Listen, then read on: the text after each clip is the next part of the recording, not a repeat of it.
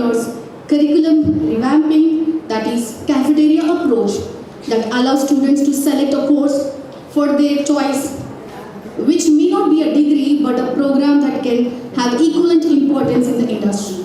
Coming to the tracks, track 1 chaired by esteemed panel Professor Ramakrishna from IPE and Dr. B. Prasanna Singh, Director, KEI.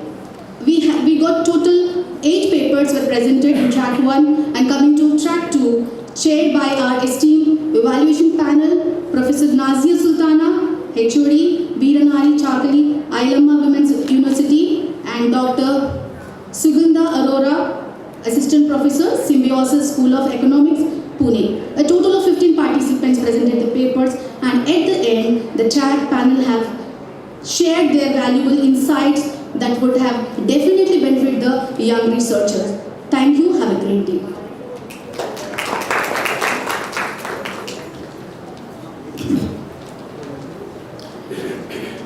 We now request our Head of Departments of Commerce, Dr. R. C. Lakshmi Ma'am, to welcome our distinguished dignitary, Dr. Venu Gopal, with a sapling as a token of respect.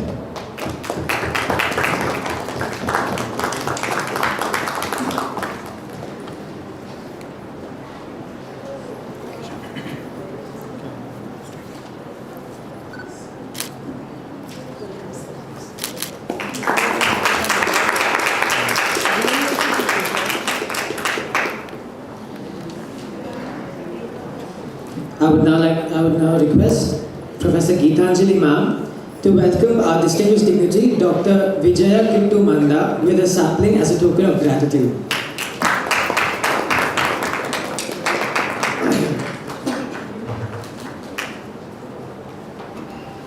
Let us welcome them with a warm round of applause.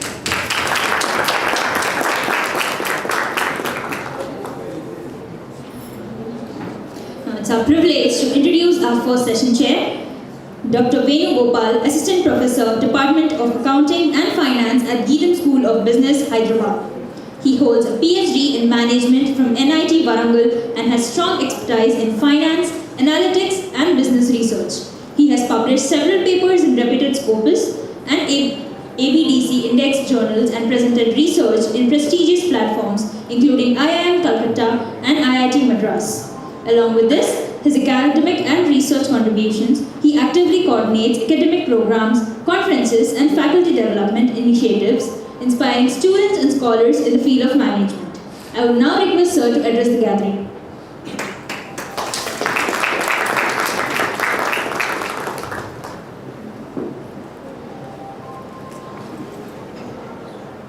Yeah, a very good morning, the degrees on dais and the faculty here, and the fellow students and all the faculty of St. Joseph Degree and PG College. I firstly congratulate the college for organizing this beautiful program. Keeping all the researchers and academicians into one place and doing a conference or seminar here, so that everybody shares their research ideas and contribute each other in building an academic research network. So coming to the particular track session, you just see it is very interesting one. You just see the financial literacy and the education part. See, financial literacy is all about a person who is having an understanding about how to use various banking platforms. But you just look at here, it's not about knowing how to use them. See, being the technology into the interface, you just see, without, even though we have certain knowledge of how do we use the platforms, sometimes what happens is, we tend to behave in a different aspect. But that's where the education is very critical for somebody who is using various financial payment apps, especially if we talk with respect to only payment segment. It is quite interesting, and if you just look at also, before I come to the particular conference, I'm looking at how much of papers which are published in the domain of financial literacy and technology. There are numerous papers that are published, though the financial literacy is quite old topic, but it has prominent in these last decade. Just look at here, it has got prominent people getting research in that particular area is because of technology is something which changing entirely the entire domain. Right? And now you see that fintech is getting into every aspect of financial services, right? And you see a lot of ecosystems or the entrepreneurial ventures. Startups are coming into the particular one, and are trying to build certain platforms and trying to address the particular problem with the technology. So it is being every individuals, we always use these financial services in our everyday life. So it is always critical for a person to educate that now how we can use the technology efficiently, to make ourselves financially well-being. So otherwise what happens is that what we see, every day if you just look at the news, we see some other news that saying that a fraud happened. It is that we know we are educated, but still what happens is not having a proper idea about how do we use it or what exactly the people does that. So that's making us to lose a lot of money. Or not only us, when I say us means I'm talking in general. A lot of people lose money is because of their lack in the education.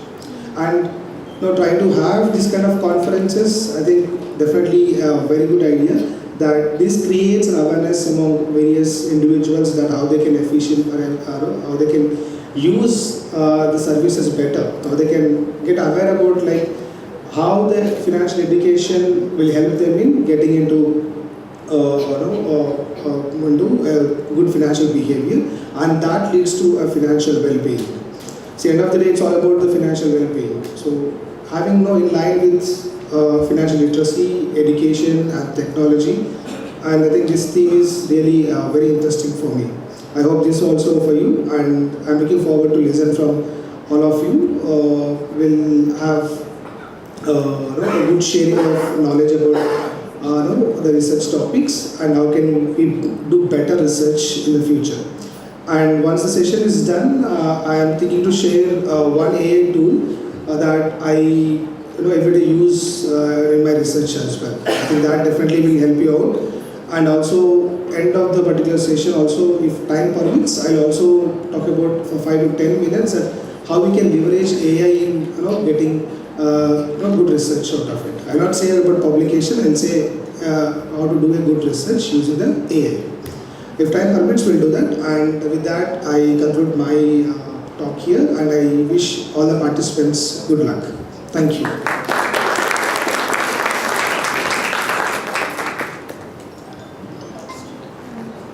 Thank you, sir, for your insightful and inspiring address.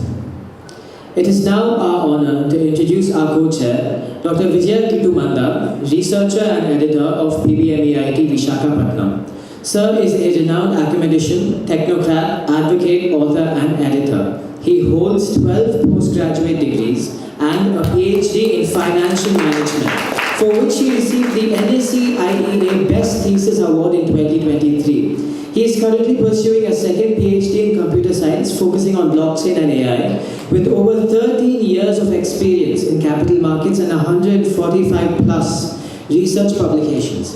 He serves as a peer reviewer for leading publisher markets like IEEE and Springer, and contributes as a session chair, advisor, guest speaker and host of the research talk show PBMEIT and Expert Insights. I would like to welcome Sir to give us a few words of encouragement.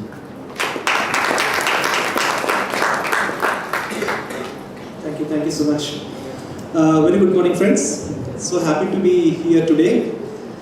About last month, I was actually talking on a different forum connected to Hyderabad. I was talking with to St. Pius College. Last year, I was with St. Xavier's. So I was basically touring Hyderabad once in a year or once in a month sort of kind of. So very happy to be here. There are two things that we had traditionally seen. One circle is called academia. So basically we enroll in a course like a UG course, then a PG course, then maybe do a PhD. And we feel that is end of life. We will get a job, we will get settled in our life. We will stop it there.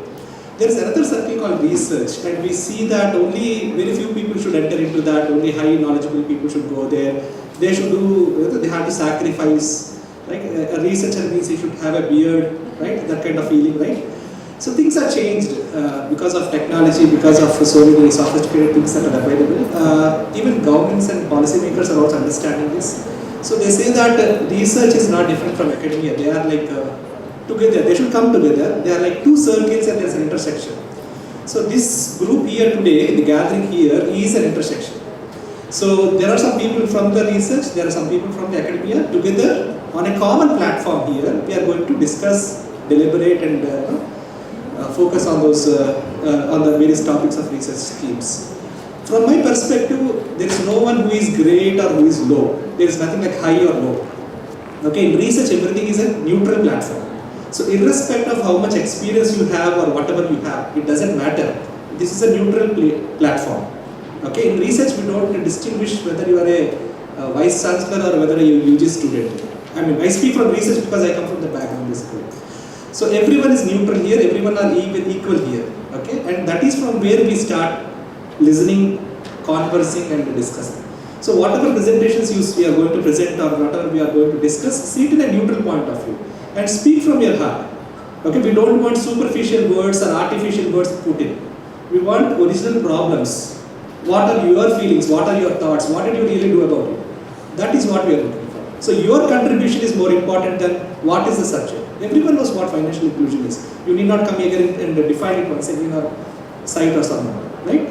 So let us go with a neutral platform and then we will learn from each other's experiences. The reason I came here is to learn from you, right? I always feel that I should learn something from each of the experiences. And I'm sure you have so many things to offer to me and I also have so many things to offer to you. That is the purpose of this conference, right? We will deliberate and we'll have a great time today, okay? All the very best.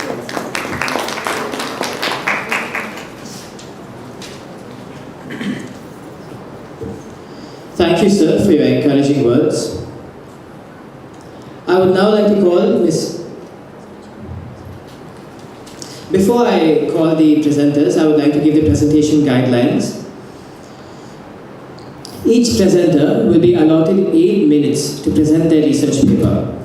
In that 8 minutes, after 6 minutes, you'll be given a warning bell, which will leave you with 2 minutes to conclude the presentation, followed by a 3-minute questionnaire and feedback round by our session chairs. We request all presenters to kindly adhere to the time limit for the smooth conduct of the session. We also request the audience to maintain silence and extend their cooperation to all the presenters. I would first like to invite our first presenter for the day, Mr. Mirza Beg Mohammed.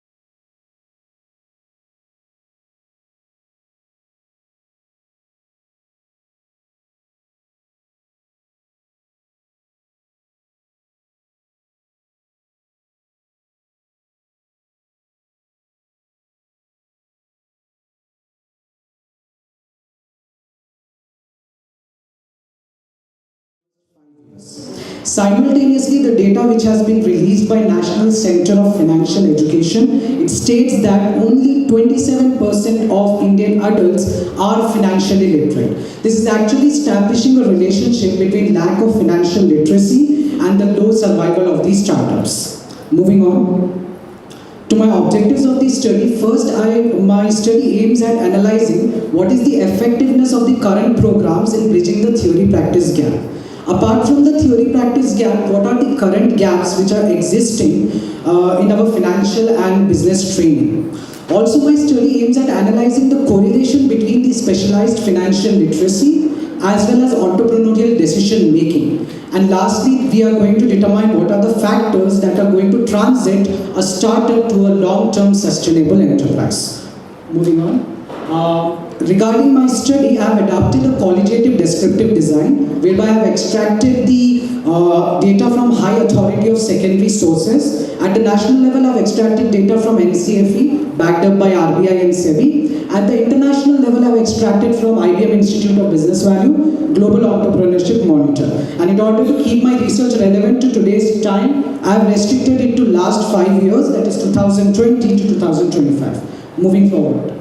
Regarding the data analysis, this is a meta-analysis approach. So basically it will be clearly reflected in my findings what exactly I have analyzed. I have analyzed 10 literature reviews, so I'll be moving forward to my findings. Moving forward. Can you just take one second? Yeah. I would like to take a moment and mention what all youth empowerment initiatives in respect to financial and entrepreneurial literacy I have included in my research paper. The first is National Center for Financial Education, which aims at empowering and making Indian youth aware of financial knowledge. Second is MARG, which is basically a Startup India initiative. Thirdly is the UA, which is actually a digital aggregator under the UNICEF India. And lastly is the Pradhan Mantri Mudra Yojana, which are providing collateral-free business loans. Now we are going to see how exactly they are bridging the theory-practice gap in my first finding.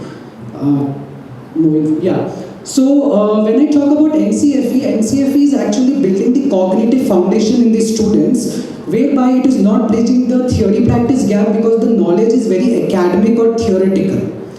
When I move to MARC under Startup India initiative, it is where the youth is basically having an ecosystem model or a hand-holding model, whereby they are getting in touch with the entrepreneurs, veteran mentors, incubators or the venture capitalists.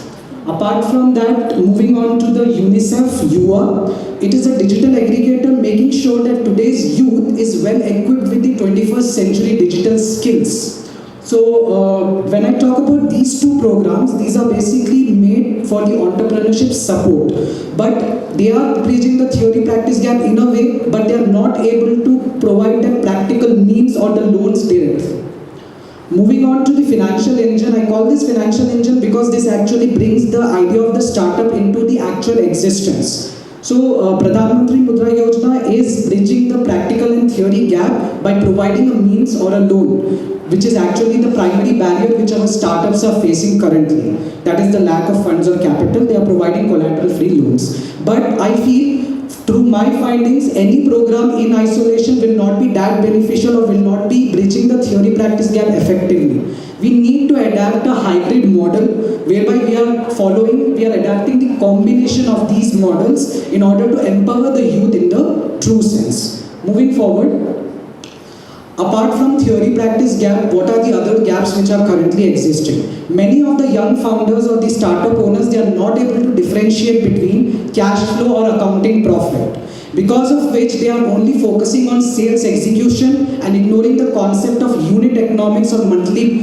burn rate management, because of which the youth-led startups are still struggling. Moving on to the compliance and regulatory gap, many of our startup owners, they are basically lacking formal training in business law or in documentary compliances basically. So that is also a gap which is currently existing.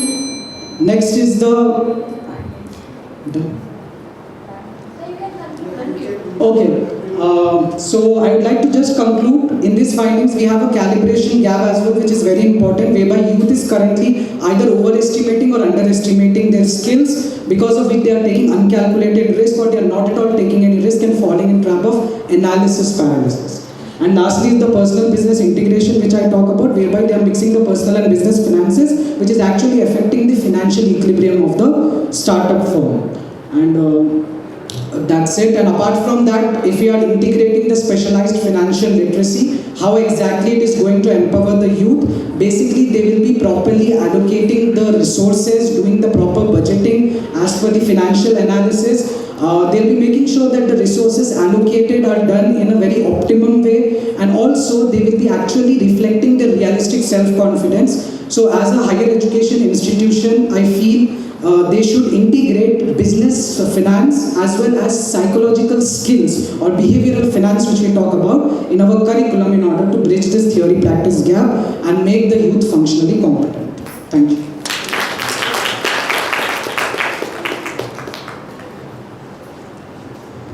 Thank you for that detailed presentation. Now the stage is open for the question round from the judges.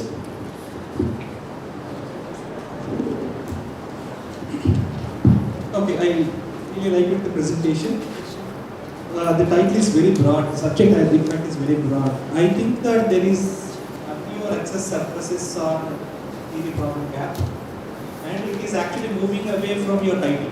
That is actually pushing you away from the title. Your title means one of the focus areas is to do analytical evaluation, which I don't see in the presentation. So maybe if you can connect your presentation or the conversation with that of the title strong, that would have been more better. That's a kind of recommendation for this.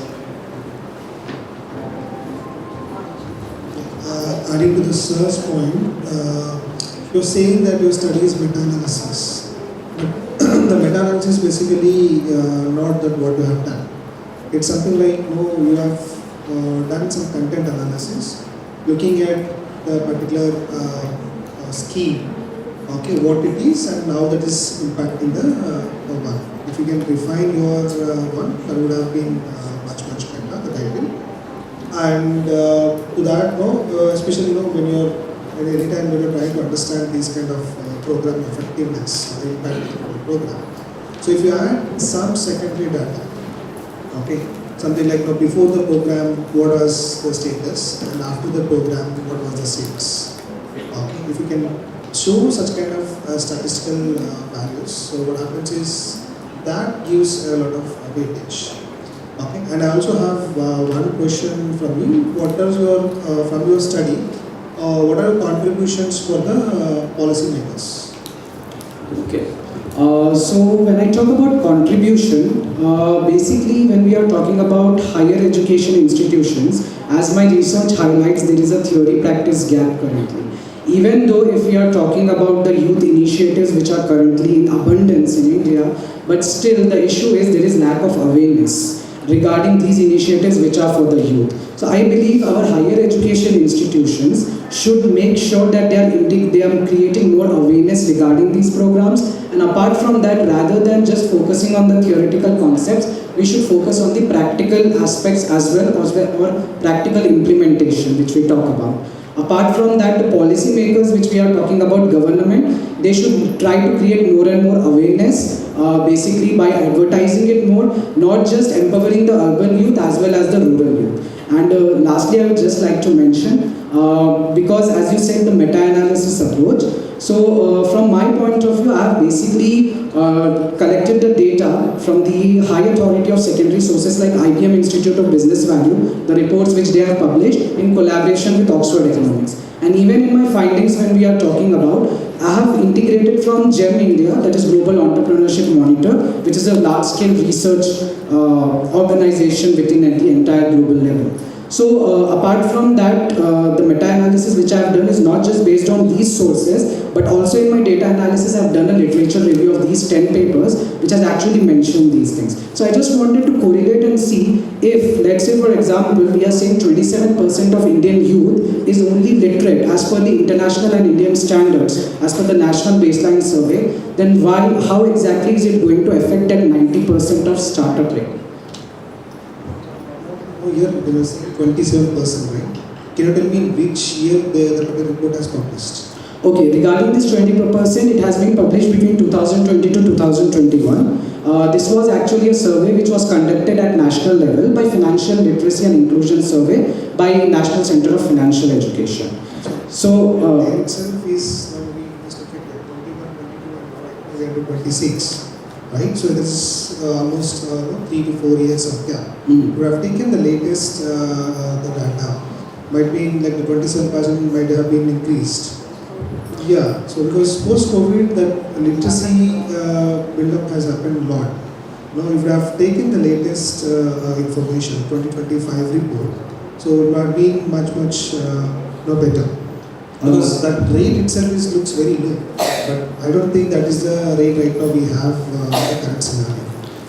Because the criteria basically over here was the international standards through which they are taken based on financial awareness, financial attitude and financial behavior as per the OECD toolkit at the international level. Apart from that, if I am talking about this rate, it is still prevailing, which is very alarming situation. The reason behind this is the Global Entrepreneurship Monitor report as per 2024 and 25 specifically for India, which says that still 82 to 85% of youth startups are shutting down within 3 or 3.5 years because of lack of mismanagement of the funds or the leadership skills. So that is the reason why I have backed up my data not just by IBM Institute or NCFE, but also in my end, I have talked about the Global Entrepreneurship Monitor, which says that if the financial literacy or specialized financial literacy is integrated, then it is going to actually help a lot in sustaining the youth enterprises. Okay, thank you. Thank you.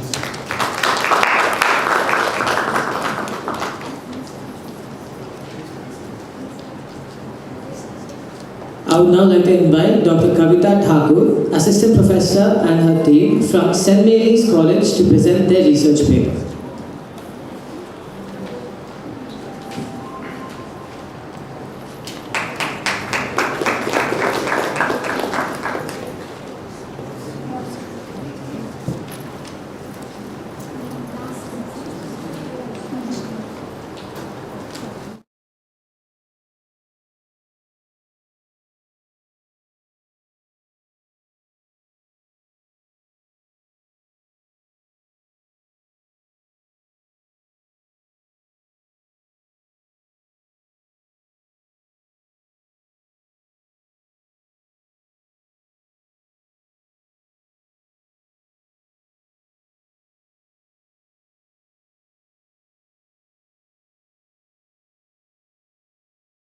Title, Introduction, Objective and Methodologies and Findings.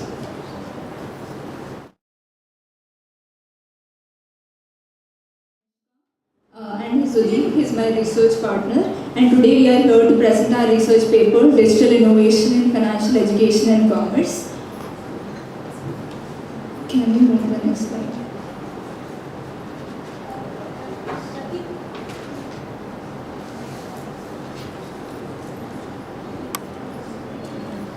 Introduction. This study focuses on how digital financial innovation are changing the way we learn about money and how we do business. For example, we are learning about budgeting through... Focus on what you have actually done. Okay, sir. Focus on the research object you said, the hypothesis or whatever you have done exactly. Okay, sir.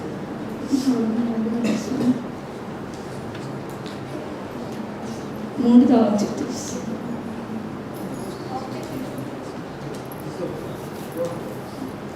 Objectives of the study. Study FinTech for Good. Here we are understanding how FinTech promotes social and economic inclusion. Second point, role in financial education. How apps helps users understand finance. Third point, impact on commerce. Influence in buying, selling and entrepreneurship. How a small business owner is accepting QR codes and digital payments. It gives financial independence to women. Women can manage their own finances through apps. Yeah, move to the next one.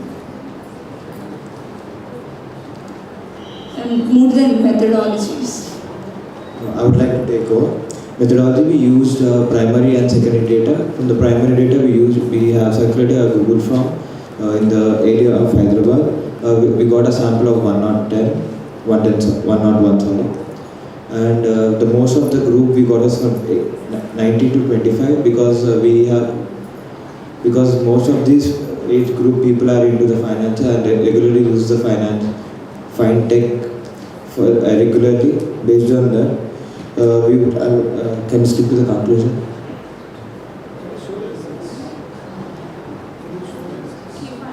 Key findings.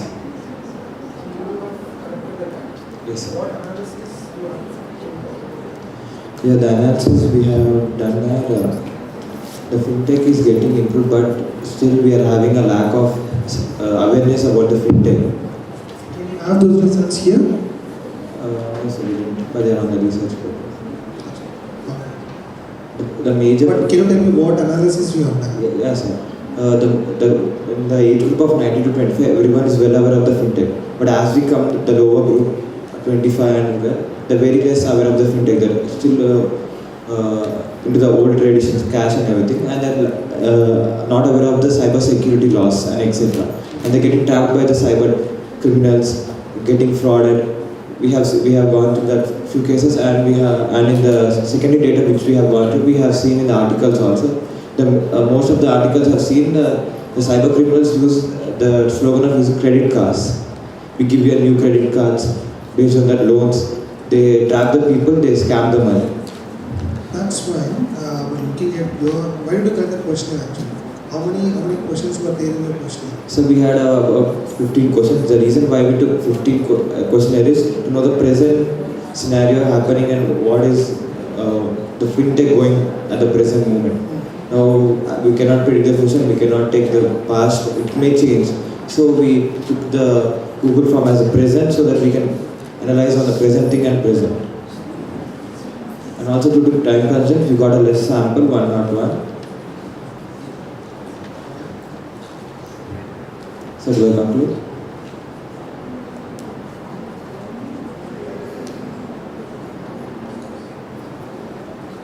Next.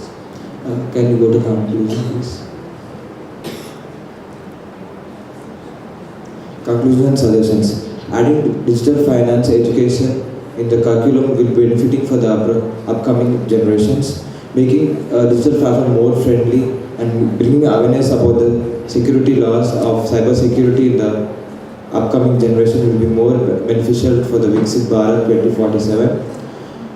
Digital innovation can create an inclusion economy if used responsibly. Thank you.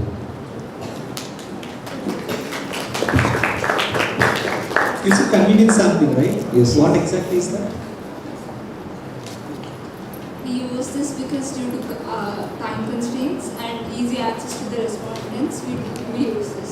If not convenience sampling, if I give you more time, what to do? Like for example, I give you 1 year of time to start. Next year also we will conduct this conference, right? Yeah. So next year you come up with you have time for 1 year to do SIP. So which sampling method would you use? So we would do the same sampling, but we would tell a period of time. Now because of the time constraint, we got on less. For 1 year, we would tell some. The area of study, we would expand the area of study. In the sense, area means? Like here now we only use for Hyderabad. We would use for a larger area then.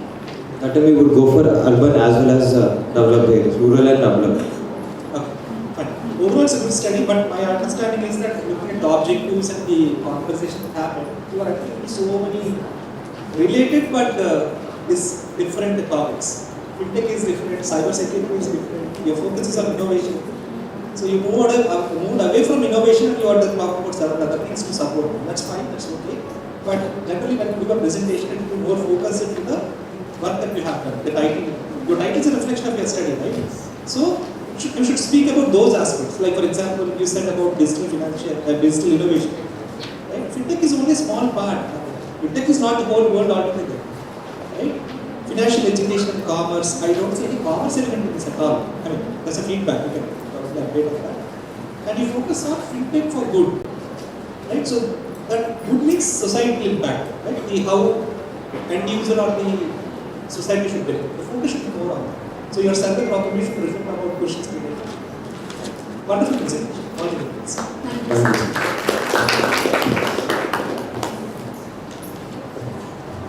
you for your presentation. Now I'd like to invite Mahadubare Tanushree and Neelam Maitri.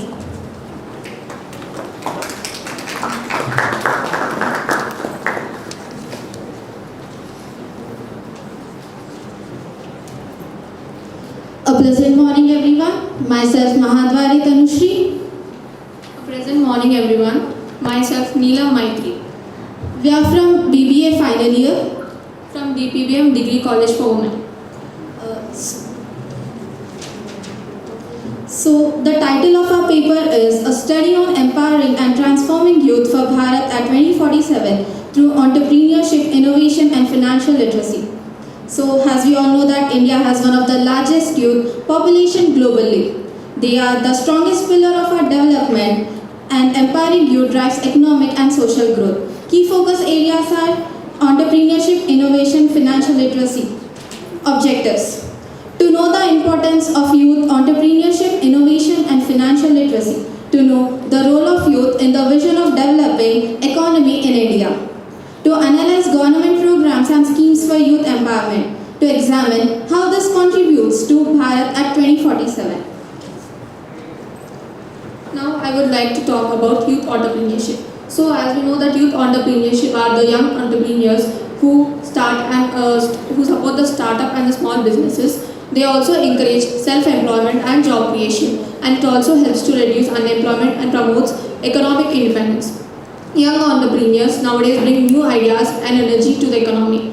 Next, we have that innovation. As we all know, innovation means introducing new ideas and products or methods. So nowadays, young people are open for using new technologies. It also improves productivity and business efficiency. Can you move forward? Yeah. So the financial literacy and the challenges. So financial literacy helps people to manage money or savings and investments. It also helps them to take proper financial decisions and helps in entrepreneurial success. The major challenges according to my study are many youth lack financial and money management skills, lack fear of failure and social pressure, limited awareness of government schemes, and digital learning platforms helps bridge skill gaps and provides online education for the youth. Role of youth. As we all know, youth drives innovation through technology and creative thinking. They even contribute actively to education, skill development and employment. They play a key role in the startups, MSMEs and entrepreneurship. Please move forward. Evaluation of Indian youth. As we all know that preference for secured government jobs and private jobs were more high in the year 1947 to 2013. 55% of youth preferred government jobs, private jobs were 35%, self-employment was 10%, limited exposure to technology and startups. Youth in 2014 to 2025. Rise in startups, digital platforms and innovation. Shift from job seekers to job creators. 18% of youth are preferring government jobs, private jobs 42%, self-employment 25% and gig economy 15%. Next one please. Job creators versus job seekers. Job creators are the entrepreneurs. They start, manage and run their own business. They look for long-term and are growth-oriented. They create employment for others, drives economy growth. They are the owners. So the best examples for the owners of business are like Microsoft and Flipkart. Job seekers are the gig workers. They are short-term, temporary and flexible contract-based workers. They are the employed. They support income generation. So example for gig workers are Zomato, Zepto, delivery partners and Ola, Rapido drivers. So now we have is economic growth and at Bharat 2047. So the youth entrepreneurs contribute to India's economic growth, and it also helps in skilled and innovative youth to support the vision of Bharat 2047. According to my study, the key figures of this are India contributes 3.5 to 3.7 of global GDP, annual growth 6.4 to 7.4%, projected economy by 2047 is $30 trillion. Findings and suggestions. So according to my study, the major findings of the study are that youth shows strong interest in entrepreneurship, lack of practical guidance and skills, and helps in creating jobs and self-reliance, growth of innovation among youth, lack of financial and money management skills, and support for youth through online learning, through different digital platforms, and fear of failure and social pressure. Suggestions from our studies are: introduce entrepreneurial learning at early stage for the students or youth, promote self-development and mentorship programs, enhance financial literacy among youth, support research collaborations and tech-enabled solutions, increase awareness and government schemes, support transition from gig economy to entrepreneurship, enhance partnership between universities and industries. So the research methodology of our topic, from where we have collected, it's a secondary data based on so many sources. Thank you so much. So we are keeping everything in view. We want to conclude by saying that youth entrepreneurship plays a major role in national development. Innovation and the financial knowledge are the key success factors. They also support young entrepreneurs, ensures sustainable growth. Empowered youth are the foundation of Bharat 24/7. Thank you. We conclude. Yeah, good that you have taken this particular topic and you have given a bird's eye view of what is that, Bharat at 2047. Our first question is, what motivated to study this? So as we all know that at 2047 Bharat will celebrate its 100th Independence Day, and somewhere we feel that youth plays a major role in developing our country, because it's forward only youth who can run our country. So that's the reason we went with this study of us, where entrepreneurship plays a major role. And so from your study, okay, if you want to give one solid suggestion to the policy makers, what it would be and why. If you look at the suggestions that you have made, there are looks general. So out of which, many are the government is doing. So what is that one thing that you feel like it has to be done extensively? So there are many youth who want to start their own business. These days government is also helping them, but they can promote it more. Many people lack the knowledge of being an entrepreneur or starting their own businesses. So government can focus on that, where they can guide or give the opportunities to youth, and they can promote all those development programs. Like there are various schemes of government like Startup India, Skill Development India, or Pradhan Mantri Yojana, Mudra Yojana. So they are lot. So they need to promote it, because many people lack these knowledges. Like even when we started about researching about our studies, at that time we have got to know that this is a way, such a wide topic where we can research as well as youth can contribute morely. So that only I could suggest for the youth. One last question from my end again.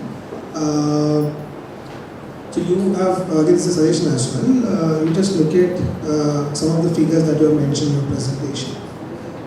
For example, I think in the 5th or 6th slide, you said that you before 2014 and after 2014, some graphs are mentioned.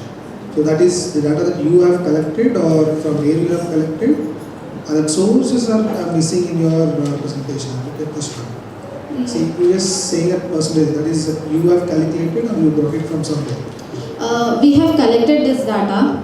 Sources are I don't know, but it's not showing here, but we have mentioned in our PPTs. But so their sources are NSSO reports and academic esteems, and the other one for employees from 2014 to 2025 are labor force trends from India Employment Report 2014.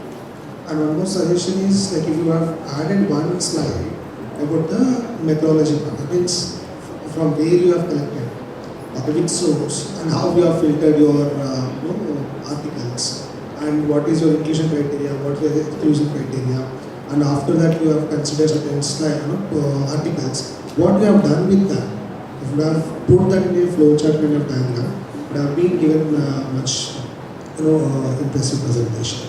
Good.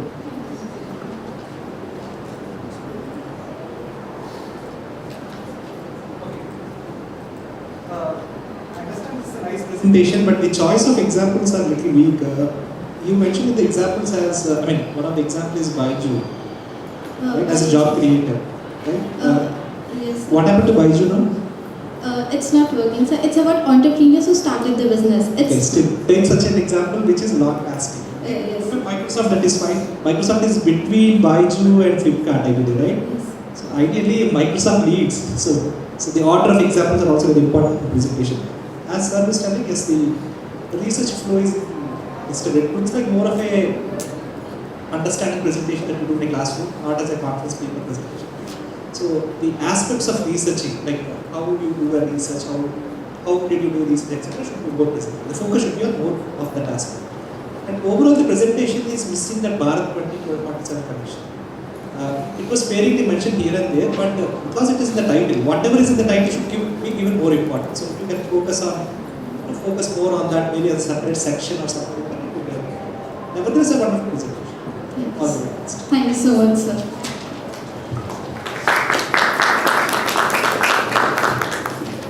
Thank you for that presentation. All the participants, I would like to inform you again.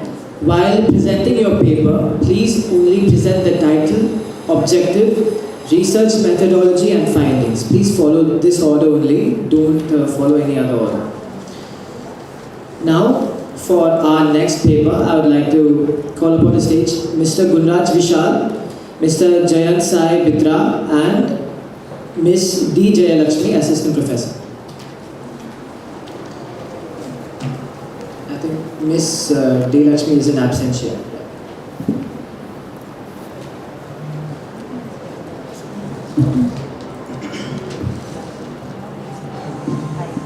Very good morning, everyone. My name is. Good morning to all the teachers, to the panel, and to the fellow presenters. I am Jain Sai, and this is Gundra Vishal, and we are here to present our research, a study on the extended effects of customer brand satisfaction and brand trust on advocacy. So, to introduce the topic, first of all, what is brand advocacy? Brand advocacy is a modern way of business marketing where people who have a positive brand experience and who have a trust within the brand are ready to promote the brand with the positive experiences, and they're even ready to defend the brand if there's any problem with that. So the main thing with advocacy is that it's a newer advantage to any brand who want to be a step ahead in their marketing. So to moving on to the objectives. So the first objective is to examine the relationship between brand satisfaction and brand trust on brand advocacy, and to also examine the combined effect of brand satisfaction and brand trust with brand advocacy. Moving on. Okay, as for the methodology of our study, to conduct this study, we have chosen to collect primary data using a structured and tested questionnaire which was circulated as a Google form and garnered about 101 responses from customers of Blinkit specifically, which we have taken as a case study for our study. We have taken our demographic for this study is users of Blinkit in Hyderabad that are specifically Gen Z, which are people between the ages of 15 to 27. This argument is going up to 29, but we have limited it to 27. Our questionnaire consists two major layers. The first being the demographic profile, and then the following are scale-based questions which measure each variable, of which we have 3, and each variable has 5 questions assigned to it, and we are following the Likert square of questions, which starts from strongly disagree to strongly agree. Moving on. These are the main hypotheses of our study, of which there are 6, but we have three main variables here: brand satisfaction, brand trust, and brand advocacy.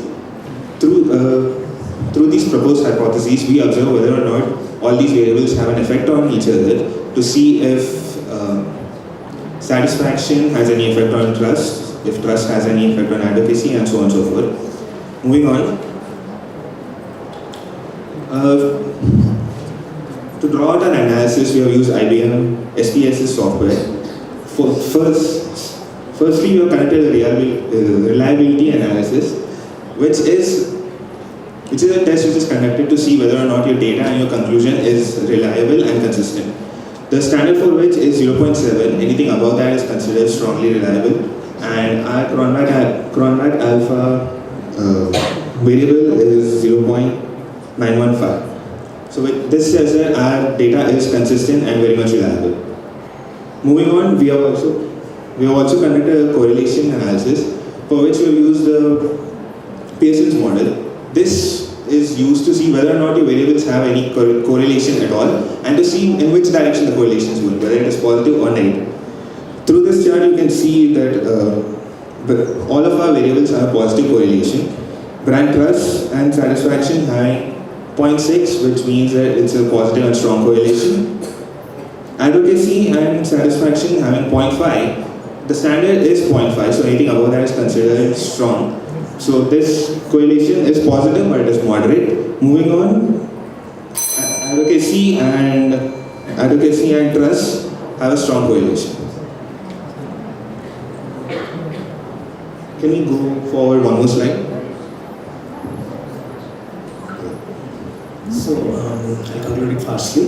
So we have done a regression analysis showing that the main key values are R, which is 0.754. It shows a strong relationship between the variables, and we have R square, which is 0.568. It shows that 56.8% of the variation is explained by the brand satisfaction and brand trust. Can we go to next slide?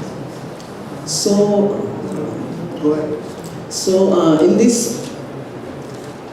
in this one, we can see that in the brand satisfaction total, our significance is 0.985, which is more, and it shows that brand satisfaction alone cannot predict the brand advocacy, and along with we need brand trust also.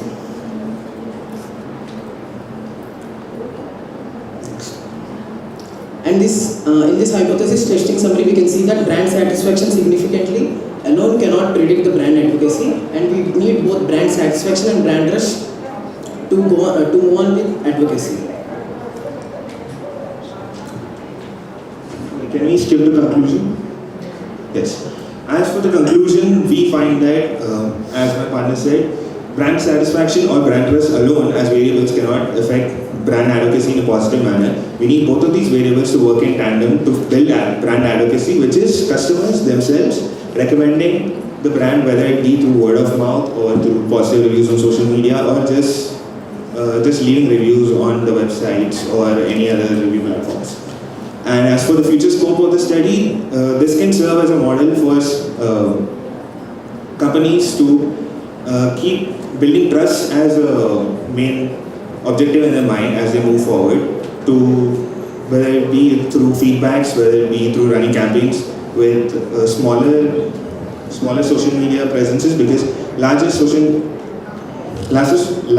media influencers tend to have a less believing audience, if that's the right way to put it. So through keeping all those things in mind, companies can keep in mind that building trust while making sure that your customers are satisfied is the best way to market yourself.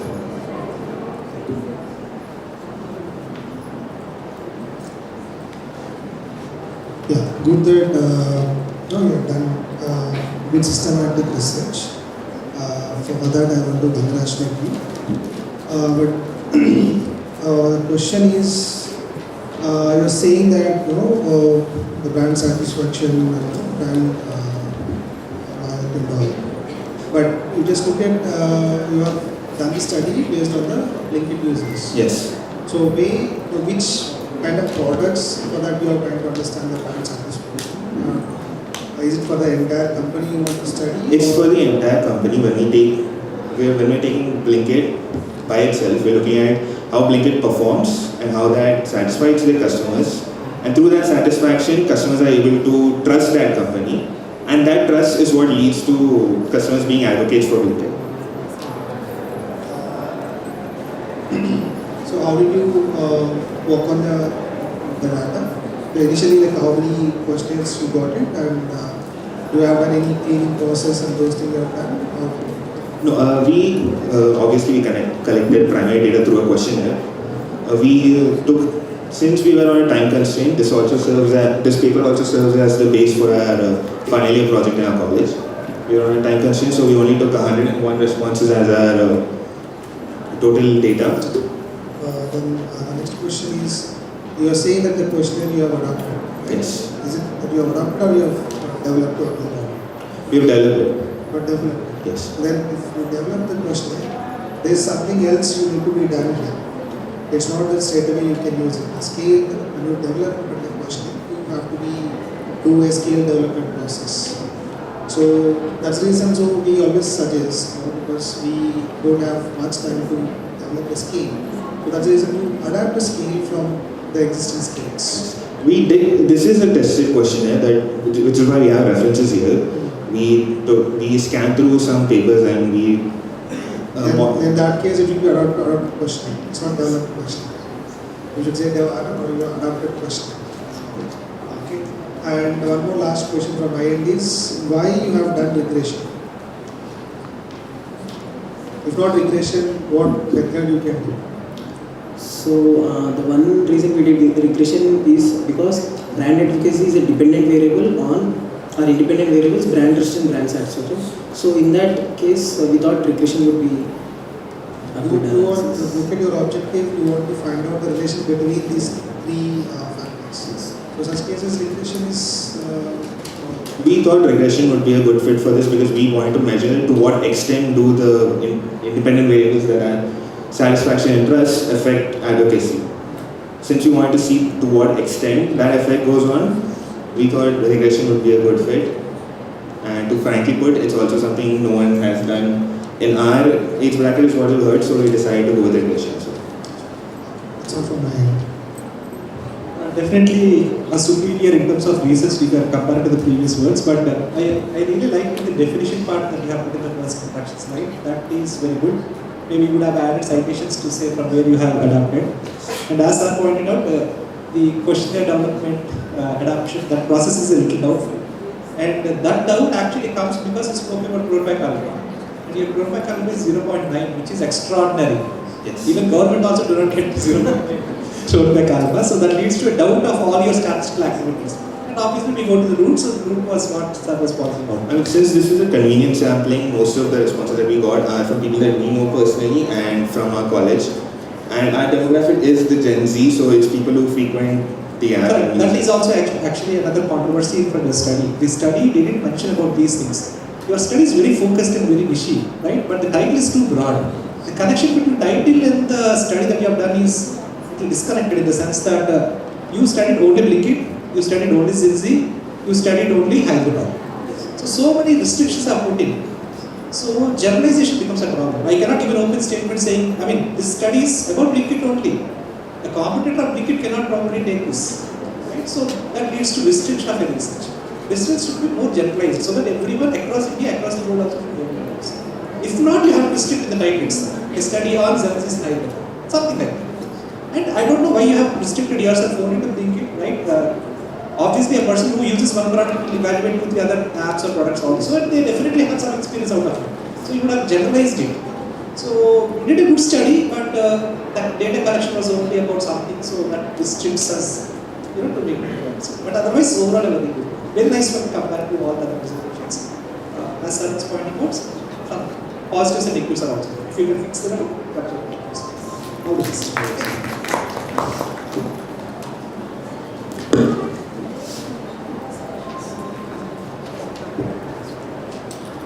Thank you for your presentation. Now I'd like to invite Ms. Nidhi Sri Devakonda from Bhavans Vivekananda College.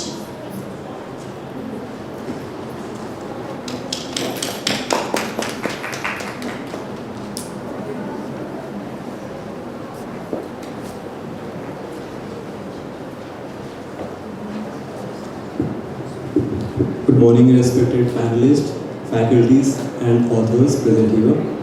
We are from Bhavans Vivekananda College. I am Aditya Kumar, along with my co-author Kanchan Tiwari. We are under the guidance of Ms. Nidhi Sri Devakonda,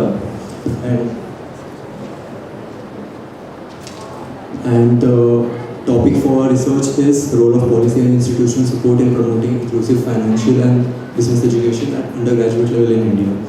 So basically, as Sir has mentioned earlier, that financial knowledge has become prominent in the recent years. So India is witnessing a rapid expansion in its financial and digital economy. Youth participation in investing, entrepreneurship, and startups is increasing significantly. So even though digital access is high, according to the 2022 and 23 CAMS report, 96.1% of youth aged between 15 to 24 years uses mobile phone, and 84.8% access the internet, but only around 26 to 28% can perform advanced banking activities. So the research problem and research gap of a topic is that the NCFE 2019 survey reported that only 27% of Indian adults possess basic financial literacy, and the financial education is not compulsory in undergraduate level. So that is a gap.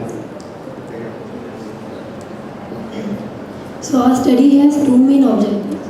So to examine the impact of government policies and institutional mechanisms on inclusiveness and quality of undergraduate financial and business education. The second is to analyze student awareness, participation and effectiveness of policy-backed initiatives. Next slide, please. This study follows a descriptive and analytical research design. It is qualitative in nature and based entirely on secondary data. We used report and data from Ministry of Education, RBI, SEBI, NCFE, PFRDA, NISM, and national surveys like CAMS.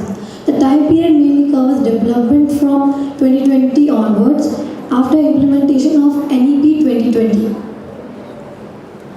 So we have noticed that NEP 2020 promotes multidisciplinary education, curriculum flexibility, skill-based learning, and targets a GAR, that is gross enrollment ratio of 50% by the year 2035.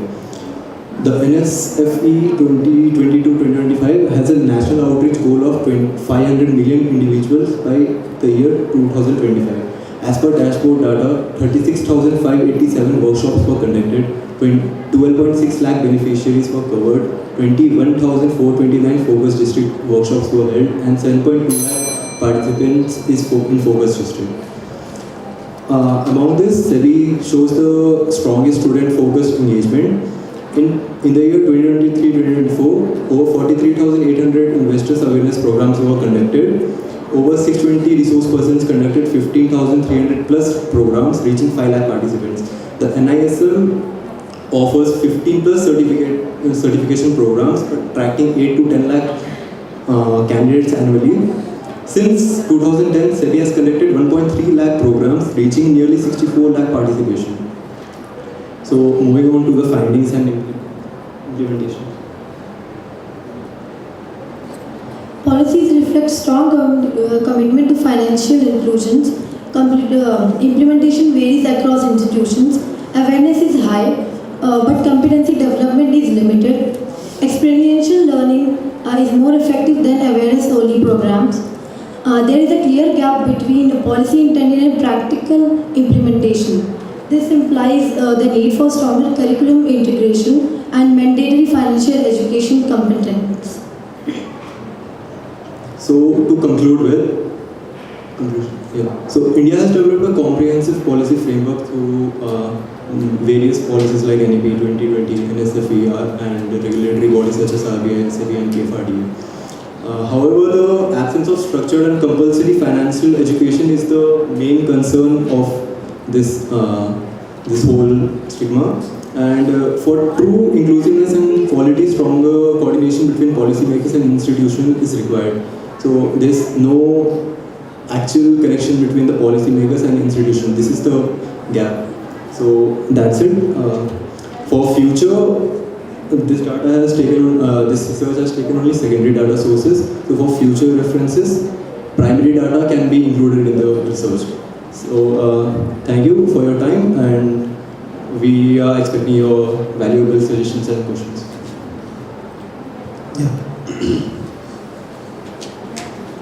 So the question is here. See, you again, it's something like you have taken the reports from the various sources. Yes.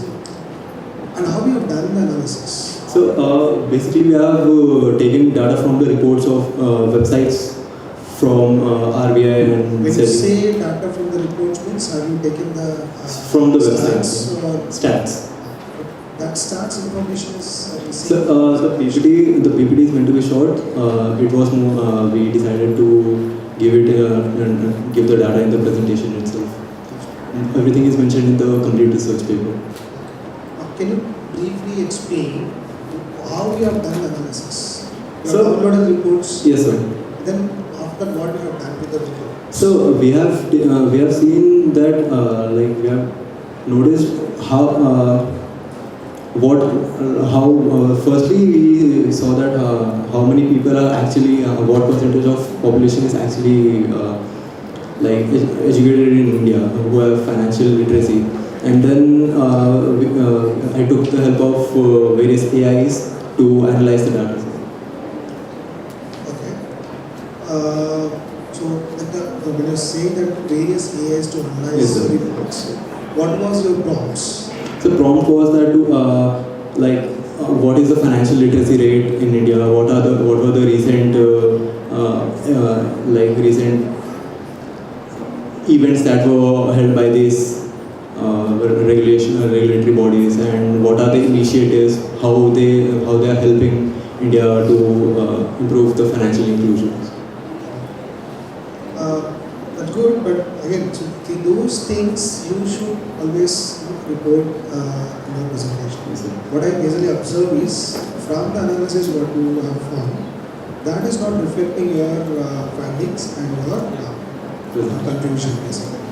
If that part is little bit missing. It's not wrong that you cannot use the particular report to do analysis, but the way you do the analysis is missing. But not only you and the previous presentations also. The thing is, you are doing a manual screen. Okay, you're just going through the particular reports, and from that, whatever that you require, you're just picking that information and you're saying that this is the work that we got from. There are scientific methods to do that. If you can include the future presentations or the future research, so that will give you a lot of weightage. Okay, so that part is basically missing.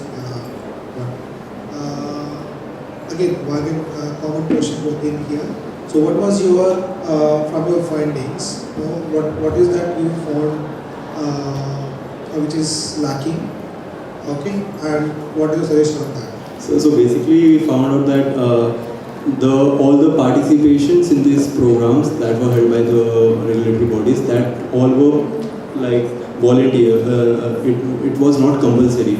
So my suggestion would be that if institution implement a credit-based system in the curriculum, then it would be better, as people would take it more seriously, and it would not be voluntarily based. Okay. That's all from my end. So I do have a question. For my future studies, can you recommend how I can include primary data in this study?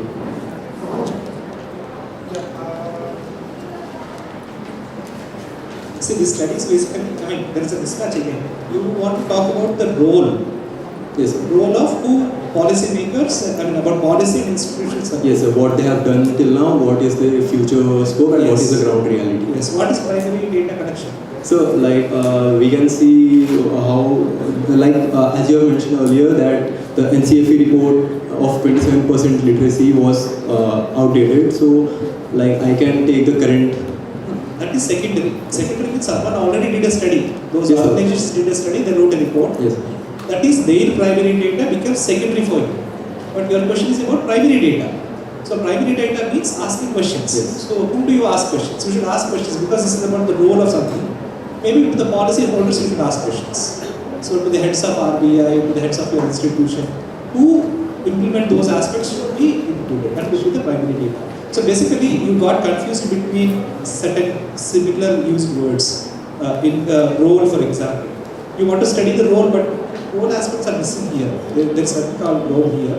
You spoke about reports alone. What exact reports? If you take SEBI casually writes reports. Because there are so many departments inside SEBI, they generate lots of reports actually, not just reports. So SEBI is an authority. Yes, sir. It's a quasi-judicial authority.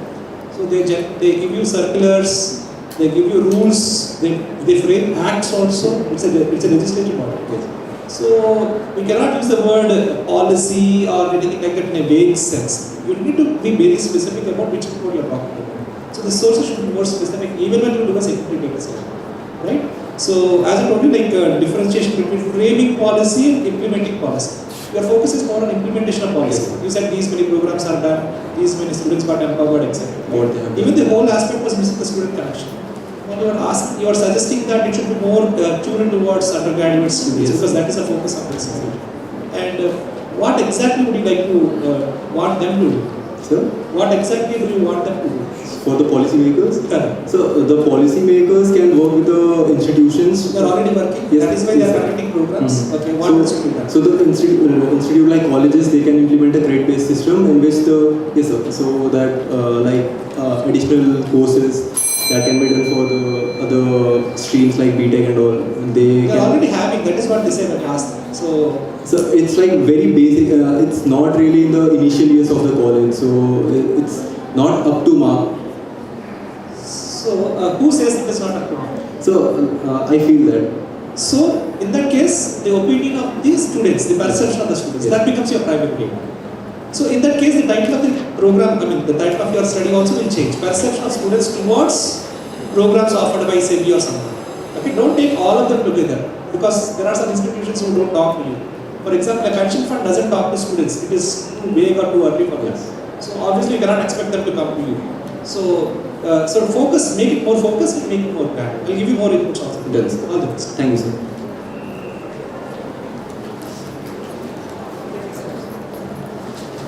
Thank you for the presentation. I would now like to call upon Sai Mai to present her paper.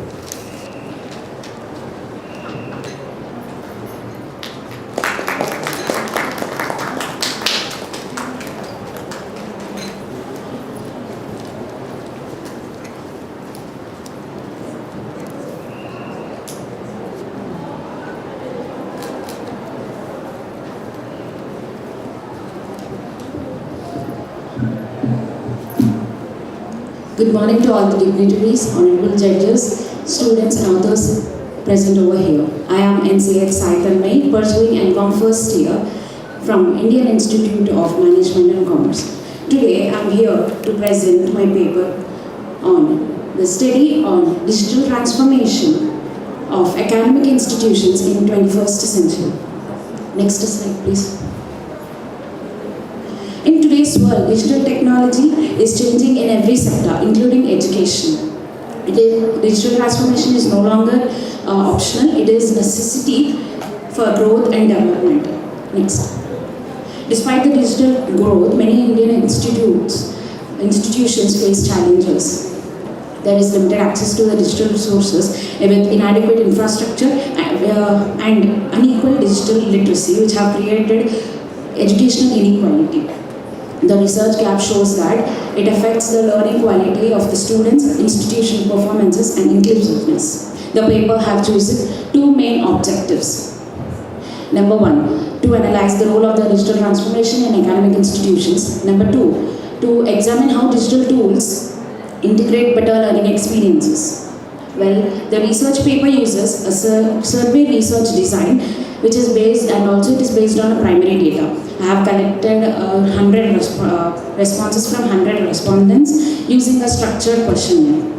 This method actually ensured the reliability and accuracy of the information.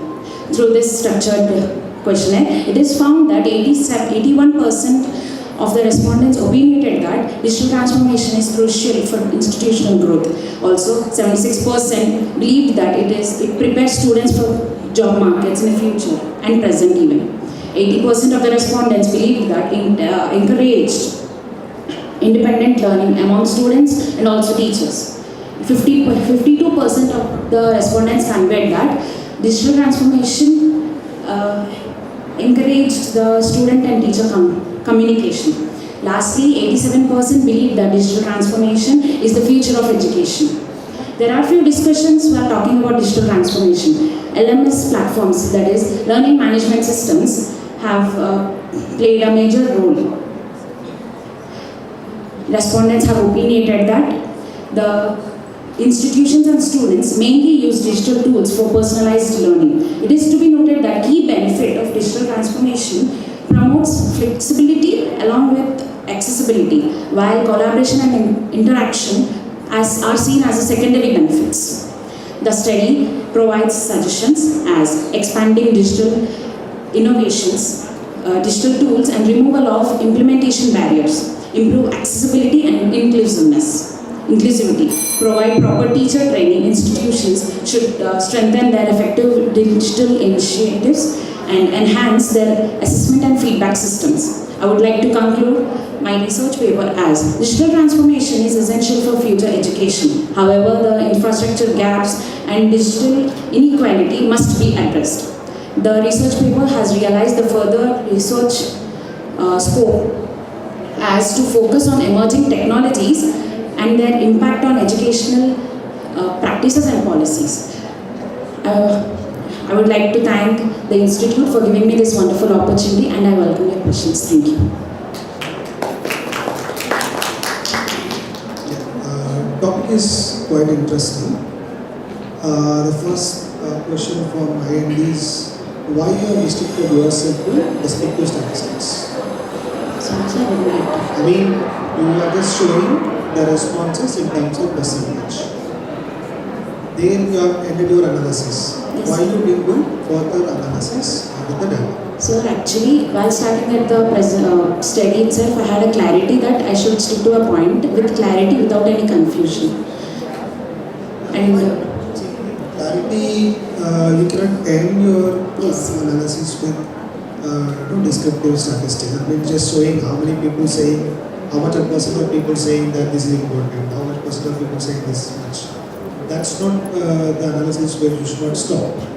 Yes, sir. Okay, because we have done further analysis, or it's now the question. If you want to do the further analysis with the data, what analysis you will do and why?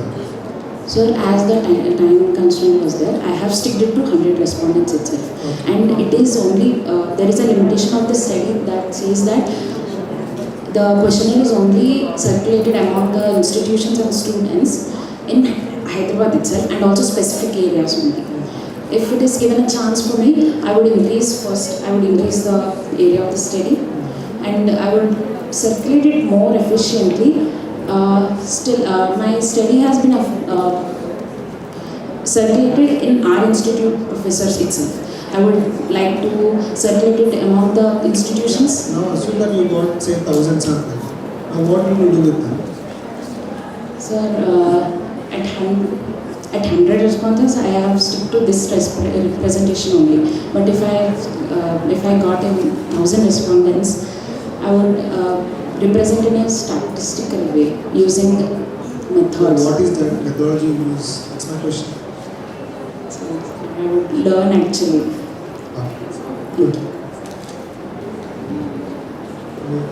I think these questions are sufficient. If you can include that in your full paper, it is. Thank you, sir. Thank you for the opportunity.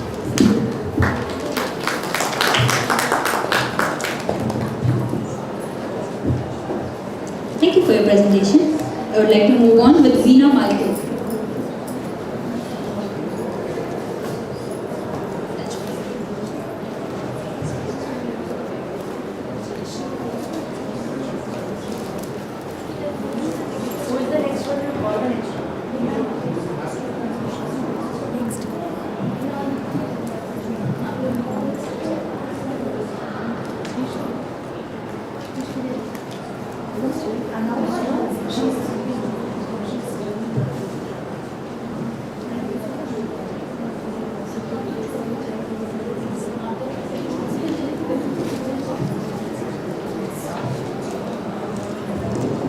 So, I would like to move on with the next presentee, Ashmita Yadav, Assistant Professor, Sukriti Desai, and Chahek Agarwal.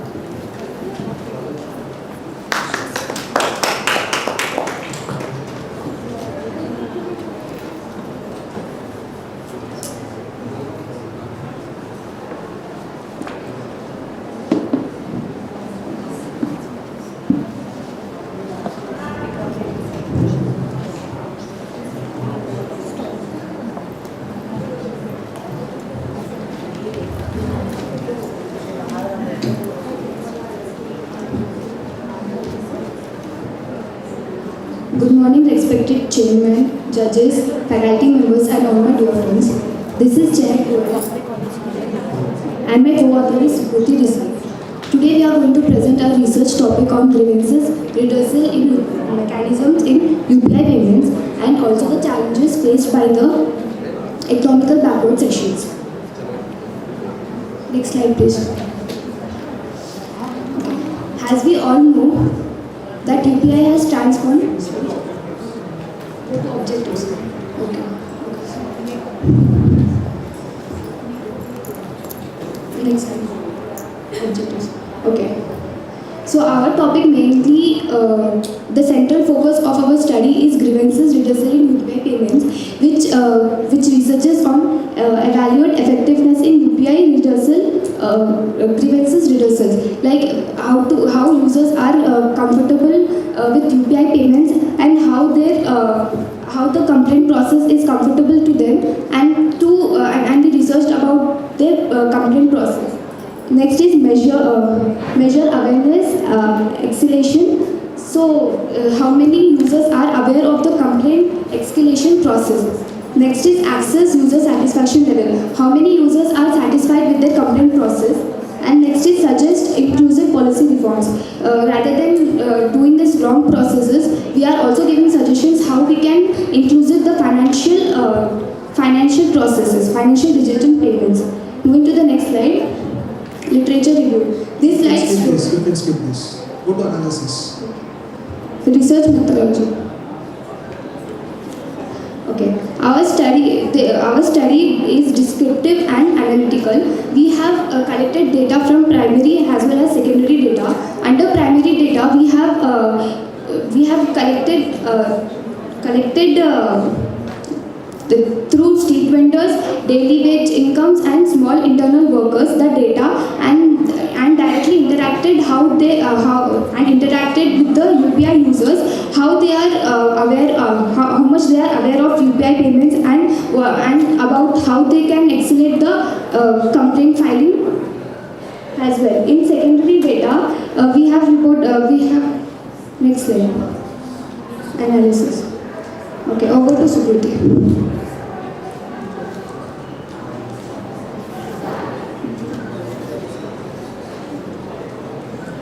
Good afternoon everyone, I'm Sukriti Desai. So I will be continuing from here. So from our data analysis, we got to know that large number of users have faced issues in UPI. So that 72% users have failed transactions, which indicates operational and initial affecting, and 56% users are dissatisfied with the redressal, which reflects the limited confidence. So basically the users have not satisfied with the redressal of UPI, and 62% of users are unaware of RBI and NCPR's escalation. So here is a pie chart analysis. So we got in the secondary data. Next slide, please. This is the complaint we got from the users. Next slide, please. So in here, the digital inclusion in payment does not automatically mean inclusion in digital grievance redressal.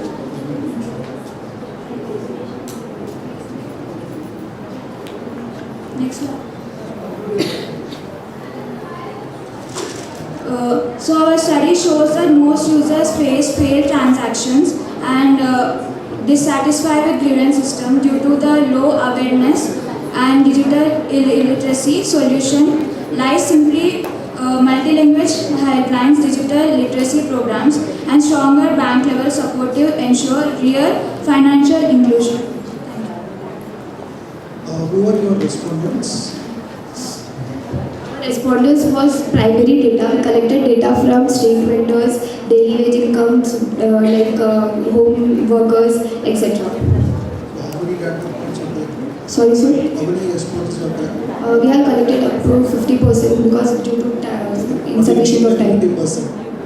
What do you mean by 50%? 50% we have collected from the qualitative data only. Like this data was very sufficient for us to make paper and research upon it. So you are saying 50% is out of Indian population, you have collected 50%. Or what is the 50%? Actually, sir, we took from small vendors and small business and home workers, local. 50 members. 50 members. Yeah, 50 members. Why you have restricted to the basic descriptive statistics? Why you haven't done any analysis? We didn't get to, sir. Can I comment? See, once you collect the data, so the one way is to represent your data using this descriptive statistics. That means somebody said yes, somebody said no. Okay, then further we can do some statistical analysis. We have seen, right, in the earlier presentations, one person have done ANOVA and the migration as well. So such kind of analysis is why you didn't do. We have done analysis, so we have directly interacted with the people who use UPI users, but they are not that much aware of the complete file. They are aware of the UPI payments and how to use it, but they are not aware of the processes. And we have talked in their language and tried to collect the data and their suggestions and then how much they are aware of it. Thank you.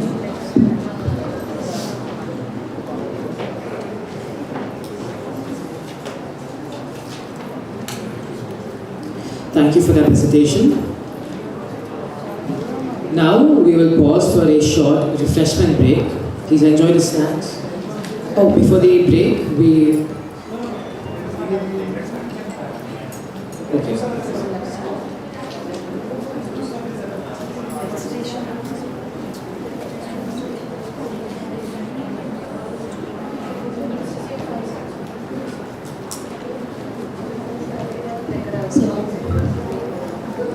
Thank you all for your presentations. With this, we have resumed the session here. Now, I would like our esteemed judges to come on the stage and give their closing remarks.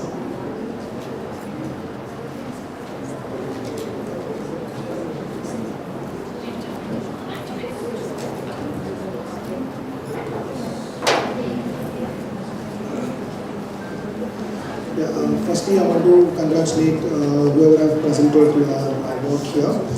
One major observation that I want to tell you here is, some of you have rightly figured out the emerging topics for research. The major the flaw or that might be because of your time constraint, but see, these suggestions you can incorporate in your future research work. See, once you identify a certain topic for a research, see, the first step that you have to do is a proper literature review. Okay, so from the literature review, you are able to find out the research gap. See, if you are able to do a proper research gap, if you find a research gap which is properly, what happens is that gives you a lot of scope to get a good publication, or your work will be recognized by many. Okay, so that part is quite missing out in most of your presentations. And the second one that I found is you are restricting yourself to basic analysis. You're not going beyond the basic analysis. You just observe, most of your presentations were little content analysis and then the descriptive analysis. You're not going beyond it. Except one paper, they have done regression and those kind of things. See, if you can do that, you can just do whatever the works that you are presented here, or have a ability to extend into advanced tools. If you can do that, what happens is the results that comes out of your analysis will be very, very relevant. That part is missing now. See, right now you have AI with you. So why did you use that AI? See, because nobody is going to stop you not to use AI. You are free to use AI, but with subject to how far you are using it and how much you are just simply copying from it. You should not copy it, you take the advantage of AI and do a proper research gap. And that's going to give you a good advantage. And I want to again appreciate each and every one here, because being a student level and doing this kind of presentation is really very good job. I want to congratulate everyone for your presentation that you have done today. Okay, because I should actually frankly accept this, because when I was into my engineering, even I didn't do this kind of presentation. But now you are being an undergraduate or some of your post-graduation, doing a presentation at this kind of national platform is really a great achievement for you. So once again, I want to congratulate everyone and good luck for your future research. Thank you. I totally agree with what Sir has said. Yes, there are two things that you can take from here. Okay, whatever we have done so far is good, but what are you taking away home? Right? After you go home, again you go back to your classes, everything will become normal. Right? There are two things you can take away. The first thing is, how can I convert this into a research paper or a thorough research as a formal research? I know we wrote it casually and because there is a conference, I just want to do something, I just wrote a paper. But you have to sharpen the work and make it more, research oriented. That's the first task for all of you.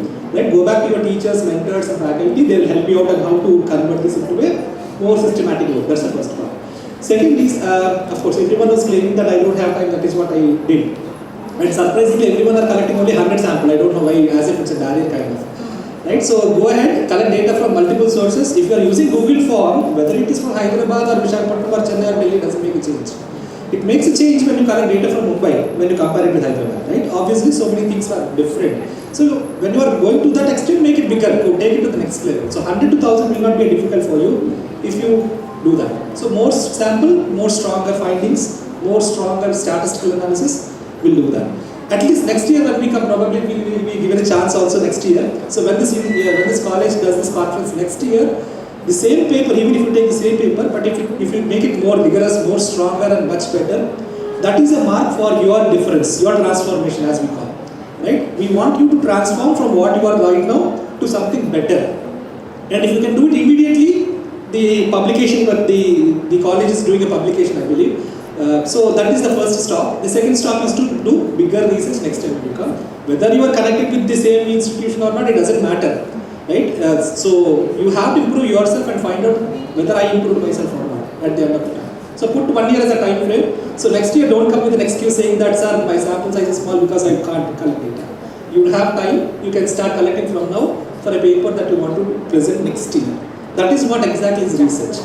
Collecting data over a survey form or in 1 week, for example, is not actually a research. It's a perception probably. Right? We want to make it as a bigger study. And you can continue with this, whether you do a UG course or a PG course or a PhD. You can definitely continue out of interest. So continue to take it forward. That is my point. Right? All the very best. Have a great time.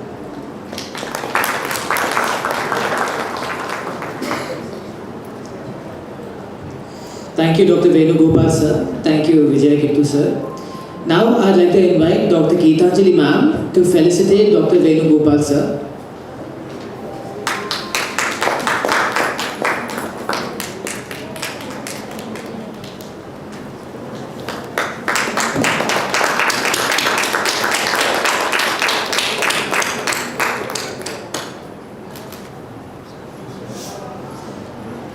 I would also like to invite Dr. Deepti ma'am to felicitate Dr. Vijay Kittu sir.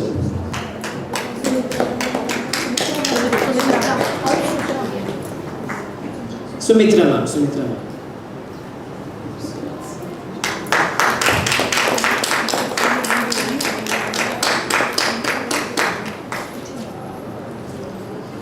We will now pause for the short refreshment break. Please enjoy the snacks arranged outside and rejoin us for the next presentation. I would like to inform all the participants not to leave for the day, because the best presentations will be awarded later after our 5th track, and we will resume this in the Jubilee Hall. So please do not leave for the day. After the break, please come to the Jubilee Hall in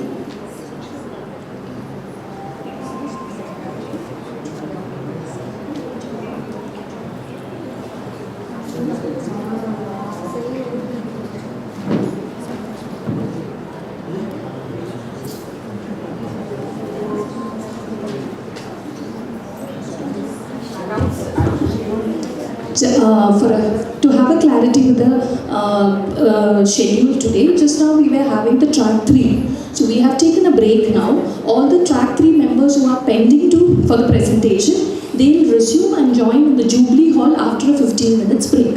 All other participants will be here because soon, within 5 minutes, we will be starting with the panel discussion here. I hope it's clear. So the track members who are presenting can have a break, 15 minutes, and then you can join back in the Jubilee Hall. Others can stay back here for the panel discussion. Jubilee Hall is in the 2nd floor, just on top of this. Okay? Student coordinators will be there to coordinate with you. Thank you all.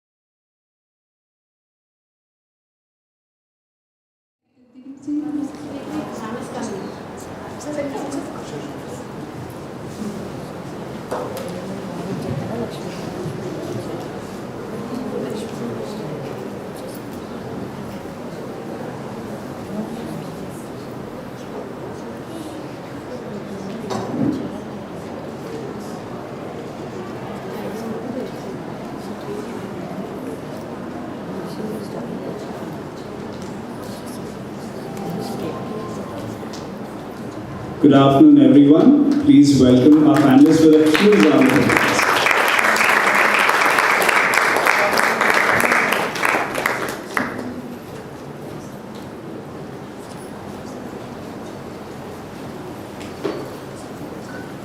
Good afternoon, respected dignitaries, esteemed panelists, faculty members, and participants. It is my privilege to welcome you all to this panel discussion at the National Conference on the theme Inclusive Pedagogy, Bridging Gaps in Business Education.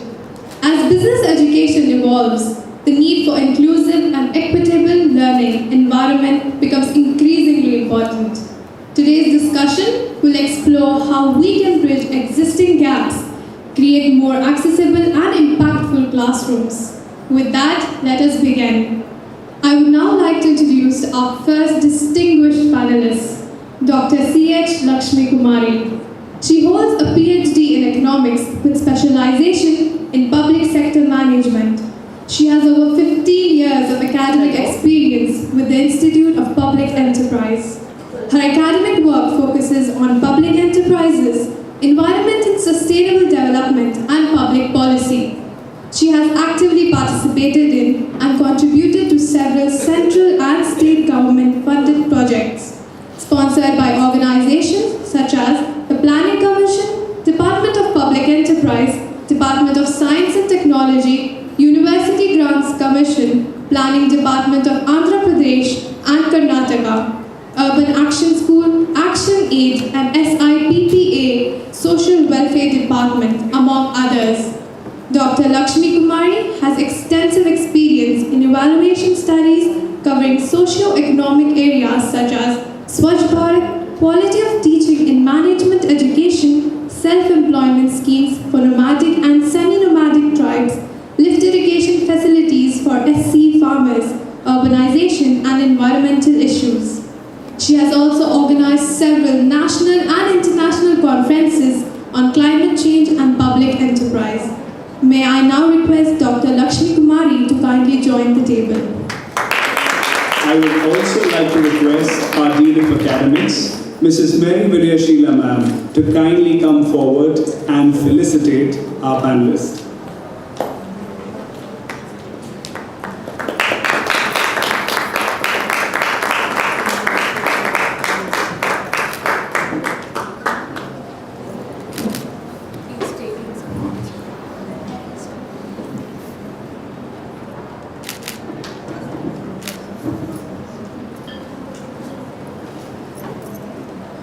Thank you, ma'am. Let me now introduce our next distinguished panelist. Dr. S. Glory Swarupa is a distinguished leader in entrepreneurship, skill development, management, and science and technology with over 28 years of national and international experience. She is the former Director General of the National Institute for Micro, Small and Medium Enterprises, NIMSME, an autonomous body under the Ministry of MSME, Government of India. She holds a doctorate in entrepreneurship and skill development from Bharatiya Skill Development University, Jaipur, and is an alumna of NIT Warangal, where she secured second rank. Her doctoral research emphasized integrating entrepreneurial education across academic and skill-based programs. She has served in key roles across several union ministries, including MSME, Commerce and Industry, Agriculture and Farmers Welfare, Environment and Forests, and also the Human Resource Development Ministry, and has worked with institutions such as NFDB, MGNCRE, and BSDU. As Director General of NIMSME from 2020 to 2025, she led institutional transformational growth, generating over rupees 300 crores, building a strong institutional corpus, achieving record annual revenue, securing Utkrishт 3-star NSCSTI accreditation, and ILO VCheck certification, the first in India for women entrepreneurship, establishing centers for excellence in financial inclusion, IP facilitation, digital branding and marketing, and biochar, and safeguarding institutional land assets worth nearly 3,000 crores. She has been instrumental in policy advocacy, program design and implementation across all states and union territories, training over 5 lakh participants, coordinating 17,000 plus programs, and skilling nearly 2 lakh youth, including women, farmers, artisans, and marginalized communities. A strong advocate of innovation and startups, she has led hackathons, supported women innovators, facilitated patents and IP services, and collaborated with global institutions such as ILO, UNIDO, Copenhagen Business School, Michigan State University, and AARDO. Her focus areas include job creation through entrepreneurship, promotion of nano enterprises or babycorns, doubling women entrepreneurs, one village, one entrepreneur, and industry-aligned skilling. A prolific academic, she has published 52 research papers, authored 11 books, developed case studies and documentaries, and received numerous honors, including the Lifetime Achievement Award, UN SDG Award for Gender Equality, Wonder Book of Records recognition, and the Distinguished Alumnus Award from NIT Warangal. She also serves on national policy committees and boards, including DPIIT, ICMAI, Sector Skill Councils, and Startup Policy Committees, and is fluent in 6 Indian languages. May I now request Dr. S. Glory Swarupa to kindly join the table. I would also request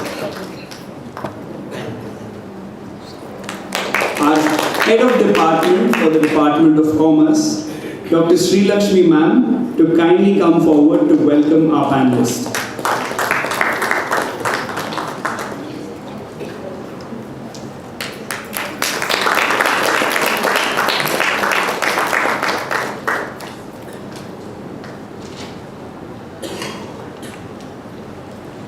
With immense respect, I present the profile of our esteemed panelist, Professor P. Ramlal.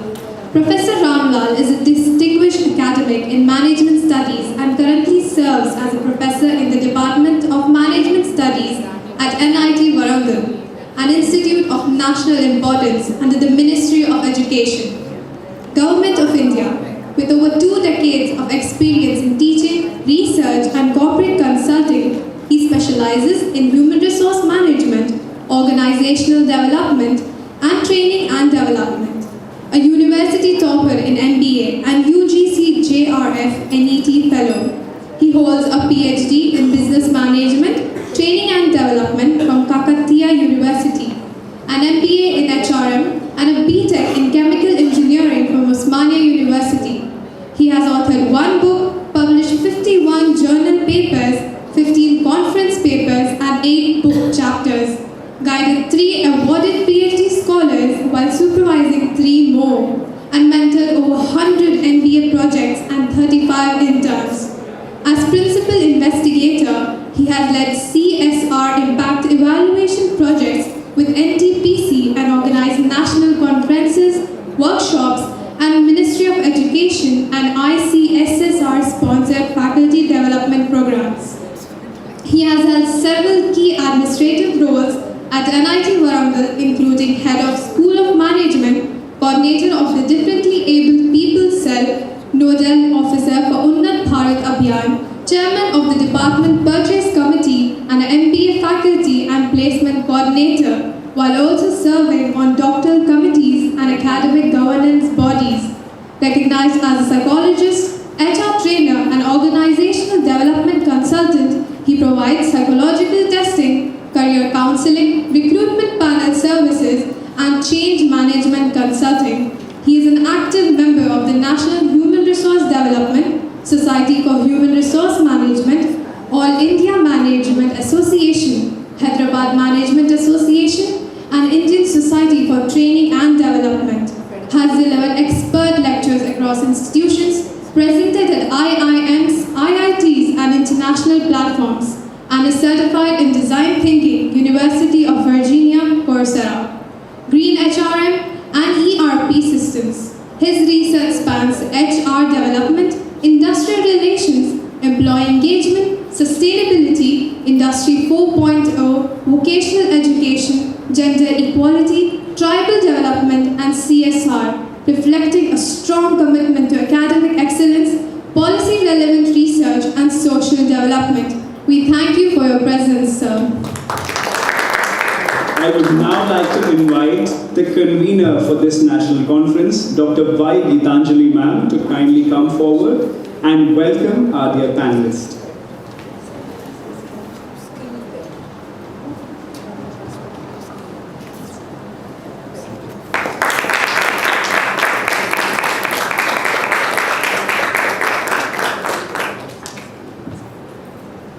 I would now like to take the privilege of reading the profile of Dr. Sumit Oberoi.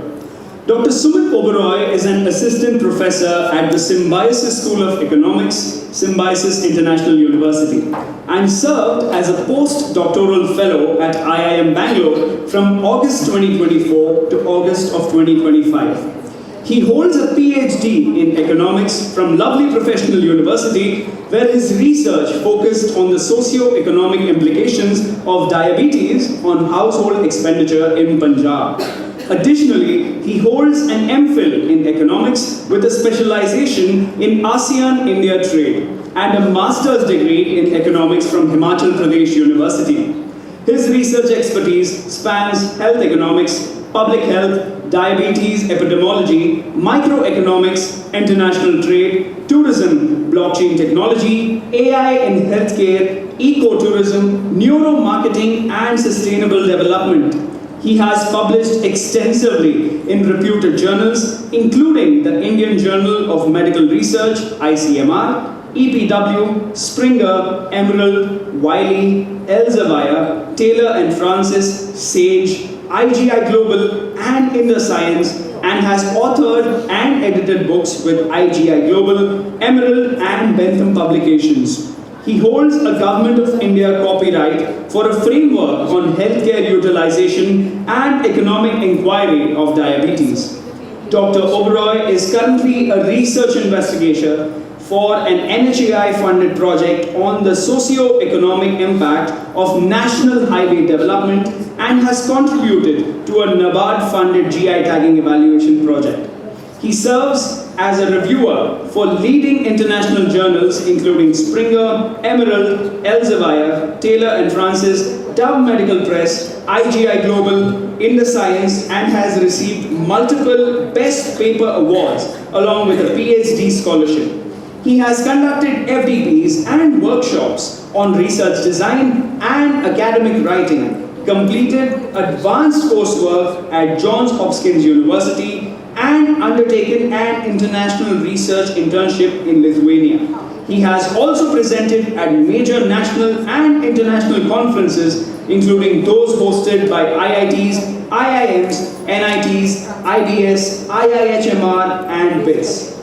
We would now like to request you, sir, to kindly join the table. I would also like to request our additional head of the Department of Commerce, Dr. Anantalakshmi ma'am, to kindly come forward and welcome our dear panelists.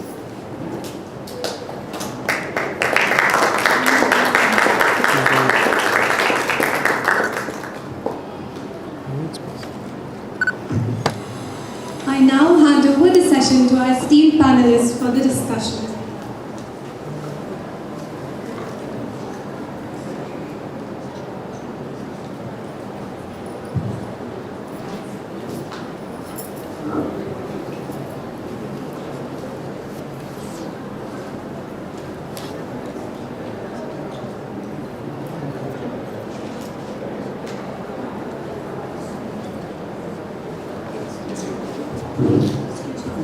Is it? Okay.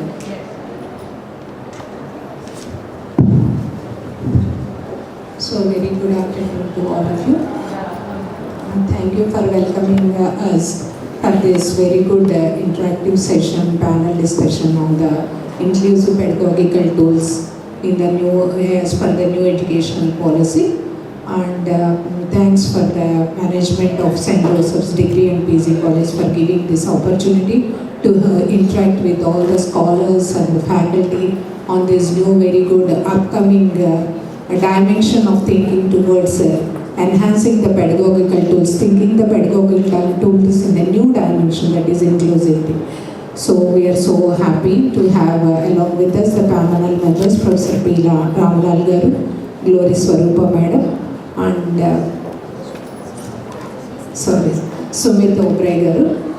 So let us start with first we will have a panel discussion, and so from my perspective, what is this inclusive pedagogical tools that need to be imparted in the classroom teaching especially? What is the role of a faculty and what is the role of a student also? Both plays a very important role to see that good outcomes will come out of our learning process. So there is a lot of transformation after 2020 in the learning process. Why I say 2020 is we know there is a lot of transformation in the education, especially because of COVID. What is the new innovation? Normally education sector innovation is more into the scientific community. They own the innovation, they own that. But the innovation has taken a lot of transformation in the educational sector after COVID. That is, we have shifted towards online learning, which was very weak in our mind that online learning will not make us to strengthen our skills or enhance our knowledge. But COVID may prove that it is one of a good way, and digital revolution also in the education has come after that, and many tools have come for us to take to the classroom for effective way of teaching and learning, imparting the knowledge to the students at all levels. That is inclusivity for the slow learners, fast learners, or the people who are less confident, and like this many things have come up, and here we have a very good panelist for this to share their experiences on these type of tools, how they are importing to them, and what are the challenges that they are facing and what are the good strengths in that, and we will listen to them. And now I would like to start this discussion with Dr. Glory Swarupa Garu, and we have listened through her CV, Madam Tresham, she is very good expert in many areas and many dimensions of these teaching learning tools. So Madam, I have a first question to you, that is how to upgrade the skills of faculty towards imparting inclusive pedagogical tools in classroom teaching. So we all would like to listen from you on this important topic. Thank you. Namaskar. Respected moderator and distinguished co-panelists, respected teachers, scholars and students. Very good afternoon to all of you. First of all, many congratulations to the management for getting the fund from ICSSR. Louder. So this is a great achievement because I'm in government, I know, so how it goes on. So getting 1 lakh rupee or 1 crore or whatever may be the fund for that project, it is not so easy. I think, because I'm from NIT alumni, I'm taking a lot of, liberty with him, he would agree. Even the NIT director also discussed with me, madam, how to do that project, how to do this project. I really appreciate, entire credit goes to the father and the team, or everyone, students. May I know how many faculty are here? Faculty? Oh, great. Thank you. How many scholars are here? Scholars? Okay, few scholars. Students? Okay. Anyone from outside St. John's? Outside St. John's? Okay. So we have few from other colleges also, apart from St. John's, right? Yeah. Sorry. Yeah. Anyway, my compliments to you all for coming out with this national seminar. 2-day seminar. I think yesterday I learned that it went on very well. So today we had a very important session, that is a panel discussion on inclusive pedagogy, bridging gaps in business education, right? And it is important for one more reason, that we are just standing between lunch, right? So for that also it is important. So to me, I think it is very tough question. It is very difficult to answer, right? You are all teachers, first of all. Telling anything, teaching anything to teacher is very, very tough. Because always teachers are this side, faculty are this side, and students are that side. So first, they think it is, different feelings sitting the other side. And for a teacher is everyone's student, right? So whoever is sitting the other side. But to me, to bring that visible change in terms of innovation, in terms of inclusivity, or in terms of this pedagogy change, modifications, enhancement, a teacher plays very, very important role. Whether it is an institution like this offering graduation and PG courses, or a primary school, or a university, whatever. So, but teacher plays very, very important role.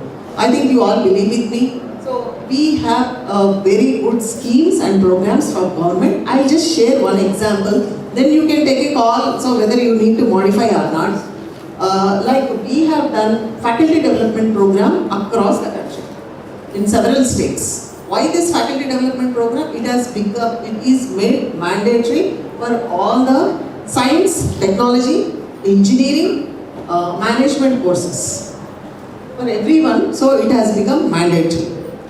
Faculty should know, like time to time, so how to upgrade their skills. So whether it could be, listening skills also sometimes to the students, right? Answering skills for the questions raised by them, though it is a nonsense question, right? Some students, they are in the habit of, pulling the legs of the teacher, right? Asking some irrelevant questions, all that. So many skills a teacher has to upgrade.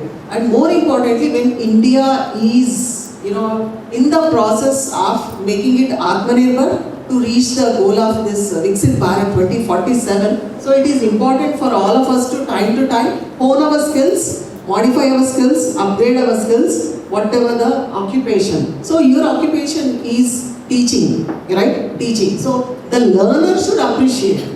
There should be a change in their social behavior, in their psychological behavior, in their political behavior, in their economic behavior towards development. I can add many things for this development, but ultimately the learner should appreciate. That you always see from the assessment, right? When you are conducting a test and when you are assessing and making the marks, list or whatever.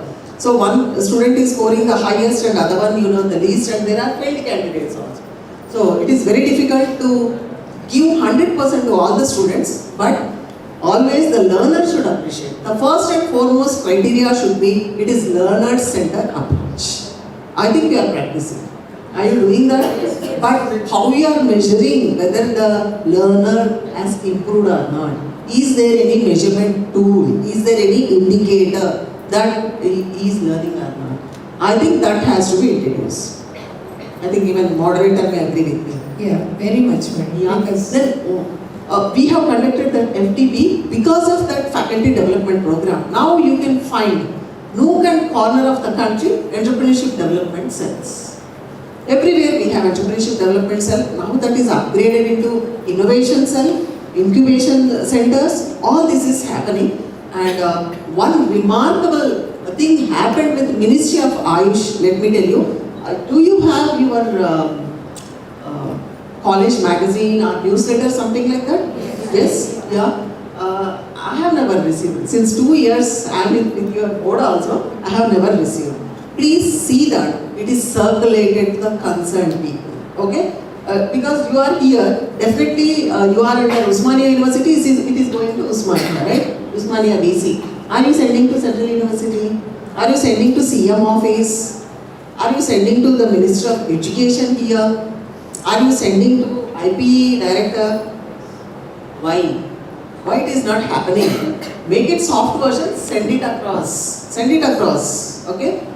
It should reach. So we were doing that. Of course, institution established long ago. It's a Government of India institution. We do have newsletter, monthly letter that goes to 145 nations in the world, and India, most of the ministries and organizations. So one of the advisor, additional secretary cadre advisor, is Dr. Manoj Nesali. Also he used to get our newsletter. He has seen our newsletter, and he felt that when we document all this faculty development program, this program management development, then he felt that their teachers, means in India we have 621 Ayush colleges, that is Ayurveda, Unani, Yoga, Siddha, all these colleges. Saugarika, that's how it is Ayush, homeopathy. So he felt the faculty should be trained. So we have imparted this master trainers program, how to convert these products, okay, the Ayush products, Siddha products, all these products into a business activity or an enterprising activity. We imparted the training to 621 principals or senior faculty in the country, and you know the outcome for every program, every lesson, every module, every syllabus, there should be outcome, and it should be measurable, it should be impactful.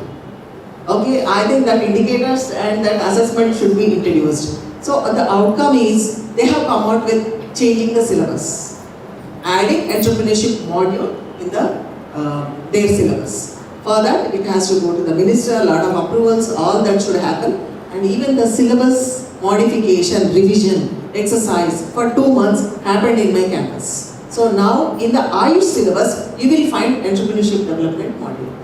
And when this process is going on, one faculty, he has come out with some oil, pain relief oil with the help of some group of students. That sample oil you will find in the product display in the campus. One has written a book on entrepreneurship that was released in their annual function in Delhi.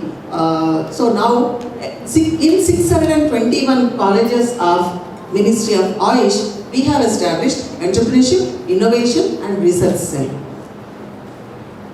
Alright, so inclusivity, it doesn't mean only for the education institution. So I think he's from medical background, right? So he will also share. So it could be across, I think in subsequent questions I will share more. I have taken more time, I think. So my only concern is faculty should be equipped with the skills, knowledge, information to teach the students, to guide the students, to mentor the students, which they appreciate and develop. Thank you. Thank you. The experiences that you have shared from this skill development, of entrepreneurship development especially, and what are the outcomes, that is really interesting. And coming to the educational institutions of who are undergraduates and graduation colleges, so how the outcome should be. So those things need to be measured from time to time, as Madam has told. The important line is, unless we measure from time to time the impact, we cannot bring new changes. If we have only that is mid-course corrections, or after 3 months, after 4 months, what is the impact? So whether are we going in the right direction after launching these type of tools? Are we going to increase more or bring some more changes? If we wait till the end of the year time, because 1 year batch will flow from one class to the next. So mid-core corrections on the impact measurement, I feel it is very important, where almost all the institutions are going to implement this. So finding some good measuring tools and coming out with our measuring impactful pedagogical tools measurement is very important, I feel. So taking from that note, what type of new pedagogical tools that you suggest? Because you are from the management institute like NIT, one of the prestigious institute, where from the Government of India perspective and new educational policy, what type of things that you are planning implementing, and how it will reach to this student community of all the colleges, what type of changes that we can bring in. Thank you, madam. Very good afternoon to one and all. First of all, congratulations to the organizers. And I'm thankful for the organizers because you gave an opportunity to share with our most valuable alumni of NIT Warangal and Glory Swarupa Madam. She has been very inspiring personality in our campus who regularly comes and always enlightens the students about the importance of as she was saying, inclusive growth, and I'm very thankful to the organizers for giving this an opportunity to share the panel with her and our co-panelists, moderator, respected faculty, and students and scholars. Very good afternoon. As Madam raised upon the importance of skills and new avenues in the area of inclusive growth, we should understand how basically it goes forward. After the implementation of new education policy into the system, a lot of drastic changes are required and in fact happening. Always it is said that COVID has given us a lot of opportunities. Prior to COVID, we were very resistant to adopt to new technologies, and we always wanted a physical method or approach of learning, and we were restricted in learning process. But after COVID and a lot of challenges, we could bring up lot many new changes, and added to that, new education policy has brought altogether a new way in the learning process. Very importantly, learners have got a lot of opportunities. They need not worry about how they learn. They need not worry about whether they fail. They need not worry about whether they will be successful in getting job opportunities or as such. So it has become very imperative for the government as well as the organizations or faculty and teachers. After NEP implementation, the challenges have increased, particularly for faculty, and opportunities have increased for learners. Learners can be from students, from teachers, or anybody. Now, education is not anyone's right, it is everybody's right. Everybody, even a teacher can learn, even the director of an institute, or anybody who is learning. So, in this space, very importantly, we have to understand how the technologies have helped in making the new education policy successful, and bringing the digital technologies or online learnings, or we have so many sources where now learners have been opportunitized, and they are getting a lot of opportunities. Not only educational institutions, we have lot many learning platforms like government initiatives like Swayam, NPTEL, and all big institutions are running their own online resources at a lower price than which can be reachable to the rural India as well. Right? As Madam was very particular, the entrepreneurship should reach to the rural India. So education should go first, followed by entrepreneurship. There are many people who are actually capable enough to bring in a lot of ideas, increase the innovation, and bring a lot of changes in the system. You as a students and we as faculty have a biggest responsibility in taking forward the concept of new education policy. In fact, the background of NEP was to see that education should reach to nook and corner of the country. And very importantly, it should be very sustainable, and every source or resource that is existing should be available to everyone who wants to learn. So in that context, teachers' role has increased. Now people say learners should spend a lot of time on learning. They should explore new tools. They should spend time on exploring new areas and all. Very importantly, in order to have that exploration, teacher has to first of all see that all the information is reaching to the end learners, and very importantly, all the measurable outcomes should be highlighted. So in this context, a lot of training programs need to be conducted. Every institution, this such type of seminars, such types of conferences, and many discussions that happen at institution level and look and corner level will help a lot to explore new ideas. So what are the digital resources that are available, and why they are, how to use them, and what are the prospective ways in which we have different platforms where you can register and you can go and learn. You can learn from your teacher who teaches in the classroom, and in fact now the teacher's role has changed to a facilitator. Now a lot of facilitation is required. because a lot of information is available, data is available. When the next people say the next fuel is data. It's not something that if you have data, you can do a lot of things.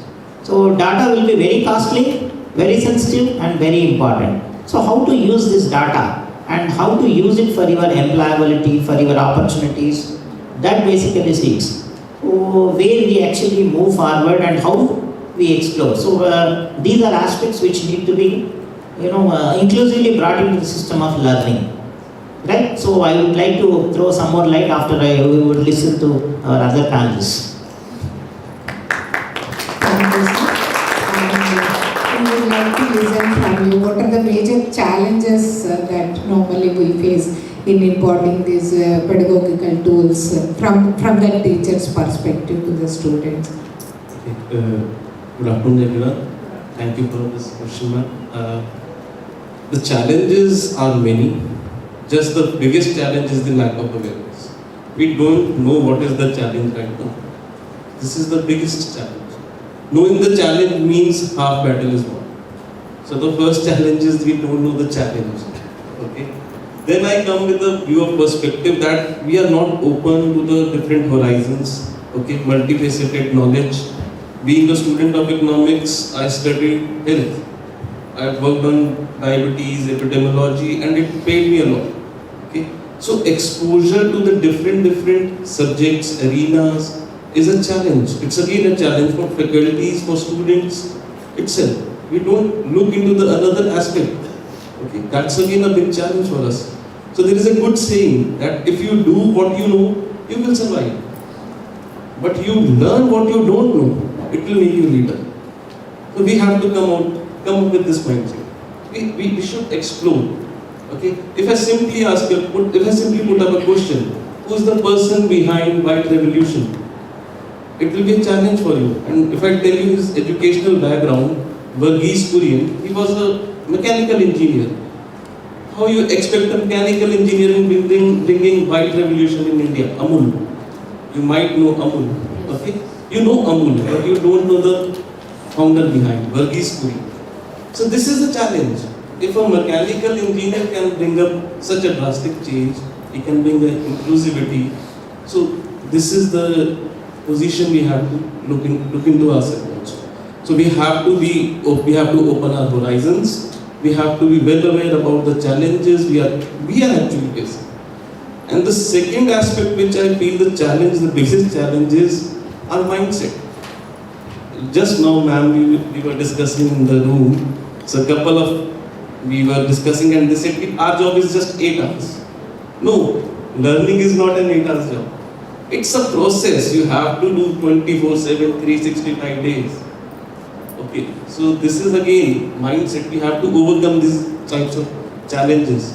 And the third, I will say, we don't know about ourselves also. Okay, so by ourselves I mean the knowledge system we have.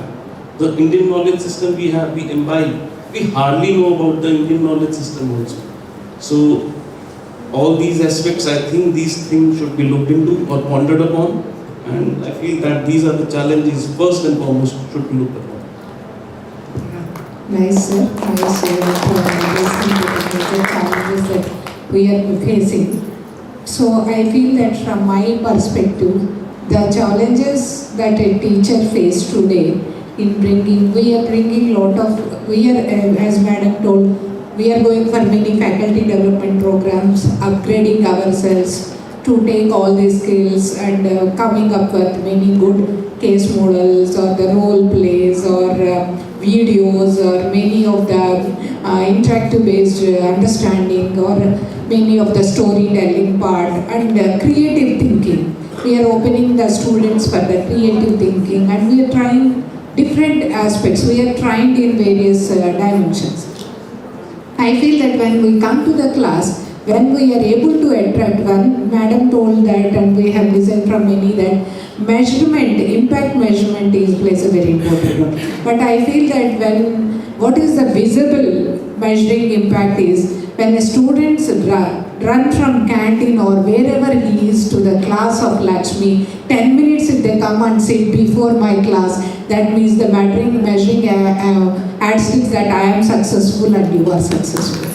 That way, wherever they sit, wherever if it is sir is telling that the NIT is running classes even at night time and early in the morning at 5 o'clock students are coming to the class. It means that if the students are dragged to the class 5 minutes before, that is the success of a faculty, and at the same time that is the success of a student. If you come to the class, that is a big challenge nowadays to attract students well in time to the classroom, and at the same time we are trained, we come with many things of delivering within the given time schedule, but that is not the time schedule. For physical interaction there is a time schedule, that is face-to-face interaction, but there is no time for us to meet. That's why a lot of technology, digital technology has come, that is on Moodle platform we are using smart boards, we are using lecture capturing system. There are many digital technologies that have come to keep the student engaged wherever the professor is. Wherever we are, if you are able to keep them engaged, I hope that is more helpful. And on this note, I have a question to the madam, that what are the major gaps that we are finding in this system and how to overcome those gaps from the dimension of learning process and infrastructure or the technology, and what type of supportive systems that are required for a faculty from the institutional dimension also to take it forward. Yeah. Definitely there is a gap. So in terms of technology, in terms of knowledge, in terms of resources, in terms of collaborations, and I think in terms of publications also, and in terms of tools, the method what they use, it is not a complaint. It is in general, I am telling, across India it is there. So why this Harvard, Oxford, or Imperial College, or LSE, all these things are why they are world renowned? Why they are world renowned? So the way they teach, the way they approach the student, the way they interact with the student, the way they extract from the student, the way they respond to the student, entire I can say ecosystem is something different. I think you all agree with me, right? So I also studied in India, right? So we know, so what are the gaps? So sometimes like our mindset is that chalta hai, isn't it? So we know there is a gap, but let it go, let it happen, it is happening. Yeah, so normally any department, you have a junior faculty, then a middle level faculty, senior faculty, then your director, dean, it goes on, right? Then on top you have your college father, then above that a VC of Usmania University, something like that. So they think it is not my responsibility, it is the responsibility of the senior faculty. She thinks, he or she thinks it is the responsibility of the department head. Then they think principal's responsibility. Principal think father responsibility. So father says, no, it is from university, the direction, something like that. No? Ultimately, it should be the personal responsibility. So you all know CSR, right? Corporate social responsibility. So we should be personally responsible for whatever we do. So how do we upgrade? See, we talk about only Sarvepalli Radhakrishnan ji. It is celebrated as Teachers' Day. Why? He is a standalone teacher, right? He is a standalone teacher. That's why. So his birthday is celebrated as Teachers' Day. Okay. So the way he was teaching or whatever he was doing, so it is in the book of Indian records. Okay. There is no change till date. Nobody thought about. Nobody could dare to talk about that. And our beloved late Abdul Kalam ji, though he was a teacher, but he was very close to the students, right? He was very close to educational institution. He took it as a responsibility. Being a missile man, being a president of India, the first citizen, he took it as a responsibility in meeting as many students as possible. And as per his wish, he, breathed last in that IIM Shillong podium, right? So that's how. So it should be the personal responsibility. And and sometimes we are also discouraged because there is no recognition. Right? So best teacher award is given to someone else only in the college or in the state or at the national level. So I have never been recognized. But up to your satisfaction, I can tell, up to your satisfaction, you have to explore, right? You have to explore, and there is no dearth for knowledge, there is no dearth for technology, there is no dearth for resources. You have proved it. You got the support from ICSSR, right? And being autonomous, I am observing you are doing many, innovative things in terms of your curriculum development and student activities. That I am noticing since 2 years. So you have to bridge that gap. How do you bridge? Like in a class, you have 30 students or 40, whatever. So are we identifying, their knowledge level? Are we doing any assessment? Not in terms of your syllabus. You are giving some exam, or they are writing and doing. But apart from that, somebody is from rural area, right? So most of the time, these rural area students are, what happens? They are always being dominated by urban elite, students. So are we bridging that gap? So that's how inclusivity means all these things. Fortunately, it's a co-ed institution, right? So what is happening, the dynamics between among the boys and girls, always who is the topper, right? These days, with due respect to all boys and gentlemen, girls are outstanding, right? Whether it is boys should clap it. Including our esteemed panel. We have a proper balance. Proper gender balance. Yes. So, they are outstanding either in terms of admissions or in terms of achievements. Alright, so what is the gap existing there? And anybody, coming from, see, sometimes they are from rural area but they are rich. They are, sometimes it is they are from rural area but they are also poor. So how we are making inclusive, in common learning system. All these things, it matters a lot. So India is such a wonderful country. Hyderabad is most preferred place in India. So we have A to Z knowledge, right? Though you are dealing with only commerce, like atomic energy, aerospace to Z, we have the best institutions, and we have best knowledge systems across the world. So there is nothing stops us studying a case study published by Oxford or Harvard, right? Otherwise, you can always walk into ICFI case study department. They are also equally good. Equally good. I don't know how many of you visited ICFI. Yeah. So you can try publishing a case study with them. You can have a capacity building, training by ICFI faculty. I'm just taking one example because I have seen their case studies. They are very good at it. So they are rated very high.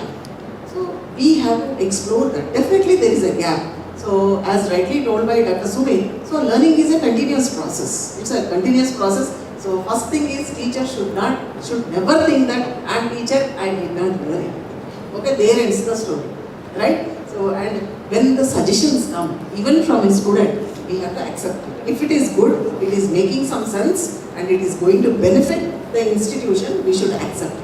So the gaps are there, definitely, personally we know what is our gap, right? So we should try to bridge this gap in terms of offering, your Indian knowledge system, whatever you say, but the best knowledge to the students to become the leaders. They are the future leaders. To lead the global markets. That's how we can fill the gap. Thank you. So it's a responsibility of both the faculty and also the student to say that we are responsible. Each individual person is responsible so that the gap can easily be filled. And resources also. I feel many of the times many complaints either from our faculty side or from we don't have much time to revise ours. How many times a year we revise our own PPT? How many times we revise, add new things to our every year we need to, not only here, once the trimester is done, if we are going out, what 2 more slides we have added to our existing repository of PPT or any learning resources, whatever we have, what new things we have added to that this year or this trimester. Every 2 months, what are the new things that we added to it? If we look at back, self-introspection of our upgrading our skills so that we may deliver more things to the students and attract them. And also, as Madam said, rural-urban by balancing the students, that is very challenging and important in this setup because of rural migration to the urban areas in search of good educational institutions. They are coming here and taking the place, and some students are really performing very well. But what new innovation that we can bring in order to balance this rural and urban intellectuals, especially intellectual, we can call both are intellectual, but how to strike a balance as a teacher between this rural and urban intellectual capacities. Sir, I would like to listen from you from the technological dimension. Yeah, thank you, madam. In fact, as Dr. Sumit was speaking about challenges, one important challenge every faculty faces is how to teach the next batch student differently. Right, very important, because your senior friends will share everything. Yeah, including the mannerism. So, what happens is, the first information junior friends get from senior friends is how the teacher is, what he teaches, and please share all the notes. So that itself is the biggest challenge. So engagement in the classroom becomes very, very tough for a teacher. So he has to be, or she has to be very careful when delivering such thing. So engagement concept is something very, very important, where you have to bring in your students to be very active. And because every time they correlate what my senior said, teacher will start with introduction. And if you remain like introduction, you are gone. So for one batch, you may be starting your class with a storytelling, to the other batch some drama, to another batch gamification. So there should not be any repetition from batch to batch. That itself is an opening, warning to a teacher. Second important thing is how the teacher is abreast of knowledge from student. Thanks to the technology, and very thanks to the artificial intelligence and so many tools like ChatGPT, Perplexity, or whatever you take. Whatever you teach immediately is cross-checked by such tools, and that itself is another big challenge. Now again here, we have to be very careful in bringing the engagement. See, gone are the days where you go on a simple lecture method, or scroll down your PowerPoint presentation, or probably show a video or something else. Now, very importantly, how you are asking your learners to engage into the real activities, real-time simulations. So you have to keep them engaged. Instead of teaching how a seller sells product in the market, you send your learners into the market and ask them to sell a product. Right? Personal experiential learning is very, very important. That becomes another important issue in bringing the inclusiveness. We are running so many programs, so many aspects. Are we making our learners as integral stakeholders of learning system? We should bring in a mechanism where our students run, they become entrepreneurs within the organization. Are they starting their startups? Are they contributing something to the innovation? Right? Are they participating in some creativity aspects? Right? They have to run their own newsletters. They have to run the branding teams. They have to brand the institutions or departments. They should go for social outreach activities, like spending a weekend, spending on some important aspects of social learning. They should spend time on, engaging with the family members. Now, because of this nuclear family system, we are seeing a lot of new challenges where we don't, try to understand the emotions of our own family members. When a father gives a call to you, probably many of the, Gen Z are feeling that, that is a disturbing call. Right? This part of human values, universal human values, engagement has to come into the system. Now we are getting back to the old system of teaching, right? Case studies and all these things come from old system. During olden days, when our forefathers used to teach, they never used to lecture. They used to take the learners to the field, train them, ask them to do, commit mistakes, let them commit more number of mistakes. We learn from mistakes. And many of us forget that our institutional learning is a platform where we can commit n number of mistakes.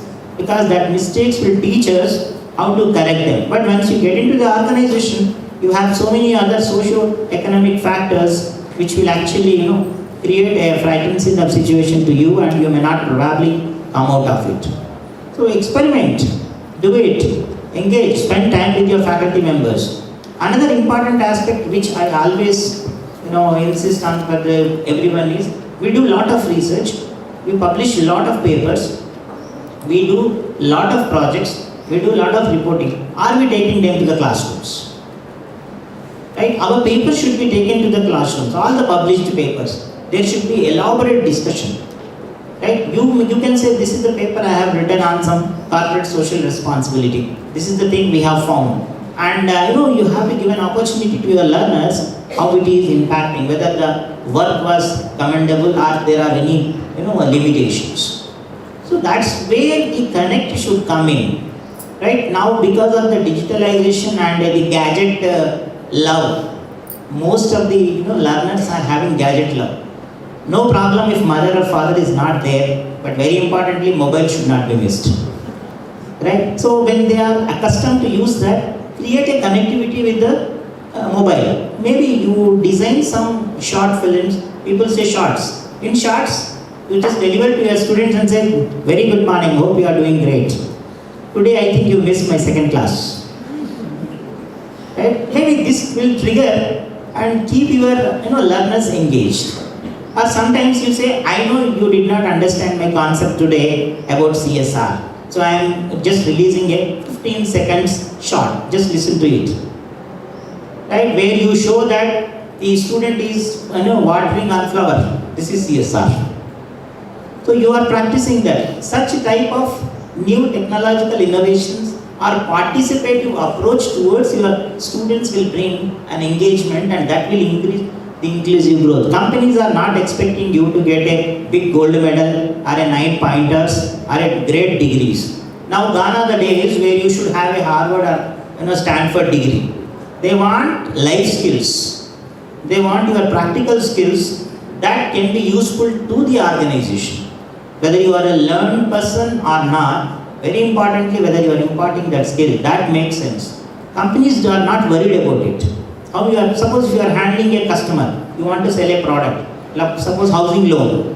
When you sell a housing loan, the general tendency of the salesman is to explain the process of housing loan, how will you take it, what is the application tracker, what is the interest rate, and how much discount you are giving. This will not work out now. You have to probably take a different approach. Right? You have to do a preliminary homework. Right? There is one interesting salesman I have seen. Before he sells a home loan product to a customer, he will spend at least 20 days of time observing him. Right? Where he goes, what he speaks, and in that emotions he finds out that he is emotionally attached to construct a house in his village where he can spend some time with his kids.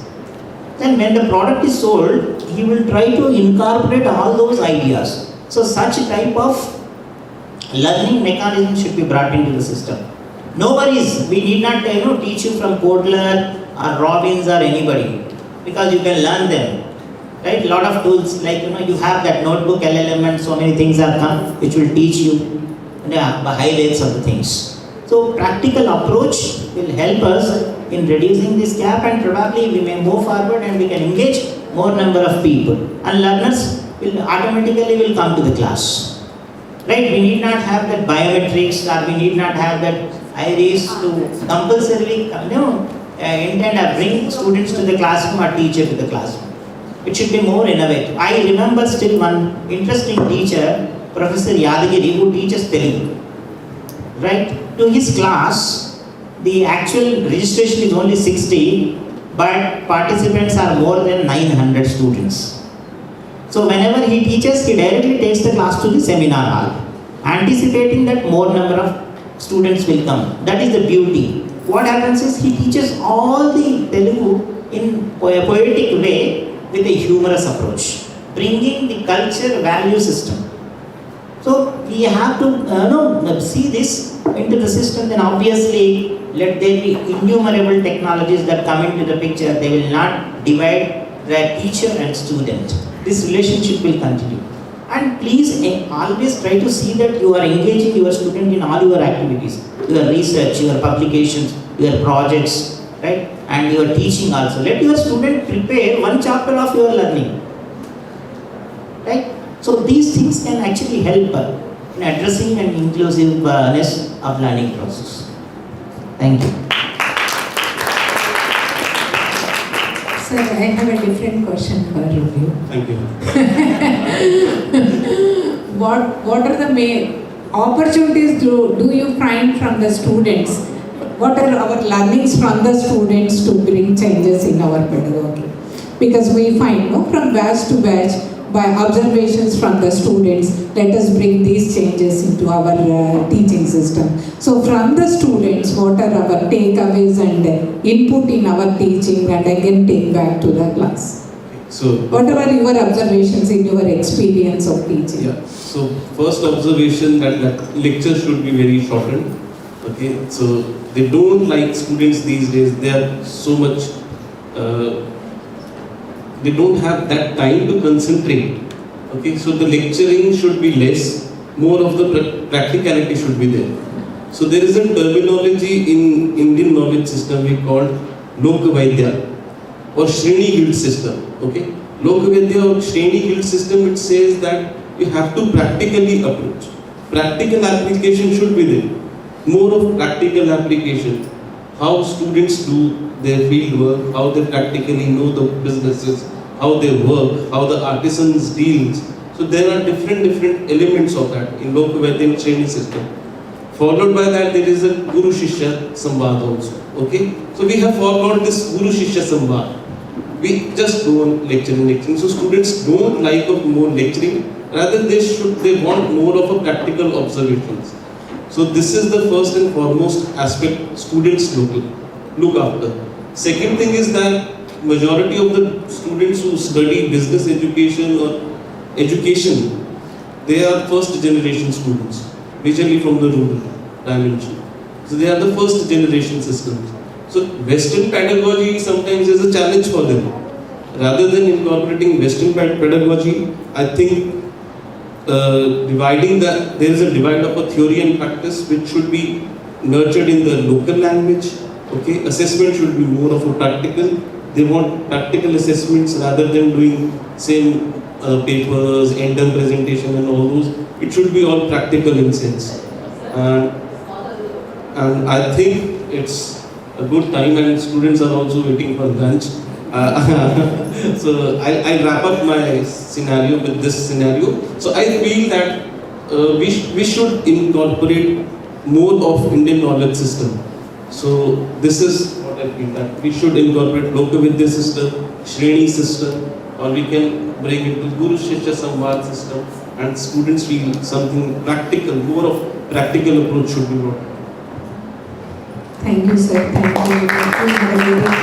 Good interactive based ideas sharing with other students and also among our co-colleagues, faculty colleagues on what are the things that we can do. These are the some of the viewpoints. If we all start discussing, it takes hours together, and it's a very long process. We are still in the learning process. Every day is a learning. So for the day we may take some break, and again we may come back after next year when you launch another conference on this type of things. Again in another platform we may discuss on some other place. And one question to I found many of the students sitting here. So I have a question for the students especially. You all have come to St. Joseph Degree and PG College either to do your undergraduation or post-graduation. So there are many online courses that are available. You can do your degree through online, and also you can learn something and do some part-time job. But why you have come to a college means for learning from face to face instead of an online education, or you can even skip one or two classes and listen some of the videos, and also you can learn through some videos. Also you can learn the course, because this is not a big thing that we are teaching. A post-graduation, same subjects will be like repeating accounting, economics, or general management, HR, all comes from the BCom to the MBA or BBA to MBA. But what made you again after completing your degree come to class and sit and listen and learn? What makes you to come? This is a question to postgraduates and also to the graduates. After intermediate, why the same subjects you are coming and learning here? Why not through videos? Just these are all the just viewpoints. We are not. There is no question answer that is correct or this is wrong. There is no judgment here. Hi, ma'am. Basically, when we are talking about coming to college or studying, it's something which is a bit of personalized approach, that is human to human interaction. When we are talking about any doubts or any problems or issues which we are facing, the teacher will be able to solve that or tackle that in a very appropriate manner. But when we talk about irrespective of that, if you are watching videos or any content which is available on internet, but still it won't be that sufficient in what human to human interaction is all about. Even though today we have various AI tools or learning management systems, but again if we feel the teacher-centric approach or the teacher or students, the samvad which sir said, is actually one of the approach which Indian civilization has been following since the years. So I believe that there is more personal interaction which actually attracts the students to come to the college and get the education from the teachers.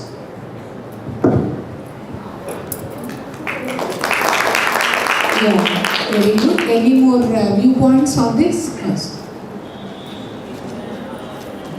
No. Or any questions also from you to the panelists?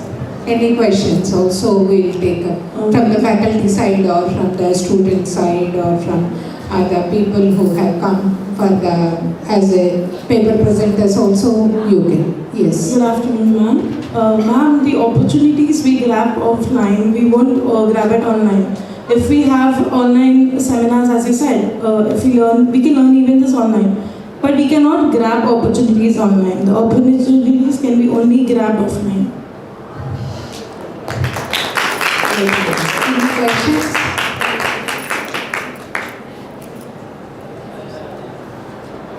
No questions? Yeah. As you are closely working with Government of India, what transformative step educational institution and students collectively take to help propel India into top 25 global index? This is related to innovation index. Yeah. Today our rank is 38 in the GII. Okay. In 2015 we were 83 or 85. Over the years we have improved, and 10 years we made very good progress. I think if we have to be in that, you are telling 25, but I am highly ambitious. I want India to be in single digit ranking, less than 10. That is my personal ambition. I think it should be more of practical. You cannot teach swimming to a student in the classroom. They have to be thrown into the water, right? So more practical. I don't know who is running the canteen in the campus. It is run by students? No. We hand over to the students and give them time slots. For the time, whatever they are spending in the canteen, you give them the credits. Let me tell you, because Michigan State University, they have invited me during September for a global delegation program. In the campus, there are 61,000 people. Okay? Like 50,000 students plus 11,000 faculty and staff. They have a dairy farm, ice cream unit. There is a dairy farm also. It is run by the students. They are making A to Z flavor of ice creams in the campus. Okay, it is all done by the students, and they are giving equal number of hours spent in that unit for for their teaching, learning and assessment, exams, everything. Entire thing is done by them, and it is open for the local community, for everyone. They have certain timings. During the college hours it is for the students, otherwise for others also it is open. I think it was established in the year, I think before COVID they have started, just before COVID. They are into huge profits because Dr. Sumit mentioned about Professor Organised.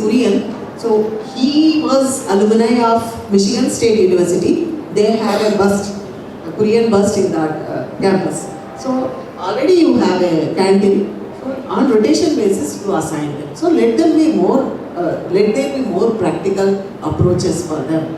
And every day you give them assignment. If they have given 5,000 rupees, how do they manage? Whenever you organize this kind of programs, so sourcing the folder, sourcing the souvenirs, printing this, maybe they design, but going to the printer and getting it, negotiating the price, delivery on time, checking the quality, everything should be done by them.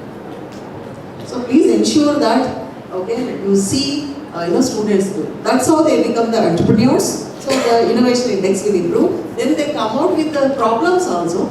So how to solve those problems, okay? So they come out with the solutions with your able guidance and mentorship.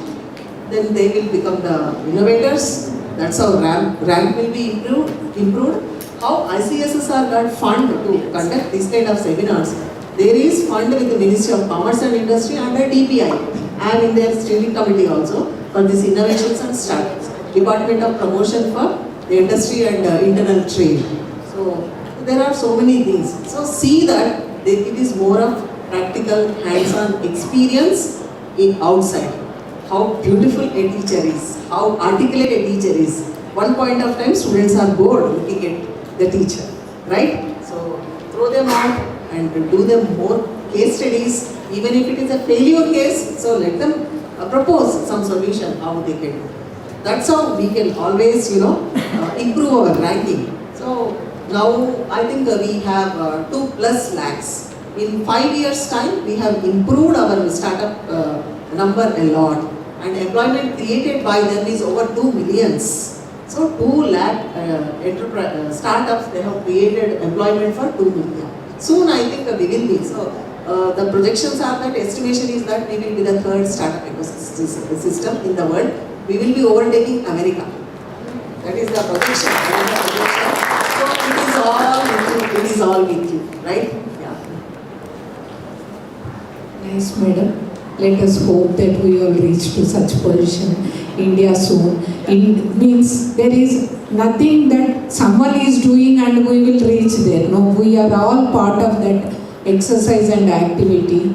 As we all discussed now, let us impart every department, like whatever it is, a commerce or management or any department or any subject that what we are teaching, in one semester, whatever you are following as a semester or a trimester, invite one good, conduct one good workshop on that, where students will organize, student will draft a concept note for that workshop, let them write what they want in that workshop, let them come up with some, you can bring only the speaker or some round table things, but what that round table should be on, what things they want, what are the gaps in that, let them come up with that type of ideas. And in every subject we can have half a credit or 1 or 2 sessions you can allot to it, and see that the people from other places come and share. It can be a part of our teaching curriculum also. We are all practicing outside. The same thing can also be roll on to all the other colleges and educational institutions. That is one type of inclusivity that we can bring in from outsiders. Even the people who are studying in other colleges or rural colleges also can be called here, because that I feel a lot of learning, because it doesn't mean that those who are studying in the nearby local colleges or not, there are a lot of intelligence flows there. So invite them for the workshop, and it can be a good peer learning for the students from their ideas, how they are generating. So these type of things we can bring up, and more changes can be brought in the educational setup, and we can convert our future entrepreneurships, because entrepreneurs, we have to see the entire India to the 2047 Viksit Bharat. Main aim is to see that all the student, the young generation should be converted themselves into entrepreneurs. So let us see that the change may come very soon, that strategic dimensions, we are part of that, and let us move forward. Thank you so much on behalf of the panel. I thank the organization and all the things for giving us this wonderful opportunity to share our ideas and listen from you on this wonderful occasion. Thank you so much.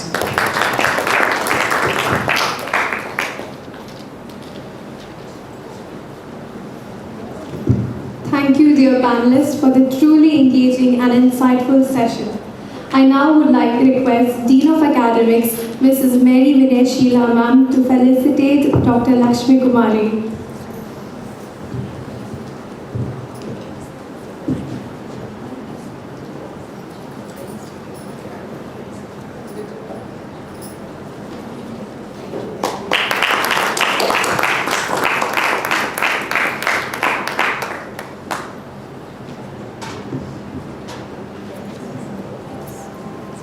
I would now like to call upon the convener of the national seminar, Dr. Gitanjali Ma'am, to felicitate Professor Ramlal.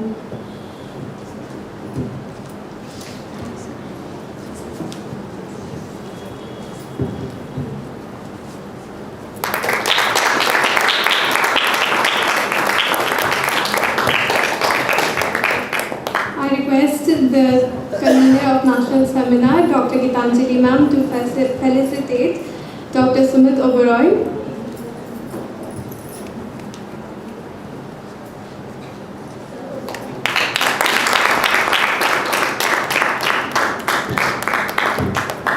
I request Mrs. Sumitra Pujari Ma'am, Senior Faculty of Department of Commerce, to felicitate Dr. Glory Swarupa.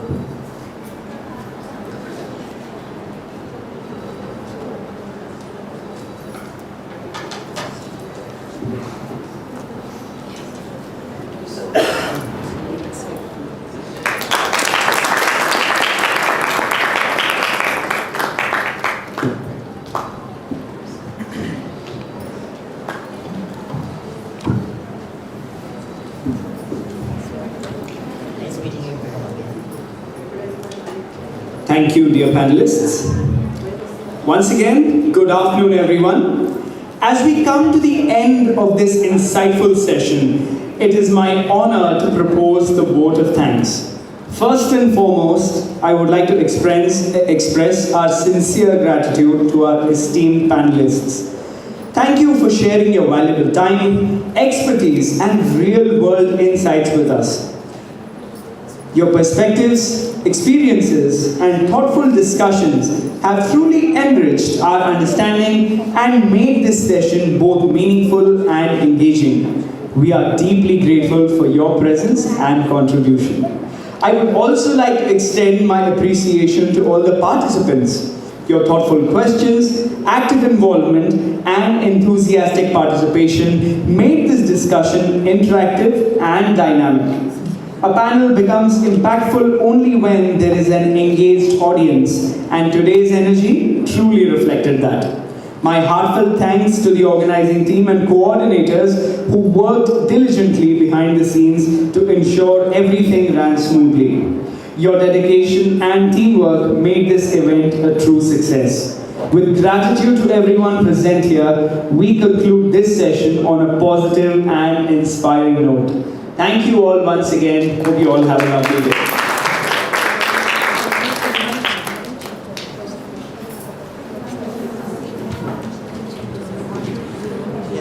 Yeah, here we have a result for Best Paper Presenter Award for the track 3. It's Mahad Bes Tanushri and Neela Michael from DBPM Degree College, Degree and PG College. Congratulations. You are lunch. Yes, all the certificates and paper presentations award are given at the valedictory session, and other participation certificates you can collect on the registration desk after the valedictory session. Okay? Lunch is being arranged. Everyone can leave for the lunch. Thank you, everyone. We'll be here again for the 4th and 5th session. Thank you. Also, then 5th session, you have to be there in the Jubilee Hall.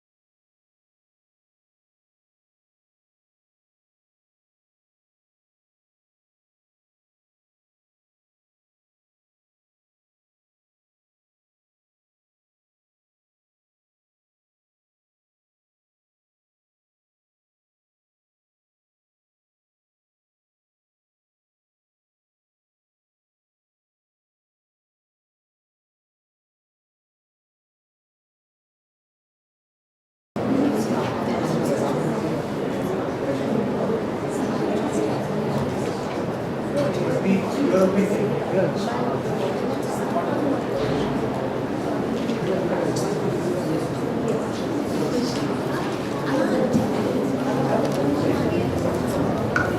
afternoon, everyone. It gives us immense pleasure to welcome you all to the track 4 of the 2-day national conference on Rethinking Business Education in India, Inclusive, Innovative and Reimagined, organized by the Department of Commerce, St. Joseph's Degree and PG College in collaboration with ICSSR SRC. I am Apeksha. And I am Sean. And we are delighted to be your hosts for today's session. This national seminar on Rethinking Business Education in India, Inclusive, Innovative and Reimagined brings together academicians, researchers and students from across the country to deliberate on the evolving landscape of business and higher education. We are delighted to have such an esteemed gathering with us today. Theme for the track 4, Educating for a Sustainable Economy, CSR and Business Ethics highlights the urgent need to align education with demands of rapidly changing world. Today's curriculum must move beyond content delivery to become learner-centric, skill-oriented and research-driven.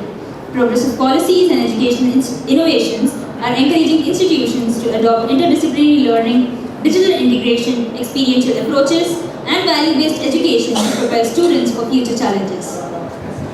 This national seminar provides a vital platform to explore how research can guide these transformations and strengthen the relevance and quality of higher education. As we commence this session, let us engage in meaningful dialogue and collaborative thinking to reimagine curriculum for more inclusive, innovative and future-ready education system. We wish all presenters and participants a productive and enriching session ahead. To begin this session, we will request our esteemed session chairs to kindly grace the dais, Professor Indrakanti Shekhar and Dr. S. Glory Swarupa.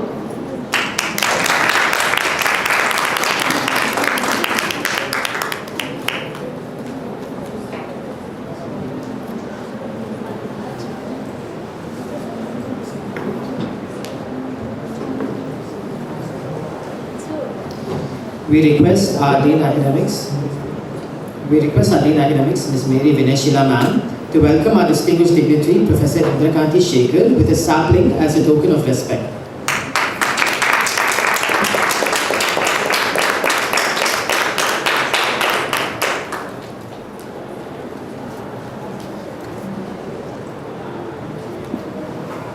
Now we request our Head of Department of Commerce, Dr. R. Lakshmi Ma'am, to welcome our distinguished dignitary, Dr. S. Glory Swarupa, with a sapling as a token of gratitude.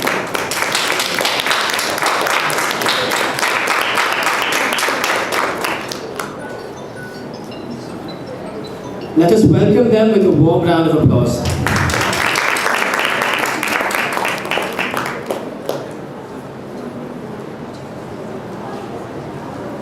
Now, it's my privilege to introduce our session chair, Professor Indrakanti Shekhar, the Principal of University College of Commerce and Business Management, Osmania University. He is a Senior Assistant Professor in Commerce, holding multiple qualifications including MCom, MBA, PGDCA and PhD. An accomplished author and researcher, he has published books and research papers, guided PhD scholars and conducted workshops of IFRS and financial inclusion. We are privileged to have such a distinguished accommodation with us today. May I request now, sir, to address the gathering.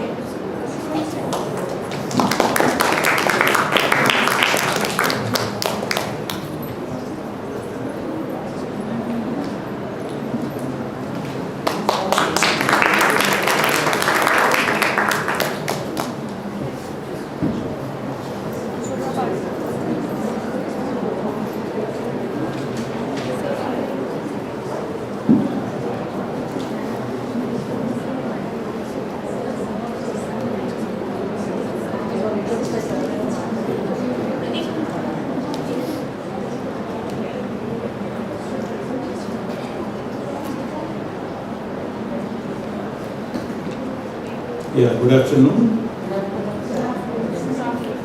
So really delighted that the college is organized just like a professional institutions like CA, CMA and CFA. It is completely professional way of conducting the seminars. We really appreciating the institution, St. Joseph College, Degree College and PG College. for organizing this national seminar. We really congratulate. At the outset, the session chair, co-chair, Dr. S. Glory Swarupa, and also the program director, I think, Head Department of Commerce, Sri Lakshmi, Dr. R. Sri Lakshmi, and Mary Vinay Sheila, Dean Academics, and Pranita, Vice Principal, and the Reverend Anthony Sagiraj, Principal Sir is there? Yeah. And Balaswamy, the correspondent of the college. So these are all organizing, hosting people for the St. Joseph College, as everybody knows. But only thing we need to mention as a commerce principal of the college in the campus, Osmania University. We have many affiliated colleges in the commerce. 450 colleges we have. This is the highest affiliation in the India. The university is having the highest affiliation. So in this highest affiliation, we have some colleges which we can fingertips, we can find out easily by quality wise. In that, St. Joseph is one of the colleges which we are finding every time. And as we know, St. Anne's College, St. Joseph College, and we have Avinash College, IAMC, and so many other colleges. But these colleges, it is proud to our department, the Department of Commerce, when they are coming to the business education. So they are all making the professional way of conducting seminars, classes, and other research programs. These are all appreciable, really. So actually, on the day of accepting this program, we don't have any commitments. But today, there is a lot of programs and a lot of conditions. But in spite of that, because of the attachment to the department and the faculty members and the privilege of college, I thought of I should be there, definitely at least for 30-40 minutes at least. We decided, and with all the pressure I came to here. So because of need to see how the people are going to organize these programs and how the deliberations is going on. So these are all one academic interest. When we are coming to the college, definitely we are all expecting all these things. Really congratulating the Department of Commerce, how we are organizing. These are all professional way of conducting research programs and seminars and other things. So as a chairperson, definitely we need to have some important ethics. That is the topic in which it is already included, education for sustainable economy and corporate social responsibility, business ethics and sustainability. So these are all the, as we know, order of the day, everybody should understand. We need to study how business education is going to give the big role in the society for economical development of the things. You can see now the society is running for the business, as some stagnation have come to the engineering and other medicines also. You can see now everybody is looking for the business education and the business services. So in view of that, this particular session, what you have framed, is very relevant for the present day scenario. In this, some few important points, what I wanted to just make it ideas which the researchers and the education system should think of. What are the important points which we are going to learn under the new pedagogy of the new education policy and other government policies.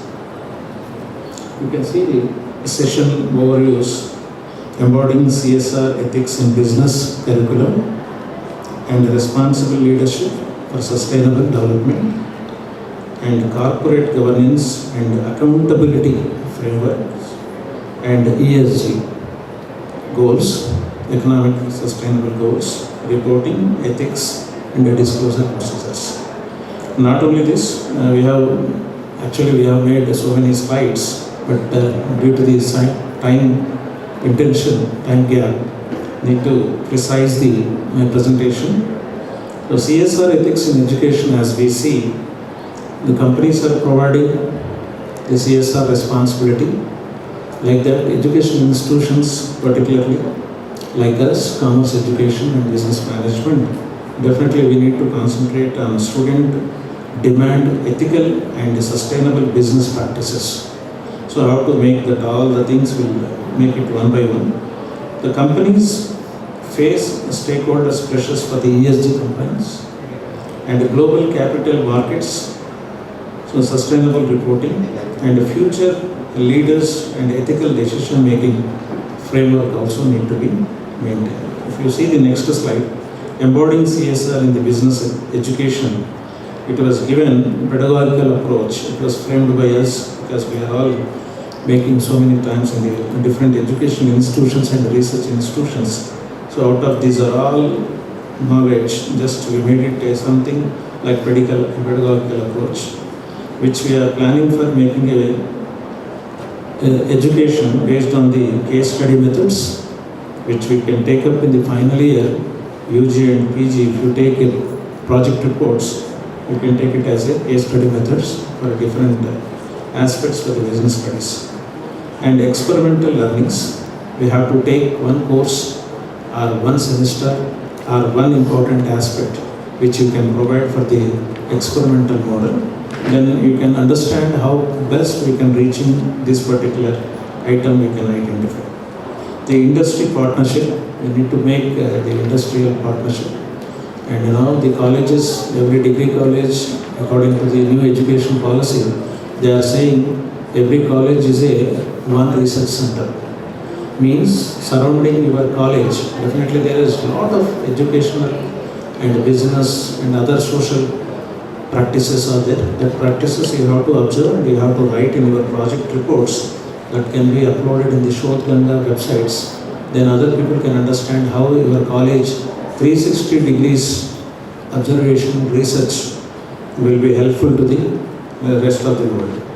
So that is the reason we are making every time to understand the industrial partnerships, making with the MOU. So many colleges come forward to the university to make the memorandum of understanding with the company secretaries, ACCS. I think we have ACC also.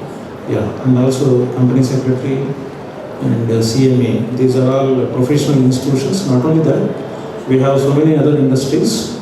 That industries partnership also nowadays is very important to strengthening the education pedagogy. And we have sustainability projects which we need to make how these projects are succeeding in the future, what type of projects we can take it up. So these are all the things we can read out and we can make it as a part of the curriculum so that our business education will be strengthened. In that, if you look at the core topics, triple bottom lines and stakeholder theory and ethical frameworks, impact assessments. So this is also the order of the day. The people can understand the importance of each business studies so that they can make their own syllabus revisions and other things, particularly like autonomous colleges like that. And the CSR in India, Indian companies 2000, Companies Act 2013, if you look into that, we have so many obligations. In that section 135 of Companies Act is explaining if you have companies net worth is 500 crores turnover and 1000 crores net worth also it is giving. So based on this particular way, we can make it 2% CSR. So these are all some obligations are there, and we have responsible leadership also. Next slide. Principles and corporate governance and ethics. These are all many issues which we can include into the curriculum. And we have BRSR, India's ESG reporting system. Some government companies and public sector companies is maintaining with the reporting system. But whereas private companies, it is making a mandatory, even though some companies are not maintaining and some companies are making very high levels. So these are all the things which we are the people, commerce people, which we can provide the information to the companies, how best we can succeed with them. Yeah, next we have NGRBC principles. this we can look into we have given some topics, principles also, 9 principles it was given. If you look into that, the principle 1, ethics and transparency. So this has to be increased in government and private sector. We are the people which we can provide the information to the government and private companies to make the transparency ethics. And safe products and services, employee well-beings, social welfare, employee welfare activities, stakeholders engagement, and human rights, environmental protection, policy advocate, inclusive growth, and customer values. These are all the things which we need to be taken as principles for the business education today. And ESG framework components also is given with the environmental and the social. In the environmental, we can see carbon emission. Now this is very important. Now the capital of India, Delhi, is facing a lot of problem with the pollution, and how to make these carbon emissions to reduce the pollution in the society. And the energy efficiency, waste management, and water conservation. These are all the things which is very important for the protecting environmental system. And that is also one of the curriculum and important aspect in our commerce studies, so that we can see how best these are all the things can be made into the academics. We have made carbon emissions into carbon finance, and how to calculate the carbon finance and other things. We have already made a research, and it was suggested to the government to make these are all changes. And if you look into the social, labor practices, diversity inclusions, and community impact and human rights. This is also one of the important aspects nowadays. The business education has to see based on the ESG environmental system. And global sustainability reporting, as we have seen in the framework and issued by the different authorities, is given very clearly here. Global reporting initiatives, BRSR, TCFD, SASB, and IASB standards. IASB standards is issued by the IFRS Foundation. So different institutions, so how they are issued the standards, we can understand. Based on that also, we have to make our education system change.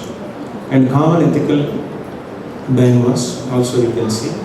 And the stakeholders theory, CSR theory. And we have to find out how these theories can be developed.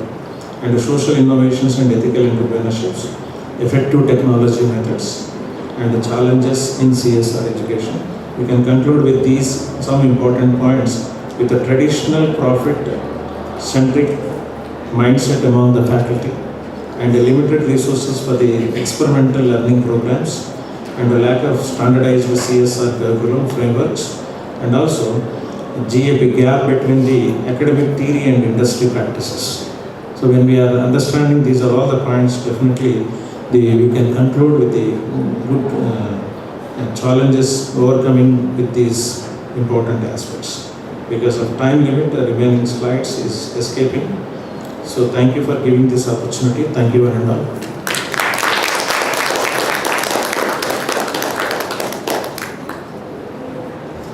Thank you, sir, for your insightful address. It is now our honor to introduce our co-chair, Dr. S. Glory Swarupa, former Director General, Institute for MSME, Ministry of MSME, Government of India. With over 28 years of experience, she is a renowned expert in entrepreneurship, skill development, and MSME growth. With numerous publications, international contributions, and prestigious awards, we are privileged to have you. We're privileged to have such an inspiring and accomplished leader with us today. Ma'am, if you don't mind, please address.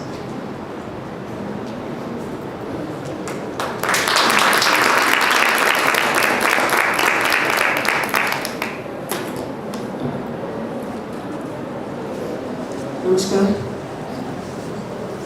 Professor Indrakanti Shekhar Garu from Osmania University.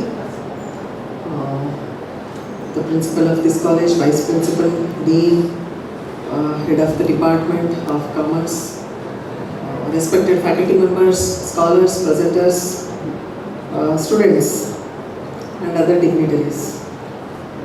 Very good afternoon and welcome back to the session. How many of you are sleeping?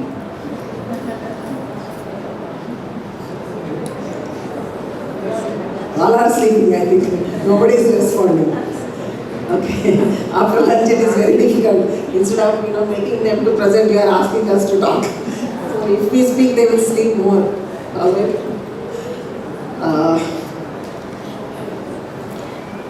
This today event focuses on reshaping business education in India to make it more inclusive, that is accessible education to all, so without any inequality. I think that's what we are looking into, and which brings lot of uniformity and balance in the society, and innovative. So you must be thinking, right, in commerce what innovations we can bring in. So it is all meant for technology, science, isn't it? So that is the question with most of the commerce students, I think. So entire world revolves around a rupee, dollar rather I can say, isn't it? So now India is into lot of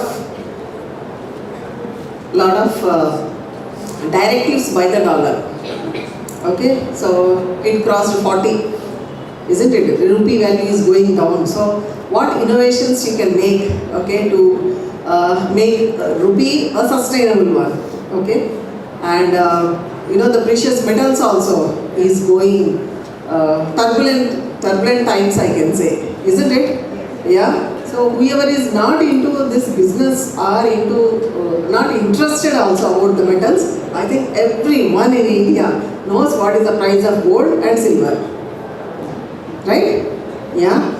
So there is much scope for you to act on this, okay, to safeguard the value of the rupee, and to see that Indian business will not incur losses, okay, and same time the customers also will not incur losses. The person who purchased silver or gold before I think the 10th, and afterwards what happened when the price fell down. So there is much scope for this innovation. That's what we are discussing, okay, and to align with the emerging economies. So across the globe, so we say developing economy, developed economy, right? Underdeveloped, so many terminologies. I think you are studying. Am I right? Yeah. So to take care of this economy, you are very, very important. Your role is very crucial. The student and teacher and the department as such, whether it is economics, commerce, management, so it is very important. Don't think that innovation is making some prototype physically, a precision tool for either a satellite or a auto, or making a program for AI to be more ethical, nothing like that, okay? In the domain of your commerce, management, economics, finance, there is more scope for innovation. Alright, so and the third important key word is sustainability. So what is this sustainability? Why it has to be sustained? Okay, and what is our role in taking forward this sustainability? Alright, I think that you will listen more from the presenters. Alright, so it is a profound privilege for me to chair this track. I don't know why they have given, I am not into teaching actually. Alright, it is very, very noble and very tough job also. But anyway, I'll try to listen and learn more today. The national seminar on Rethinking Business Education in India, Inclusive, Innovative and Reimagined, being organized by this department, supported by, more importantly, ICSSR.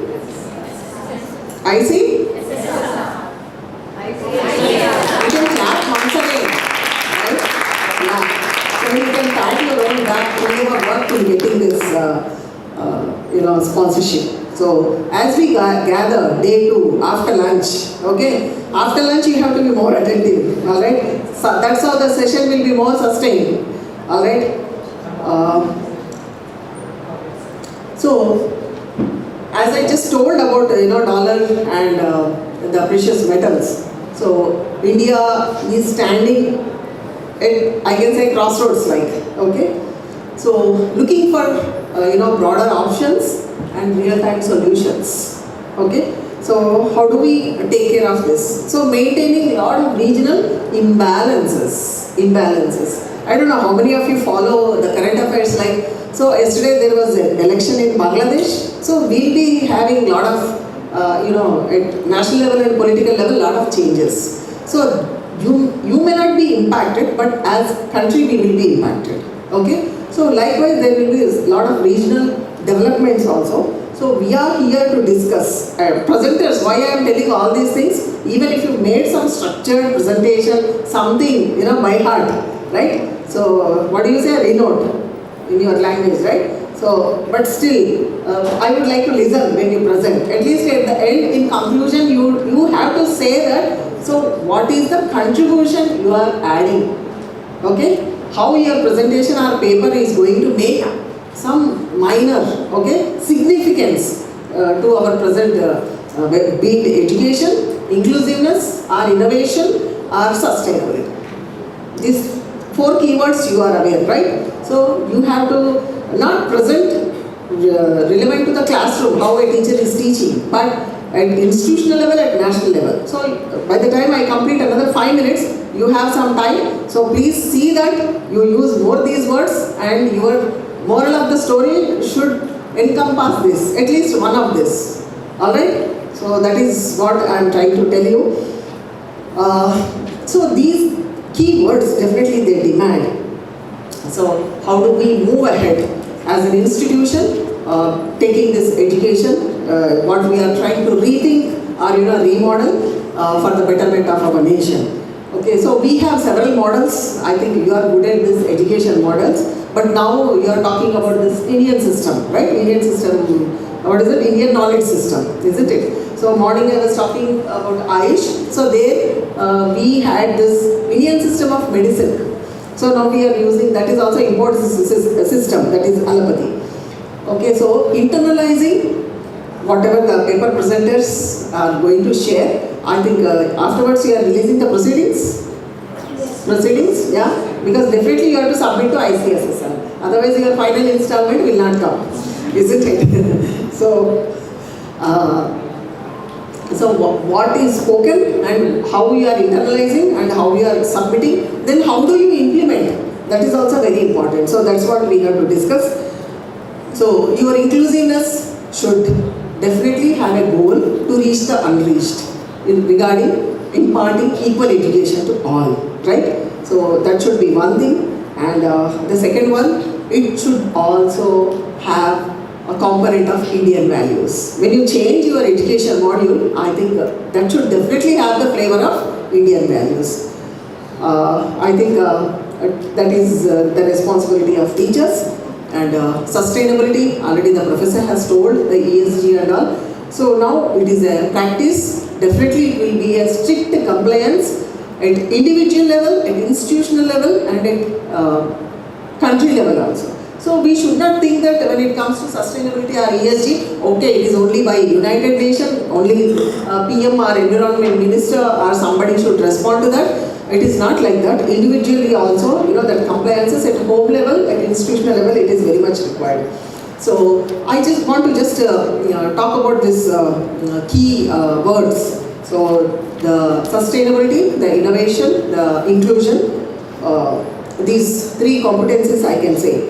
So these are 4 pillars for this track as well as for this conference, I believe. So why sustainability must anchor business education? So what is the relation between the sustainability and your business education? So that's what we have to look into, because in India it happens that we are working in silos, we say. Like a banker is not aware that what innovation is happening at St. Joseph's and what is the proposal coming from there for their launch of business by a group of students. Okay, so he is not aware of St. Joseph's. So how does he will be empathetic or sympathetic to help a student coming out with a proposal, business proposal. So how sustainability should anchor the business education, what we are rethinking. So Indian growth story cannot be sustainable if it repeats the extractive models of the past. So same story if we are repeating whatever the your syllabus, modules and your design of that 3 months, 6 months or semester, your year-long curriculum, if it is not changed or if it is not in an innovative way, so it cannot be a sustainable model, that I can say. And definitely we will be facing the challenges. As an institution, you cannot be competent with other institutions. So many B schools are coming up. So if you have to be competent, so definitely that should happen. And the climate change, though it is commerce, but the climate change inputs has to be taught, and the resource depletion. Okay, resource depletion means it is not related to soil or not related to water. Whenever you sit in the classroom, the power, so the kind of CFCs you are releasing into the environment, all these things should be taught to the students irrespective of the subject specialization. It is not meant just for the sciences, biology or for the environment students, but it is applicable to commerce also and business education also. And when it comes to the economics, so need for resilient, equitable growth aligned with United Nations Sustainable Development Goals. So if India has to be truly Atmanirbhar, I think your commerce business models are very, very important. So how do you take India as a developed nation by 2047? So these models also to be in the thought. The global reports and Indian studies show that sustainability integration in business education remains limited. It is limited in India because our electives are something different. So when it is elective, I think most of the students may not opt it, isn't it? When choice is given, it is not. So it should be made a mandatory course, and it is either even if it is taken, so it is fragmented. Okay, anyway it is elective, so maybe for the next semester it can be taken up. Or it is a superficial one. Okay, something instead of structured, whatever you are doing for your regular credits, it is not so. It is only a superficial thing. So let us do something with this assignment or something like that without discussion in depth, without taking minimum knowledge out of that. So it should not be so.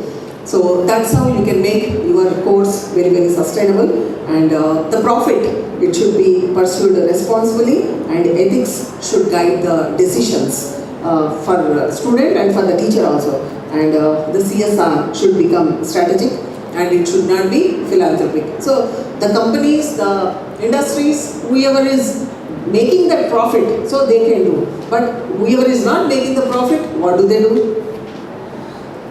Right? Who are into loss, how do they do? The management can always go to them and come and share their experience, what factors or what reasons, or what challenges made them to incur that loss. That should be a good that will be a good learning for the students. Okay? At least those experiences can be shared, that will be a learning point for the students. So profit is not always in terms of monetary, okay? It can be in terms of information and knowledge also, and experiences.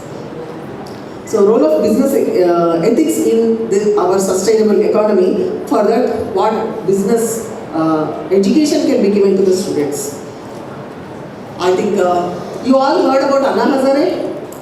Anna Hazare? Yeah? Have you heard about Anna Hazare? Yes, sir. Yes. Some students, I think, they don't know.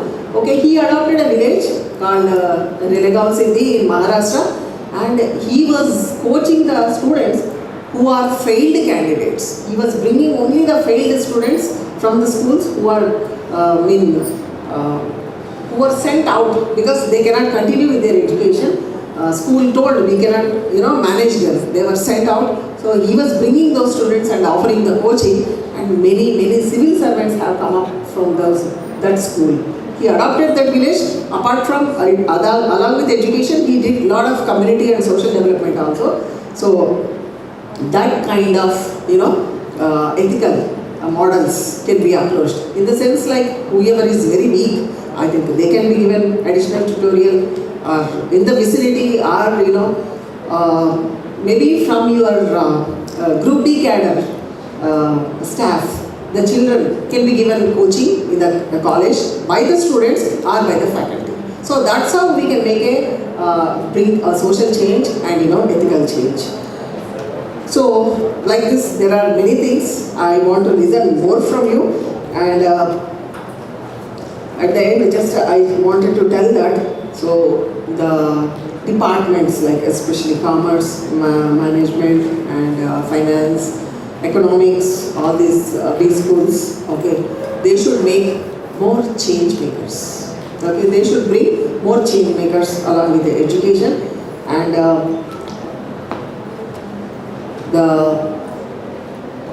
you all must be having some dreams, some vision, isn't it? Some aspirations for your future, for your life, isn't it? So we just can't enter the future like that. Okay, we have to create it, isn't it? So future is not what we enter.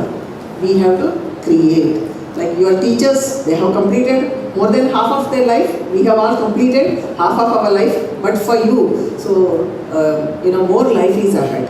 So you should be the creators of the future. So with all these keywords, and I think it is not just for the presentation, not for the certificate, not for the appreciation, okay, not to put it in your profile to get PG seat or something else, but it should be more practical for life, and you should bring the change in the society. And for teachers, I say they should be in the society, more engagement in the society, especially whether it is SHG groups or women or farmers who are into rural enterprises and who are into unorganized sector and who are into informal economy.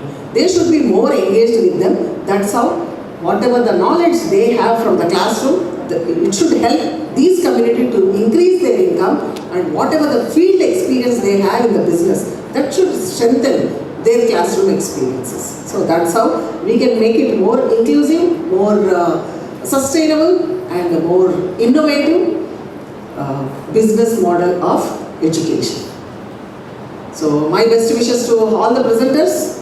So we look forward to your presentations, and definitely I'll be having more questions for you after the presentation. So thank you very much.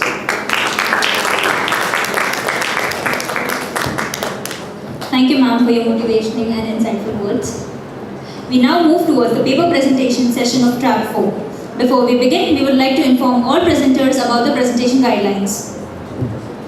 Each presenter will be allotted 4 minutes to present their research paper, and out of that 4 minutes, after 3 minutes, you will be given a warning bell which will leave you with 1 minute to conclude your presentation.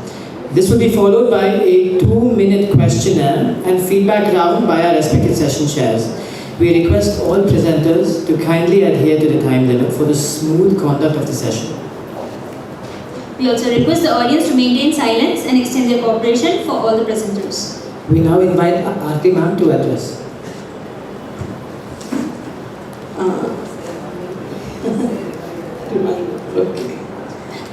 Good afternoon all. Regarding your presentations, we would like to listen your objectives, research methodology, findings and conclusion. Sir, please with us in the time constraint. We request the session chairs to take their seats in the audience. I call upon Shrikant, our first participant for today's track 4.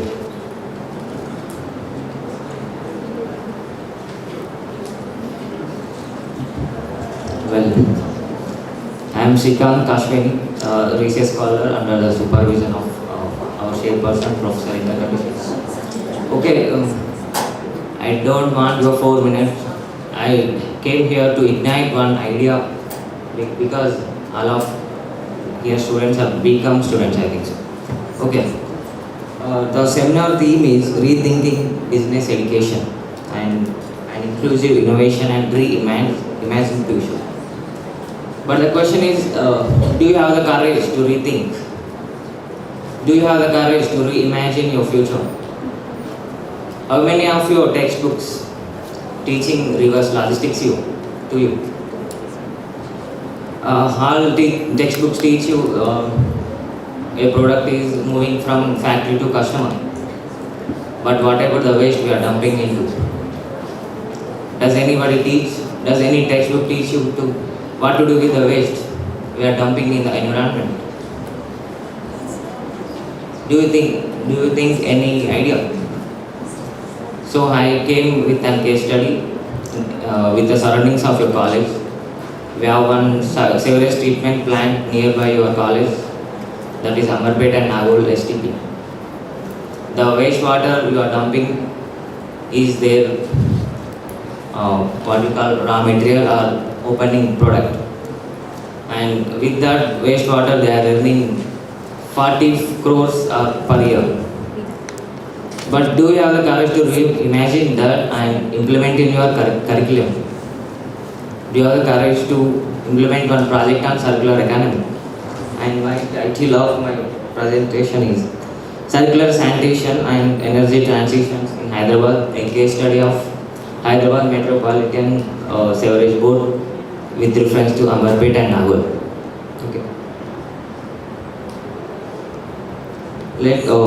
With this STP, they are generating biogas of 25.6 lakh cubic meters per year. With that wastewater, they are generating biogas and they are earning 40 lakh per year with only biogas. With that biogas, again they are generating CNG.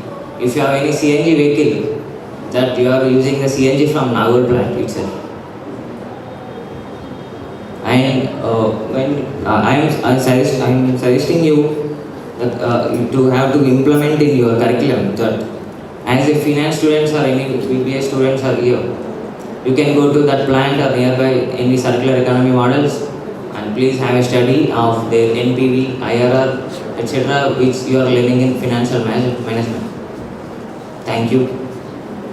Please be a responsible consumer, think in a sustainable way. Thank you.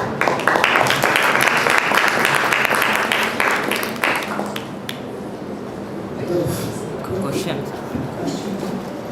Yes, the floor is now open for the questionnaire round by the judges. Any questions from panel or students?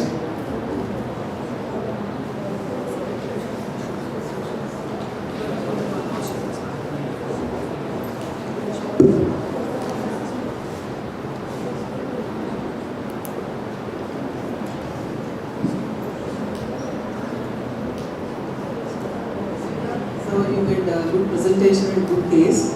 But what is the improvement you have suggested here? For project. For the project, I am not suggesting any improvement. I am igniting the idea into the students that they have to think in a circular model. Just I am presenting the case. What is your background? Commerce. From St. Joseph? No, I am doing PhD under ICSSR. You are a scholar. Yes. Okay. But in any case, okay, you have studied this, but what is the future course of action for this STP? For STP? Yeah. They are implementing more STPs. This is the first one to start, and there are more 20 STPs are coming up with a better idea. And presently these STPs converting 340 million liters per day, and they are aiming for more.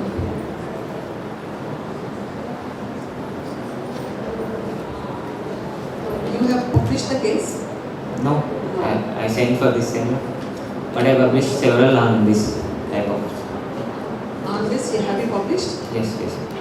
On same case? No, the different case. Alright, all the best. Thank you.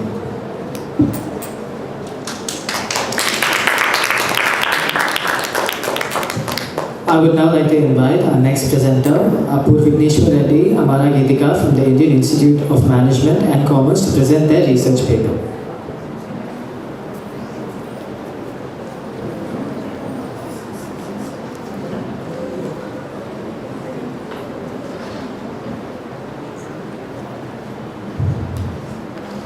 Hello everyone. Good afternoon, one and all dignitaries who are present over here. My name is A. Vignesh Reddy.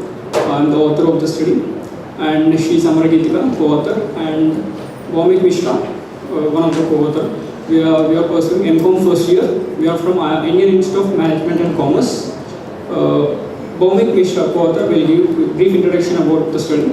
And our topic name is an empirical study on business ethics with reference to Tata Group of Industries. coming to the what is business ethics, it is the moral principle that guides companies and employees to do the right thing instead of what is being legal. And the question is why we choose Tata, as it is one of the most renowned brand not only domestically but also internationally, and the contribution that Tata has given has a significant influence of the development in India, and also it has impacted many Indians, which we should be proud about. Now Vignesh will give you about the object.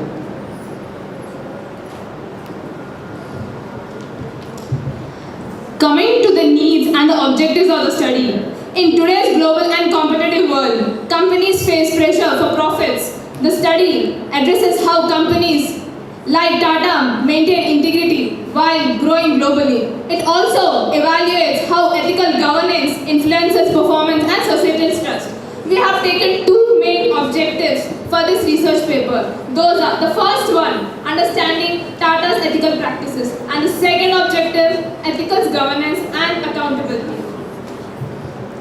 Coming to the research methodology, this study used a mixed method research design, both quantitative and qualitative. Primary data was collected through surveys and interviews to understand the employees' perceptions of ethical climate. Coming to the secondary data, from annual reports between 2015 and 2025 was analyzed to connect ethical practices with financial performance indicators like return on equity and employee retention.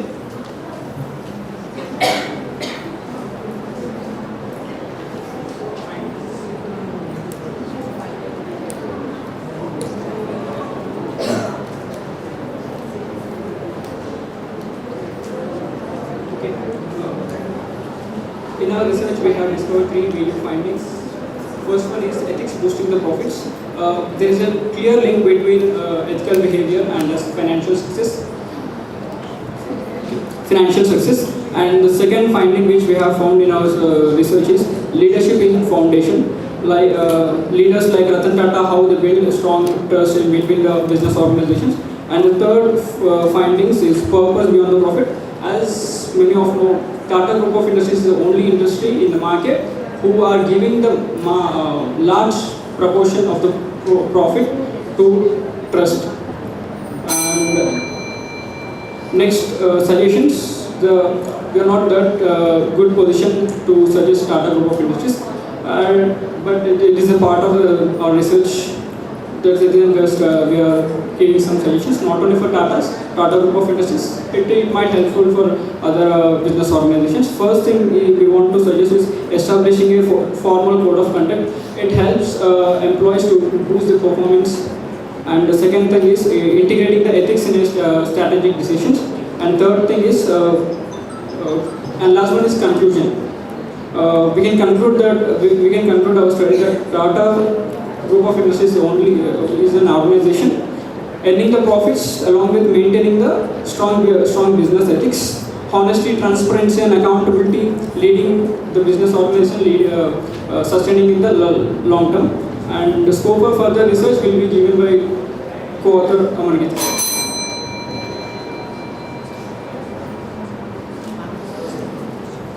Thank you.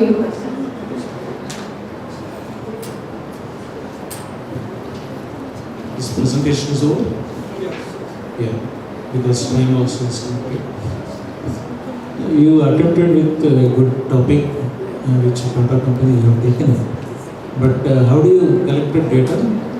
We have collected our primary data from Tata employees and Tata consumers. Primary data? Where did you visit it? Yes, we have visited Tata Group of Industries Where? like Starbucks. Online? Starbucks. Not offline, not physical mode. No, physical mode. We went. Where? And we have circulated a questionnaire. We have collected the information. Is it in Hyderabad or something? Yeah, it's in Hyderabad. Okay. How many employees are working there? Means when we visited there, we have talked to 3 to 4. Do you have any sample size, random system, or any other system to collect the data? No, we just went through question. Okay, it is good attempt, but what my suggestion is, when we are going for collecting data, we should have one clarity. So who will be the targeted people, how to select them, what is the sample size? that you have to identify so that scientifically you can present. The representation of data is important. Remaining things are important. Okay, you just take care of the next one. Thank you. Thank you, sir.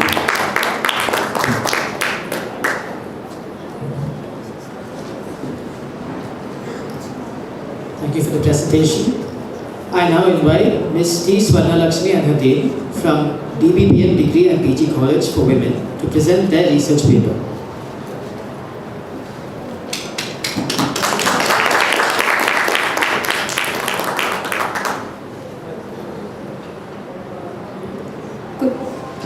Good afternoon, our honorable judges, management, and all the students. We are the students from DBBM College and BCom Computers final year students. Today we are presenting a paper on case study on SEVA for social women empowerment of social entrepreneurship, its impact and inclusion. As we are presenting this paper for the first time within a short duration, our concept mainly focuses on the concept of social entrepreneurship using SEVA. So, social entrepreneurship is all about solving social problems using business ideas. The main aim is to help the society rather than earning profit. It focuses on issues like poverty, unemployment, and inequality. As we have taken the case study as SEVA, so SEVA is nothing but Self-Employed Women's Association. SEVA is a social organization that works for women who are self-employed and working in the informal sector such as street vendors, artisans, domestic workers and farmers. It was established in the year 1972 in Ahmedabad, and it focuses to empower the social and economic conditions of poor working women. So the objectives of a study are to understand the social entrepreneurship. It means that to learning what is social entrepreneurship and how it works and how it solves the social issues of women. And the second objective is to examine social entrepreneurship in SEVA, and the third objective is to explore various programs developed by SEVA. And SEVA has also adopted 5 models like market linkage model, fee for service model,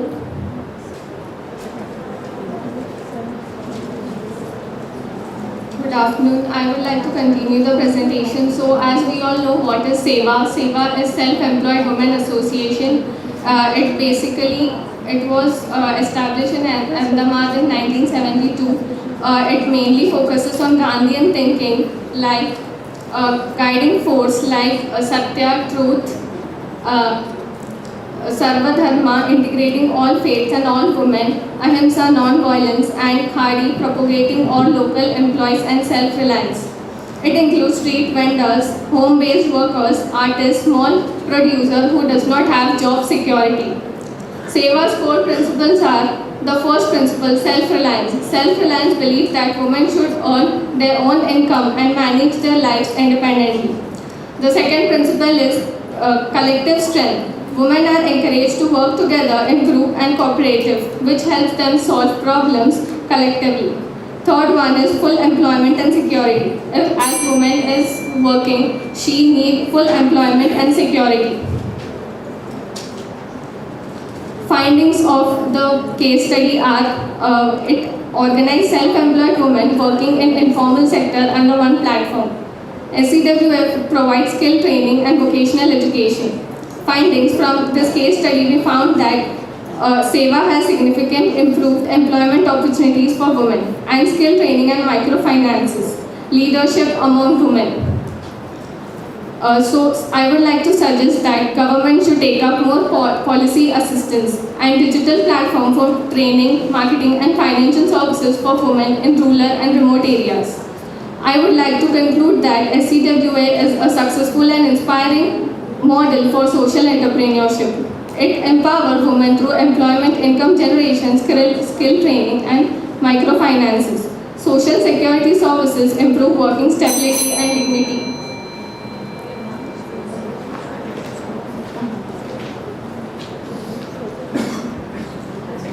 So, yes.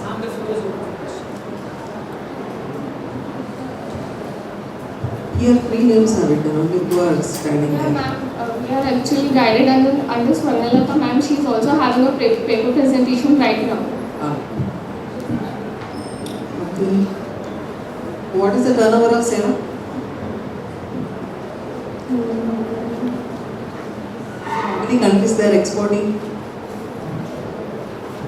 I think only India, ma'am. The first women association in the country, Yes. when you say 1970. See, when you make a case, you have to study from A to Z. Though time is short, it is already established institution, right? What is their brand name? Better to cover all those things. When you say social entrepreneurship, and it is more than 50 years, so you should know what is their turnover, what is their product range, how many countries they are exporting, all that. Their brand name, it is Garavi. Garavi is their brand name. Alright, but what is your suggestion? You are telling government, but if you are given opportunity, what you will do? Ma'am, I would like to take online classes for women who are not educated. Yeah, but how do they participate online when they are not educated? I would first like to, introduce myself to Seva, and if any help, I would do. If they want anything. What is that help? Actually, I'm.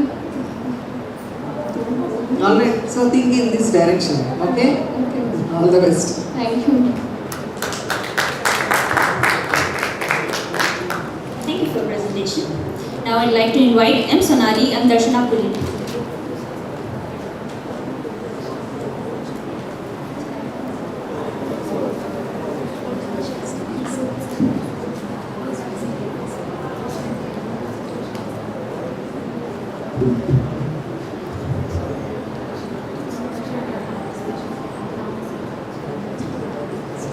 Good afternoon, respected parents, and good afternoon, everyone.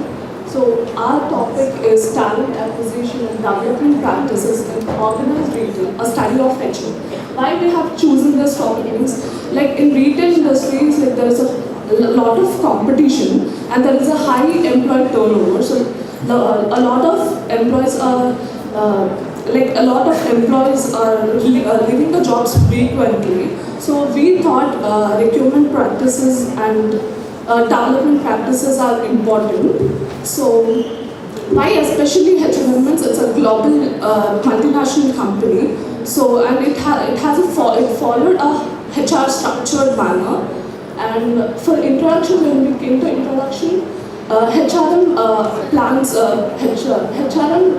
plays a very important role in training, recruitment, and employee retention. So when we recruit good employee, so it will, according to our needs, so it will definitely improve our organizational growth, I feel. And when we use talent of an employee effectively, it also improves the organization needs and as well as the employee growth.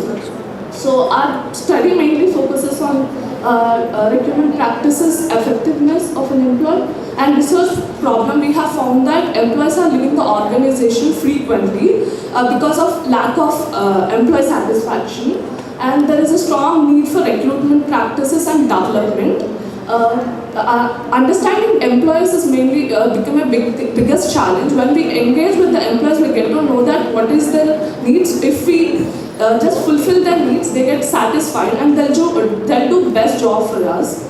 The research gap is there are very few studies they are focusing on employee demographics and recruitment practices, and we have to analyze the recruitment practices and employment performance. So next slide. Yeah, objectives to examine relationship between employee demographics like age and tenure and recruitment practices. That is the one objective we are focusing on to, and the other one is analyze training performance, feedback and reward systems and performance reviews. So next is to us,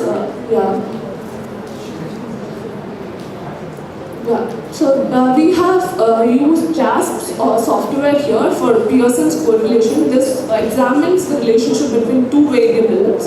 So how they are moving. So it shows this, for this objective, it shows that it has a positive perfect correlation because it's under R represents correlation and P represents whether it is statistically significant or not. So we analyzed it as a positive perfect correlation. It has positive perfect correlation.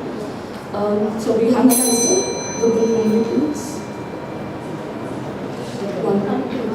Objective 2. So the next objective we are focusing into is training effectiveness.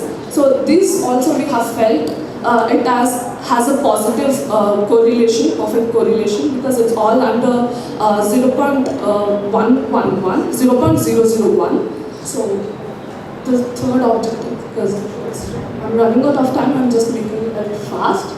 So here we thought of here the relationship between employee satisfaction and group. Here it says that they also have near perfect positive correlation because it is also matching all of them. Methodology for research design, we have using a quantitative research approach. Primary data, we have made questionnaires and sent to the employees. From secondary data, we went through articles, blogs, textbooks, and company information. For example, we have sent it to across 700 to 800 people. We got only 1 or 8 respondents. We thought it is manageable. What is the conclusion?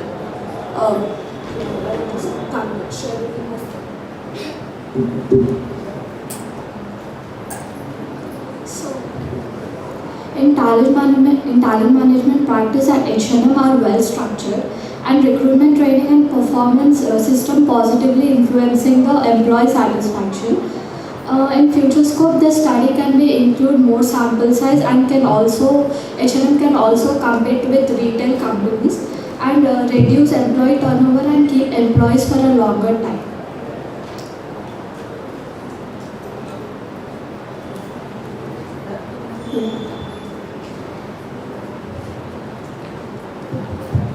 Why you have selected H&M only? Because it's a global national company and it operates over 75 plus countries and it has been entered into India in 2015. So it has followed a HR structured manner, like a well structured HR manner. So when it is well structured, then what is the need to study?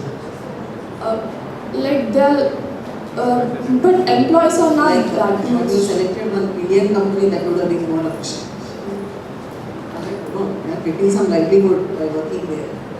Alright? But good that you did some analysis and you learned some what is correlation, what is regression, all this you have learned, right?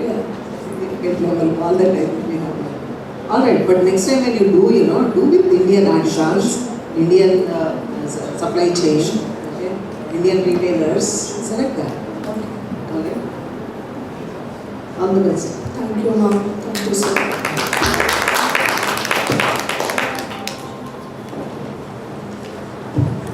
Thank you for presentation. Now I'd like to invite Dr. K. Suvarchala Rani and her team.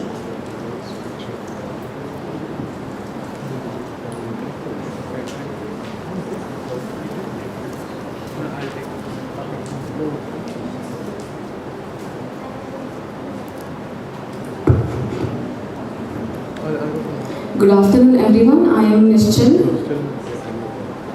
My name is Ritvik. and we are from Women's College. So our topic is corporate social responsibility and business ethics. Yeah. So in today's business world, companies are expected not only to earn profits but also to act responsibly towards society and environment. Issues like environmental degradation, social inequality and corporate scandals have made CSR and business ethics extremely important.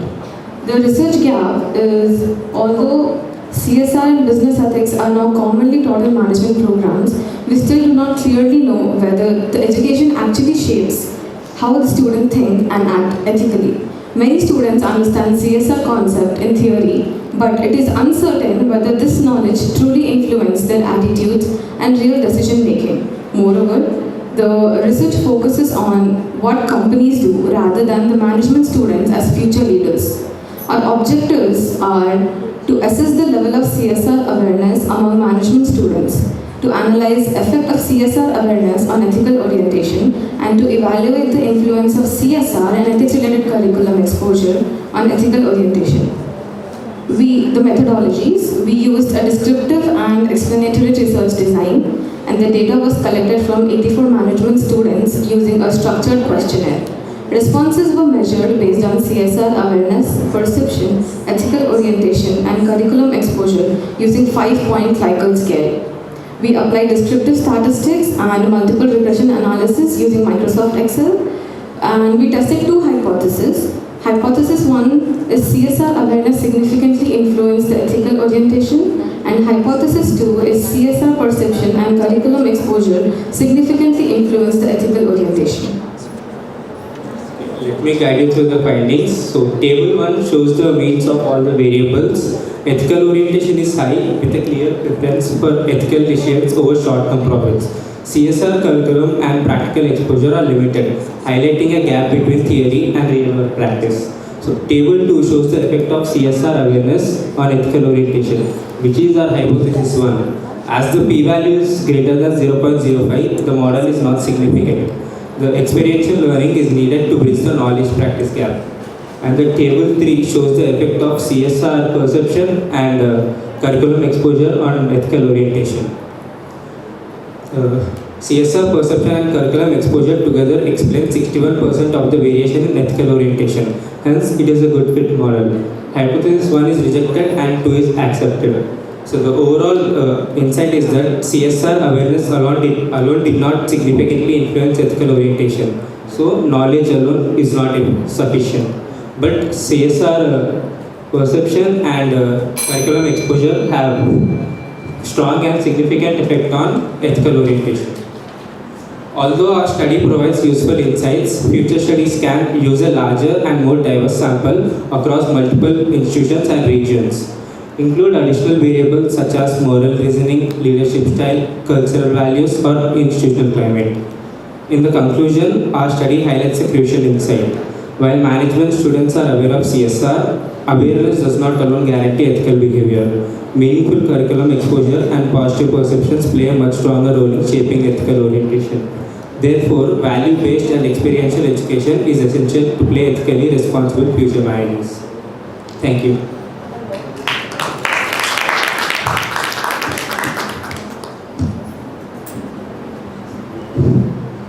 Yeah, audience is not asking any questions?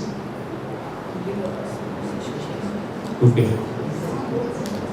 Yeah.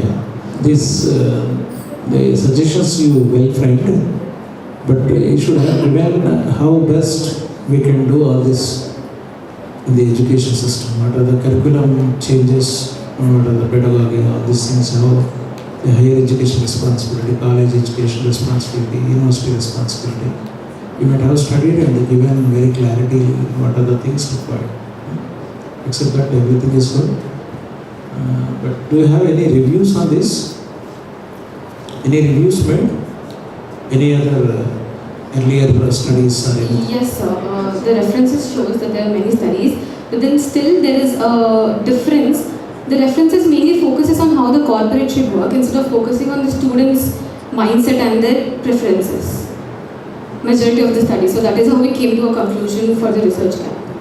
Yeah, it's good. Good presentation. Thank you, sir.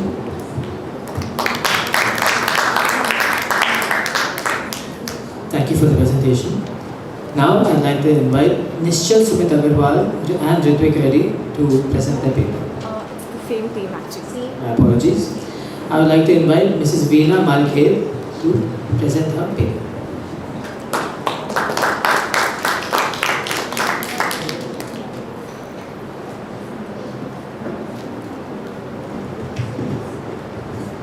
Good afternoon.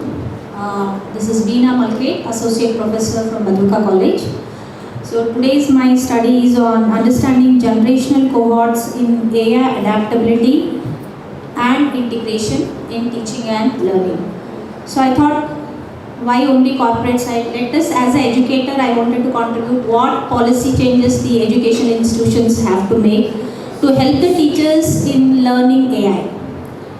So, artificial intelligence these days is very popular. It is used in businesses to search for the new opportunities, and it is used at the professional front as well as personal front in framing our emails, chats, etc. So in this context, as an educator, how AI is used in educational institution, how it transforms teaching and learning, we all have experience.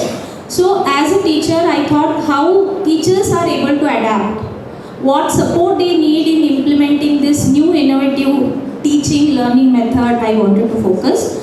Coming to my literature review, in my review I have learned the papers what I have reviewed, they all have either focused how AI is effective in classroom teaching, how AI increases classroom engagement, how the teachers are literate for using AI and AI driven teaching. So the literature gap, research gap what I have identified is AI adaptability, its implementation among different generational cohorts. I have chosen two generations, Generation X as well as Generation Y. So Generation X, the individuals between 41 years to 36 years to 61 years. Generation Y is 30 to 46. So X is 46 to 61 and Y is 30 to 45, I'm sorry. The only one objective I have chosen, that is to examine how the Gen X and millennials, that is Gen Y, adopt, accept and implement AI in classroom teaching. So the methodology I have adopted is primary data for the Hyderabad city with a structured questionnaire. I have thought of 50 samples, but I could collect only 31 teachers, and I have used one-way ANOVA to analyze my data. So coming to the data analysis, most of the teachers are female and Gen X are more than millennials. AI usage is mostly occasional, not used regularly in classroom teaching.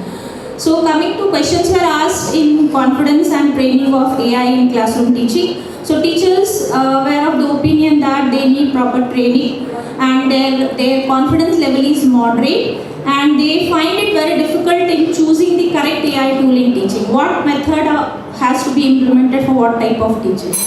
So overall impact, 58% above feel that it is leading to student engagement in the classroom. 75 improves teaching learning and positive perception across both the generation. Coming to my ANOVA, so I have chosen the independent variable as generation and dependent variables as frequency of AI usage, time to start, difficulties in choosing the tools, and AI increases classroom engagement. And almost all the directions shows not statistically significant results.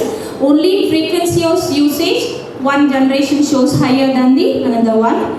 And coming to the discussion part, there is no substantial generational difference. Similar adoption is found among both the generations, and perception towards AI among both the generation is consistent. So no major generational gap, and both the generations were of the opinion that they need strong training in implementing AI tools. So it is a suggestion that education institutions should come forward with the policy of teaching AI tools for teachers first. Thank you.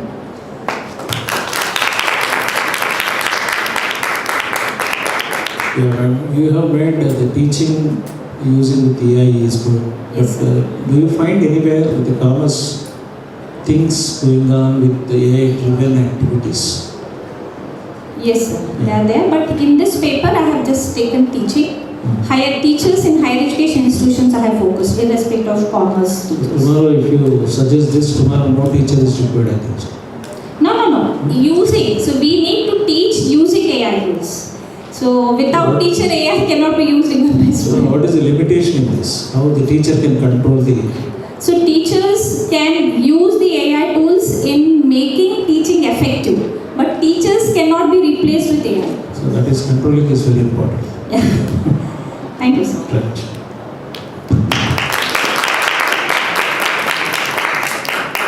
Thank you, ma'am, for your detailed presentation. I would now like to invite Ms. Deepa Agarwal and team to present their paper.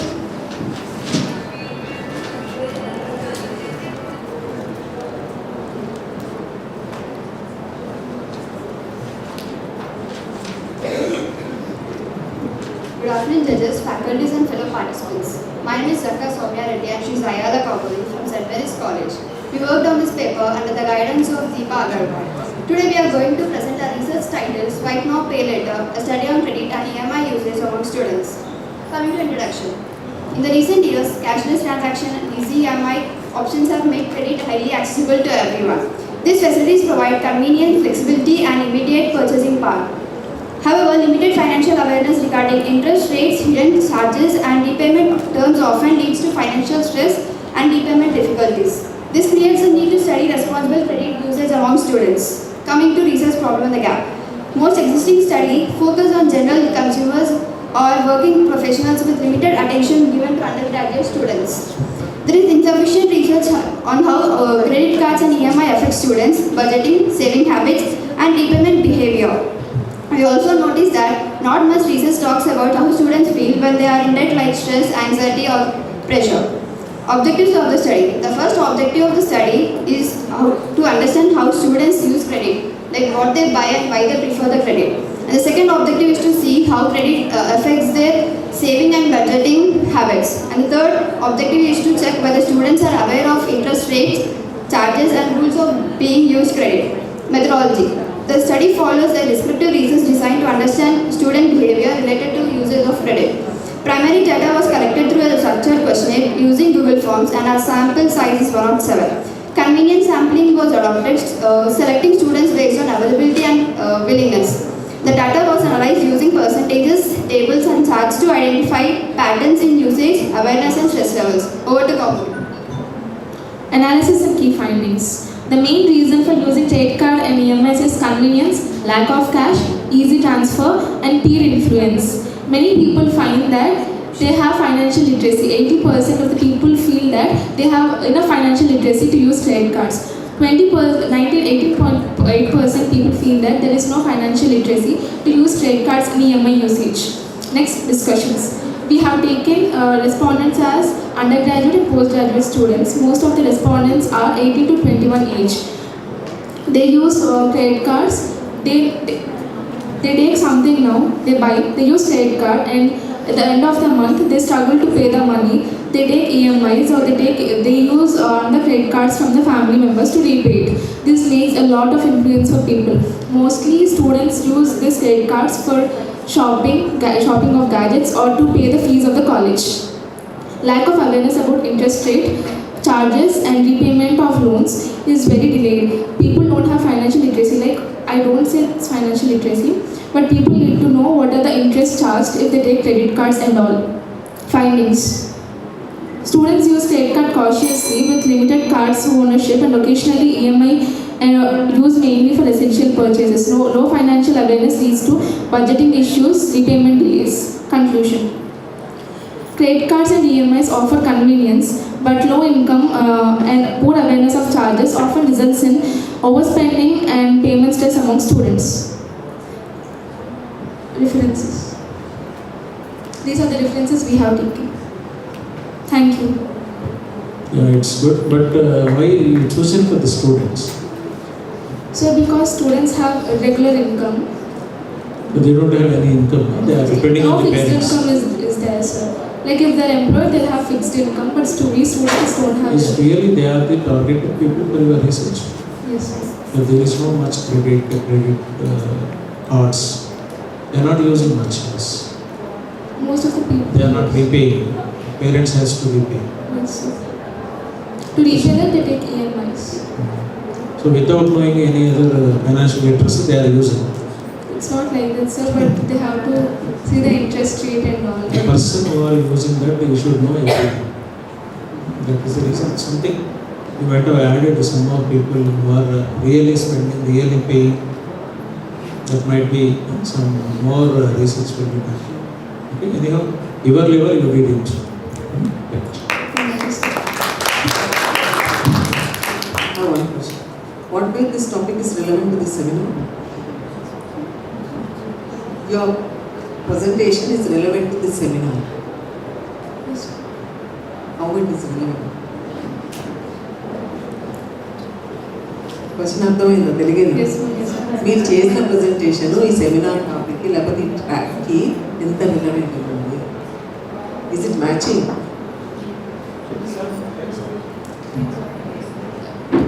చెప్పండి. Is it relevant matching అది? Somewhat. What is that sum?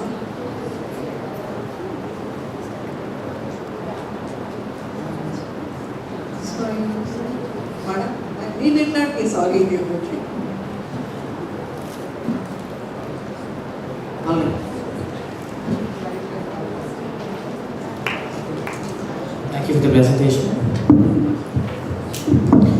I would now like to call Mrs. P. Durga Rani for her paper presentation.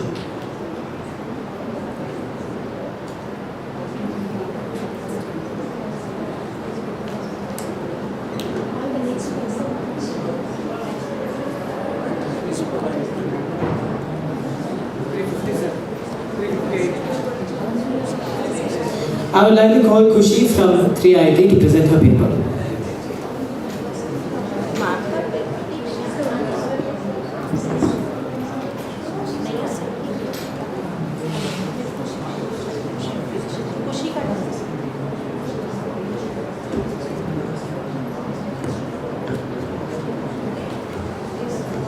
Good afternoon, respected Chair, fellow researchers.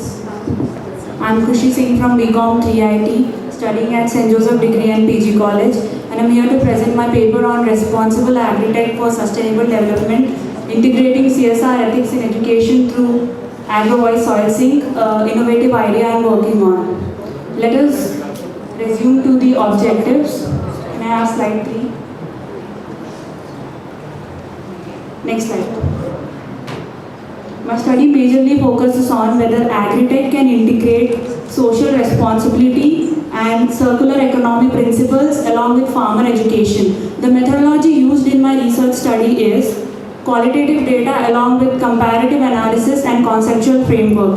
And I also use secondary data from FAO, OECD, World Bank and SDG framework.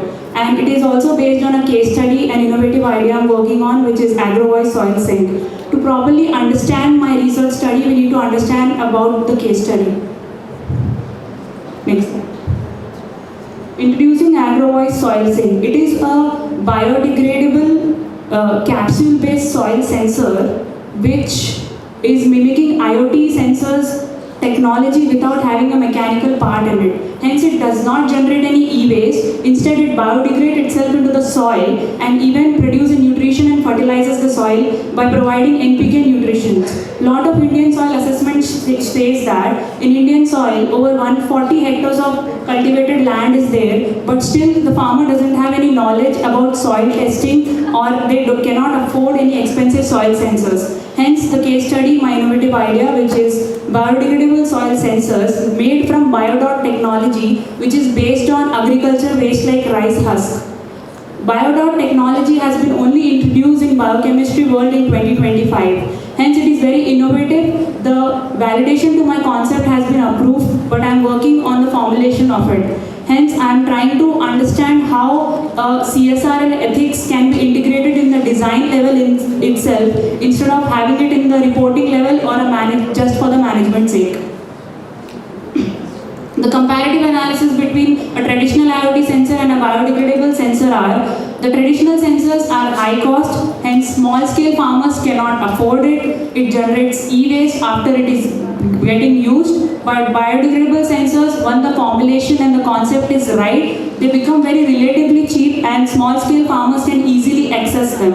And also we can educate the farmers when it is coming to the relevance of the seminar. Farmer education is also very inclusive, which many agri-tech studies present in India is not including in their studies. That is where literature gap are identified and studied there. Next slide. Now integrating CSR and ethical dimensions into the ideation phase itself. environmental responsibility, social responsibility, and education responsibility towards the farmers should be integrated in the ideation of any startup, or any entrepreneur should learn how to have a CSR as a whole framework and architecture, instead of just having it a mandatory reporting time at the end after the profits are already down. Next slide. In the conclusion, I would like to say my study positions CSR and social impact as a new whole architectural framework, and my findings also states that instead of having them at the reporting time, we need to restructure our whole design and ideas when it comes to entrepreneurs, professors, students. We need to make CSR as a whole new framework instead of making it as a conclusion impact. Thank you. Thank you, Khushi, for your presentation.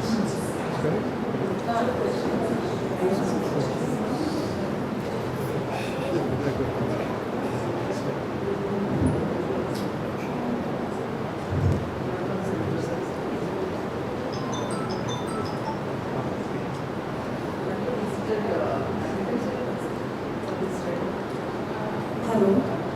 Actually, ma'am, I was connected to VHub. There, this Agrovise Soil Sync has won the Best Innovation Idea Award, and I'm currently working closely with AGAP in terms of findings and in terms of formulation of these capsules, since I'm not from biochemistry background.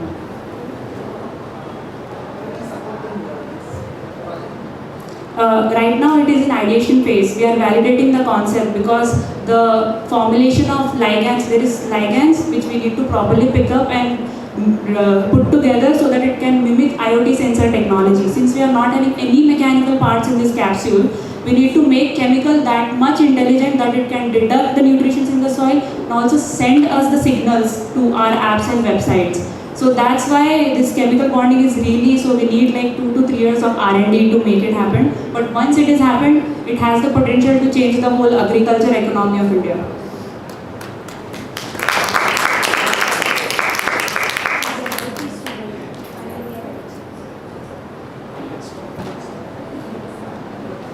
Thank you for your presentation, Khushi. Now I'd like to call Mrs. P. Durga Rani ma'am to present her paper.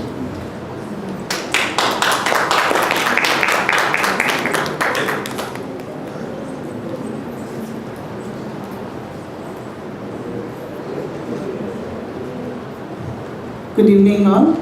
I'm B. Durga Rani from Bhadrika College of Commerce and Arts. My topic is reimagining public sector transformation through emerging digital technologies. The major need is, coming to my introduction, the need for transformation. Why there is a need? The need of transformation because of rapid technology change, raising citizen expectation and fiscal pressure. So we are thinking about the socio-economic challenges. Coming to my research gap, I have taken study in isolation, only I focused on the secondary data, and here my objectives, coming to my objectives, I have taken to assess the impact of digital transformation on governance, efficiency, transparency and accountability, and to examine the role of digital technology in citizen-centric governance. And I identified the best practices and policies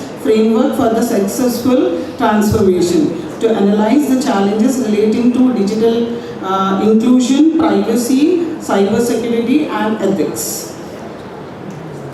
Coming to my findings, that is digital adaptation. There is an increase in the digital adaptation. Widely people are accepting it. Even it is reaching to the rural areas. Fundamentals, everything, people are getting accustomed to the technology and able to use in the public sector things. And coming to the government impact, if you can see it, their efficiency and service delivery has become efficient after using the technology. And coming to the transparency and accountability, there is open data, people can view their information, how it is coming, and all the things are transparent. Then come data-driven policies, evidence-based, everything statements, everything is nowadays is evident. Then coming to the key challenges, what we have, that is institutions are not ready to change themselves, and digital skills gap is there. And moreover on that, we have a cyber security problem, data privacy. These are all the things that are affecting, that are the key challenges.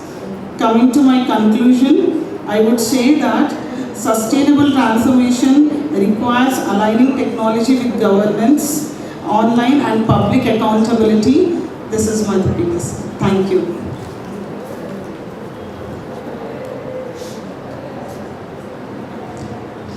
Yeah, great presentation. Thank you. Thank you, sir. Thank you. Can we ask next? Thank you, ma'am, for your presentation. For the last presenter, I would like to call G. Ragini and team.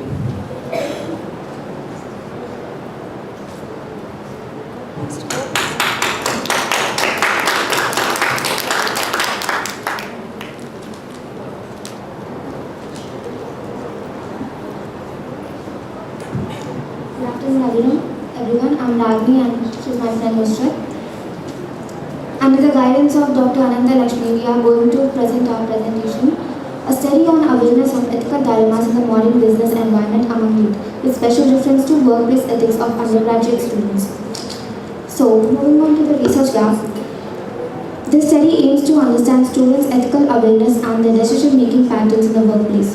The objectives of the study are assess the level of ethical awareness among undergraduate students, to identify major ethical issues in modern business practices, to analyze the gap between ethical knowledge and ethical behavior, and analyze the role of education in promoting ethical awareness and ethical decision-making among youth. We followed descriptive and analytical research design. Primary data was collected through a structured questionnaire using Google Forms, and the secondary data was collected from journals and research papers. And the sampling, a convenience sampling method was used. The sample size of the study was 101 undergraduate students from Hyderabad. With this, I would like to hand over the presentation to my team. Good afternoon, everyone. I am Nusrat and I will be continuing from here. So here is the graph of the data collected. As per the data collected, 56 students, 56% people are aware about ethical dilemmas, and around 65 to 75% were able to identify the ethical violations. But still, 25 to 30% justify unethical practices under certain conditions. A significant portion of respondents remain neutral, which shows ethical uncertainties. So, from the data, we can interpret that.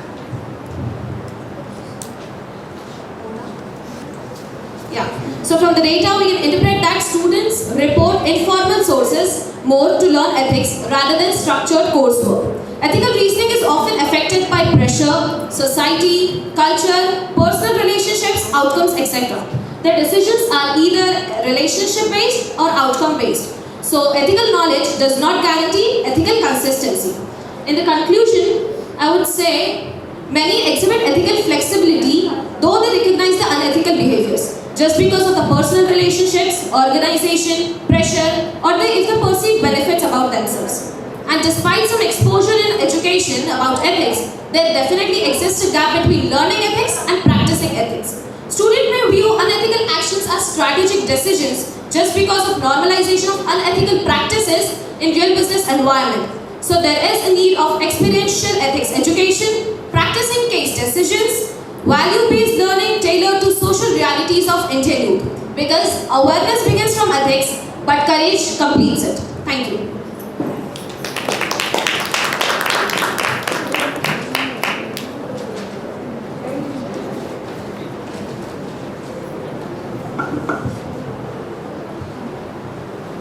Yeah, we can conclude this session.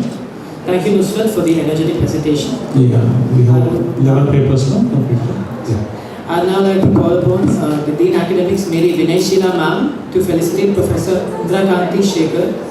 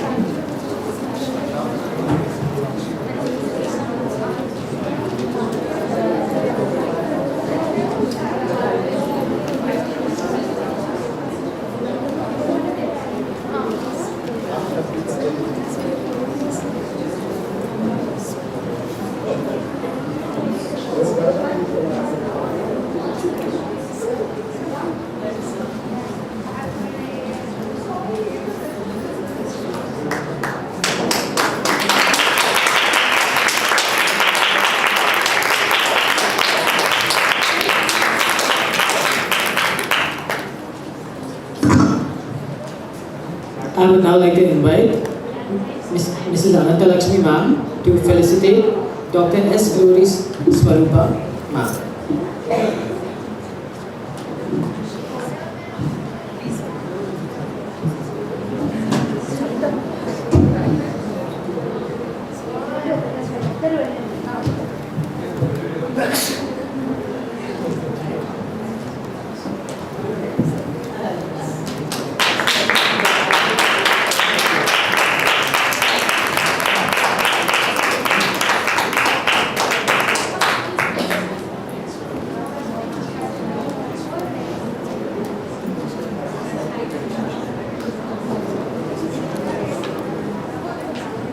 With this we come to the end of track 4. Thank you for attending. This will be the end of presentations. I'm requesting everyone to stay back for the valedictory ceremony. Thank you all.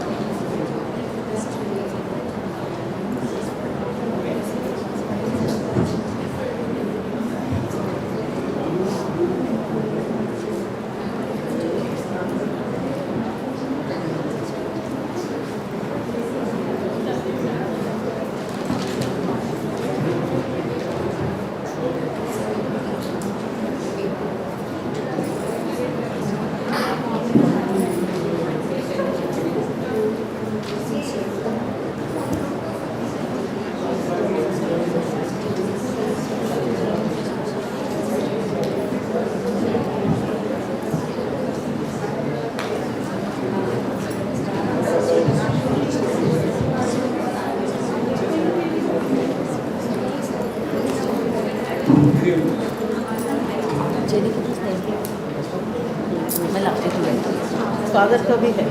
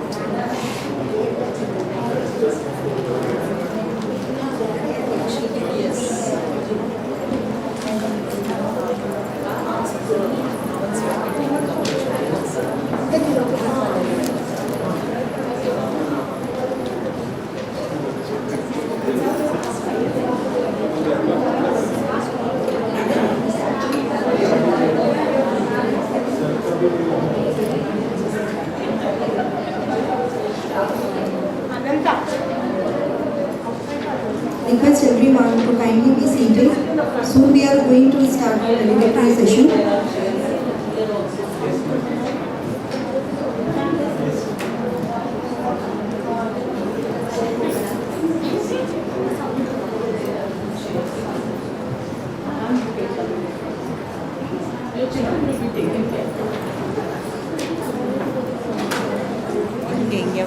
You can sit here. Please be seated. You can sit here. Thank you.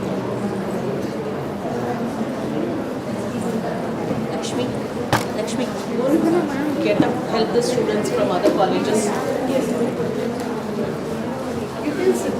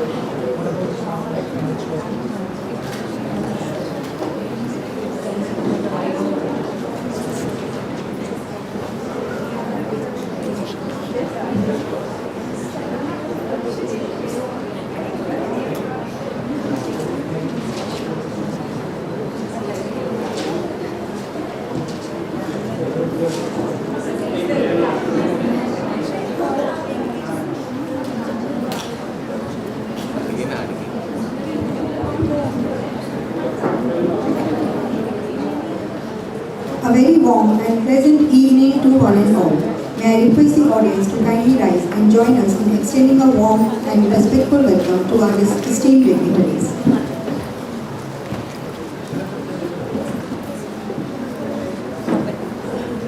Thank you everyone. Please be seated.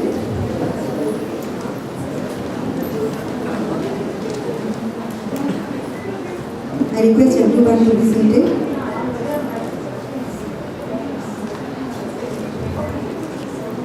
The end of the journey marks the beginning of reflection and renewal. I, Mrs. Sarika Verma, Assistant Professor, Department of Commerce, wholeheartedly welcome all esteemed dignitaries, researchers, faculties and students on behalf of St. Joseph Degree and PG College to the valedictory session of the two-day national seminar on Rethinking Business Education in India, an inclusive, innovative and reimagined future, which is organized by Department of Commerce in collaboration with ICSSR Southern Region Center. Over the last 2 days, this seminar has fostered thoughtful discussions and valuable academic exchange on the future of business education. It has truly reflected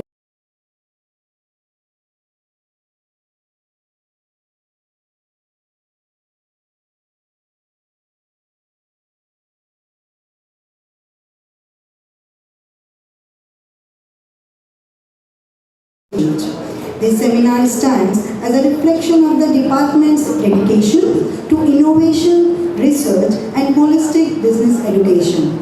I now request our respected dignitaries to kindly grace the dais. Today we have our guest of honor, Dr. S. Glory Swarupa, former Director General, Institute of MSME, Ministry of MSME, Government of India. We have Reverend Father Anthony Sagaraja, Principal, St. Joseph's Degree and PG College. We have Professor Prabhakar Reddy, Academic Advisor, St. Joseph's Degree and PG College.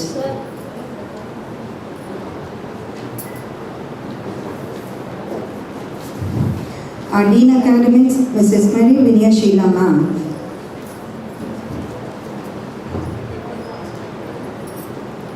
And our Head Department of Commerce, Dr. R. Srilakshmi Ma'am. Thank you for your presence.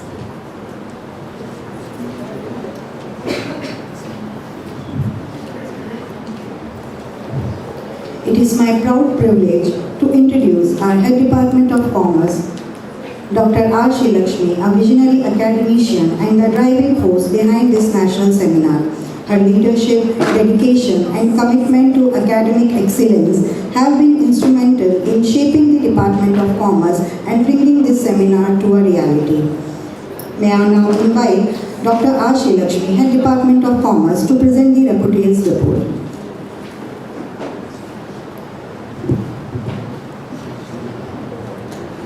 Thank you, Sarika ma'am.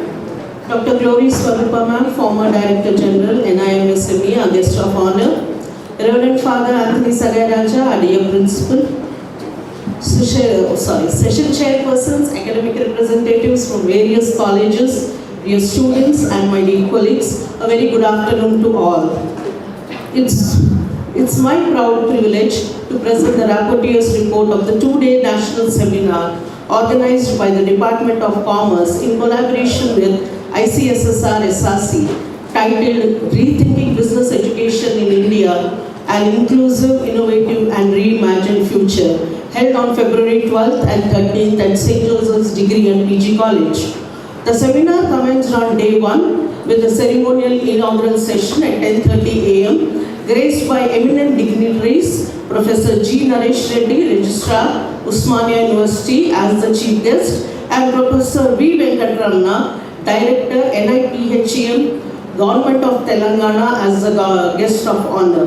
The welcome address was delivered by Principal Reverend Father Anthony Sagaraja, who stated that the seminar theme aligned with the institution's vision of achieving academic excellence. He expressed confidence that the deliberations would provide valuable insights for defining business education and thanked ICSSR SRC for their collaboration. In his address, the correspondent emphasized the need to integrate technology into curriculum and design programs that meet evolving industry demands. He appreciated the Department of Commerce for its dedicated efforts in organizing the seminar. Dr. Srilakshmi, Head Department of Commerce, presented an overview of the seminar, highlighting its relevance, objectives and expected outcomes, and expressed deep gratitude to ICSSR for sponsoring and enhancing the credibility of the event. Professor Naresh Reddy stressed 3 key mandates under NEP 2020: skill development, aligning syllabus with industry needs, and bridging the gap between academia and industry. He also highlighted initiatives undertaken for curriculum restructuring at the undergraduate level by the Usmania University. In his keynote address, Professor V. Venkatramana underscored the importance of producing entrepreneurs rather than job seekers. He noted the urgent need for curriculum transformation, shorter postgraduate programs, and adopting a cafeteria approach to offer students greater academic flexibility. The souvenir of the national seminar was released by the dignitaries, followed by felicitation and formal vote of thanks. Track 1, which was coined as Strategic Shifts in Education, Reimagining Curriculum Through Policy and Innovation. The session chairs were Professor Y. Ramakrishna, Dean Research IPE, and Professor Prasanna Singh, who travelled all the way from Kerala to be with us. A total of 8 papers were presented, and the best paper was selected by the session chairs. Track 2, Digital Transformation and Technological Integration. This track recorded the highest number of papers with over 25 papers, underlying the need for integrating curriculum with technology. The session chairs were Professor Nazia, Professor from Osmania University, and Dr. Sugandh Arora, Symbiosis School of Economics, Pune. 15 papers were presented and as parallel sessions, one in the same venue and one in the Jubilee Hall. Day 2 began with track 3, Bridging Financial Literacy and Inclusive Education with Innovation in Commerce and Entrepreneurship. The session chairs were Dr. Mergu Venugopal from Geetham University and Dr. Kittu Vijay Manda from Vizag. A total of 14 papers were presented. A panel discussion on inclusive pedagogy, bridging gaps in business education was moderated by Professor C.H. Lakshmi Kumari, Dean Research IPE. Panel members included Dr. Glory Swarupa Ma'am, Professor Ramlal from NIT, Warangal, and Dr. Sumit Obrai, Symbiosis School of Economics, Pune. The discussion highlighted faculty upskilling and adoption of innovative pedagogical approaches. Track 4, Educating for a Sustainable Economy, the track which we had just completed, CSR and Business Ethics. The session chairs were Professor Indraganti Shekhar, Principal, Osmania University College of Commerce and Business Management, and Glory Swarupa Ma'am. Total number of papers presented were 10. Track 5, Indian Knowledge Systems and Cultural Integration with Business Education. Session chairs were Dr. M. Chandrasekhar and Dr. Sumit Obrai. Total number of papers present were 11, and also there were 5 more from track 2 which were also co-presented. Now coming to the seminar highlights. Now this would speak lots of the success of the seminar. Now one of the key mandates of ICSSR is it's completely offline, including resource person sessions. They said a no for online stream, and to be very honest, it's a big challenge to get the kind of resource persons we got from Kerala, Pune, Vizag. So a big round of appreciation to our session chairs who traveled all along to be with us. And also the department was a little apprehensive about the number of papers we will receive. And all of us know the kind of restrictions we have in institutions. But we have an amazing number of abstracts received. We have received close to 120 abstracts. Full papers are 100. And paper presentations are 60. Completely in offline mode. Now these numbers reflect the strong relevance of the theme of the seminar and how relevant this theme is for all academicians, industry experts, and everybody who is involved in shaping the young professionals for tomorrow. So thank you all of you for making this national seminar a big success. So thank you each one of you, each participant, each member of the Department of the Commerce, and to share in front of the principal. We have been breathing only national seminar for the past 3 months. Each and everyone in the department. We spoke, everything was involved in the national seminar. Now I have a deja vu, like from Monday what will be the agenda, one of my colleagues was asking. Ma'am, national seminar has come to a close, valedictory ceremony. I said we will come up with something else. So thank you all for being a wonderful audience and wonderful participants. See you all in our future audience. Thank you. Thank you so much, Dr. Arshi Lakshmi ma'am. May I request our respected principal, Reverend Father Anthony Sagai Raja, to kindly present a bouquet and extend a warm welcome to our distinguished guest of honor, Dr. S. Glory Swarupa.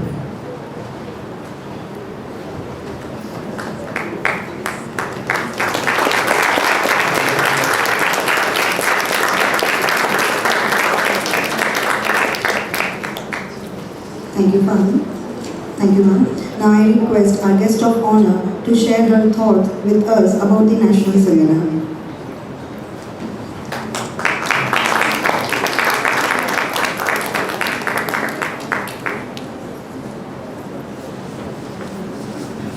Very good evening to all of you. Respected principal, dignitaries on the dais, the presenters, and faculty, students.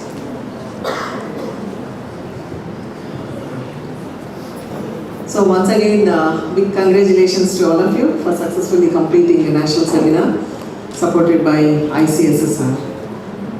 So I named this as Rethinking Business Education in India, an inclusive, innovative and reimagined future 1.0. So now, just now Dr. Sri Lakshmi is telling what from Monday onwards. You should work for 2.0. Very simple. Very simple. So that's how it goes on. Even when we organize the conferences and symposium, we do that in a series, because one is not sufficient. So many aspirant presenters, because I was in track 4, including the faculty members. Yeah, so I don't know, students are competing with faculty or faculty are competing with students, but everyone made best presentations. It was very tough. There was a tie also. Yeah, it was like that. I think the students, they have come out with very relevant topics. By and large, they have also tried to put it in a research paper format. So defining the objective, then I think methodology, so telling many things, and conclusion, putting references in proper format. I think good coaching is going on, guidance is going on. So how to make it a presentation at seminar, at national forums. Only thing is, at least 5 minutes time should be given for them for presentation. With a lot of preparation, when they come, it is disappointing. What they want to tell, they cannot speak. That's how it can be planned. The 2.0 could be doing. So it is thought enough, okay? It is well thought. So the thinking should be put into action. So it can be redoing business education, you can say. By that time, you should do something in the campus, in the outside, at the outside also, and you can name it redoing, and you can do and show to the entire world, I can say.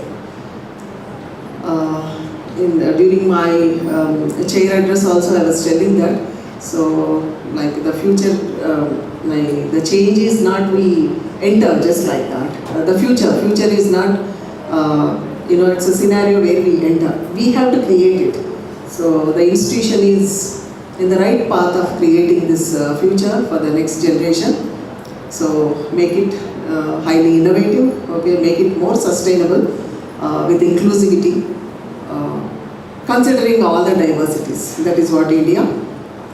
Thanks for having me here. So my best wishes to all the students, and success. I wish all the success to the department under the able guidance of principal, and look forward to 2.0 of redoing.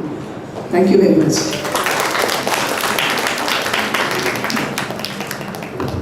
Thank you, ma'am, for your valuable insights and encouragement. At this moment, I would like to request some of our participants to share a few reflections about the 2-day national seminar, which will help us to enhance our future academic initiative.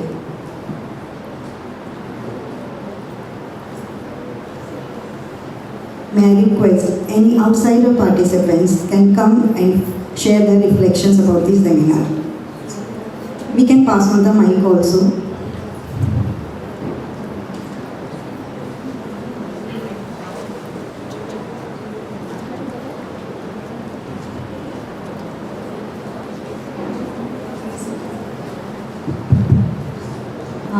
Very good evening. I am very much thankful for college management and all the Commerce Department people for giving us this opportunity. It was a wonderful experience. Only I wish I could get more 2 to 3 minutes time to express my research findings and conclusions in depth. That might be self-satisfaction. It's maybe the guideline. It's a wonderful experience. And the topic, I really appreciate the topic because it is going to the current world what we see, AI, all innovations. Our government is also making various policies in encouraging the youth towards innovation in all the sectors. So the topic is relevant to the current scenario. So it's a wonderful experience. Thank you so much. Ma'am, your name and college. I'm Mrs. Veena Malkhet. I am Associate Professor in Management from Badruka College.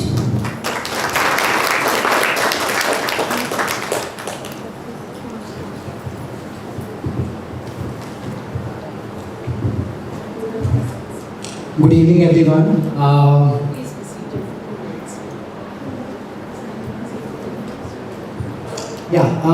My name is Mirza Mohammad Bey. So I'm proud alumnus of St. Joseph's. So when I talk about St. Joseph's, it is something which always tries to bring some change, not only in the students who are working or studying, apart from that the people who are actually collaborated with it. So since many years, St. Joseph's, if we see, has brought a lot of change in each and every student's life. They try to come up with something which is more and more innovative. So today, this session, when I talk about, is something which actually helped me align my corporate experience along with the theoretical knowledge. So I would like to thank the institution, respected father, all the faculty members and the coordinators for organizing such a wonderful event. Thank you so much.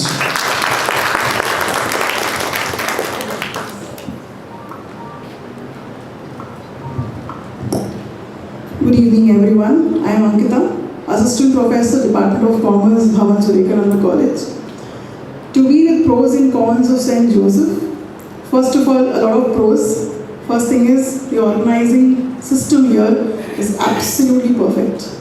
We receive the mails on time, we receive the information on time. The communication that Joseph created for all of us was very good. Second thing, the welcome was very good. I love the registration children. With a beautiful smile, they welcomed me. I was late, but still they welcomed me. Thank you for that.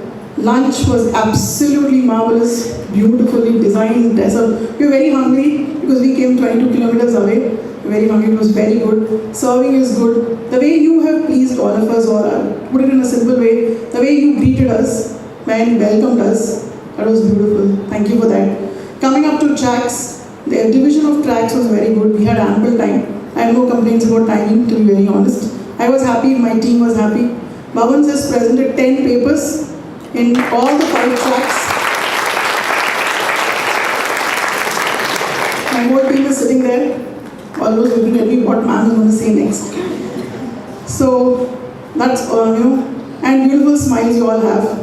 That's a beautiful thing of St. Joseph. I've been here, I know ma'am very well. We are friends in so many years. But when I came, I didn't look at her because it doesn't look nice. We know each other from so many years. That's a welcome that St. Joseph has given. One con that I wanted to tell everyone is, can we please get the program schedule? We haven't got it in our track 2 because we have to apply for an OD. And if we don't apply for an OD without a program schedule, we don't get it. Bhavans is also autonomous and you know the rules of Bhavans. That's the only one thing I have. Rest everything is perfect. You were absolutely very good. Thank you so much for being such a beautiful host. Thank you.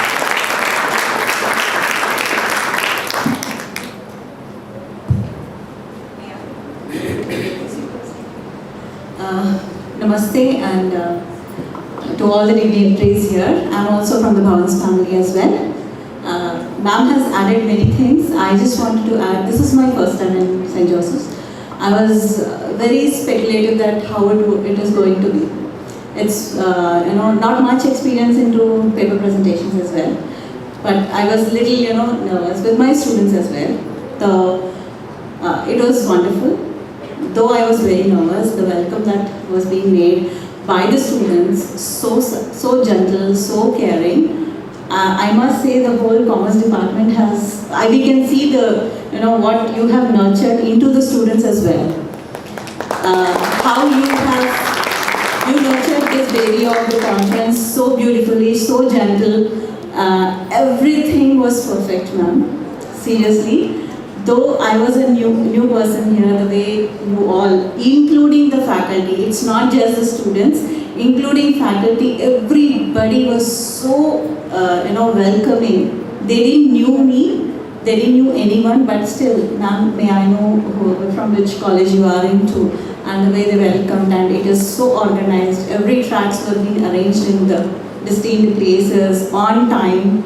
Very, very happy for it, ma'am, and looking forward for 2.0 as ma'am said. Thank you.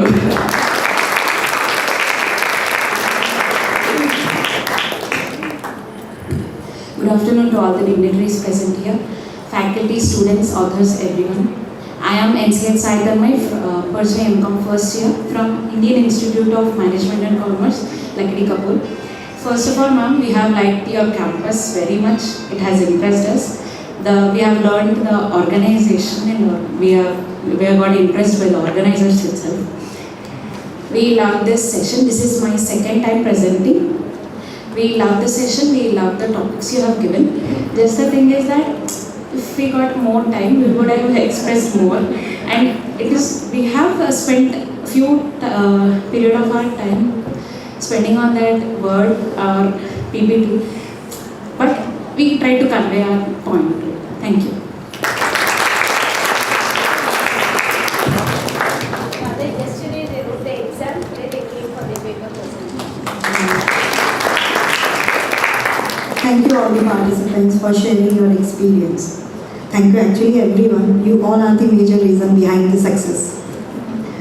We now come to a special moment of recognition in the valedictory session.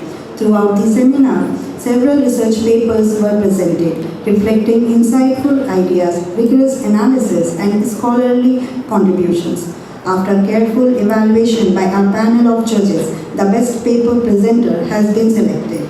We now proceed to honor the researcher whose work stood out for its quality, relevance, and presentation. May I now request Dr. Y. Geetanjali, convener of National Seminar, to read out the names of the winners.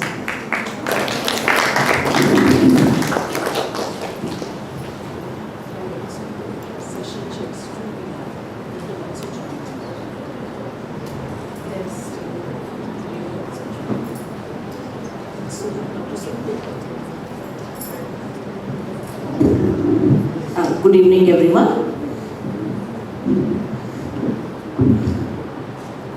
I take this privilege to read the best paper details. Before, I request Professor Glory ma'am and Dr. Sumit to please join. Sumit O'Brien.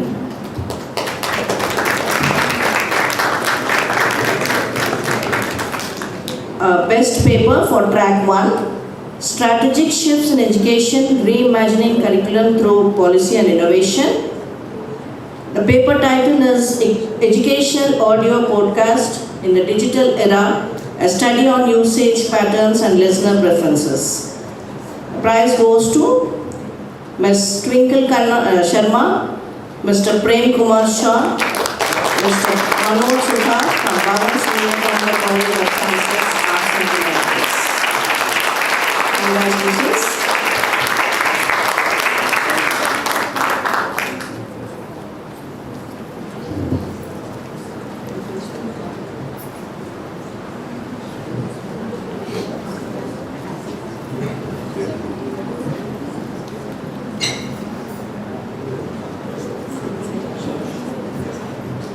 They were awarded with a cash prize of rupees 2,000.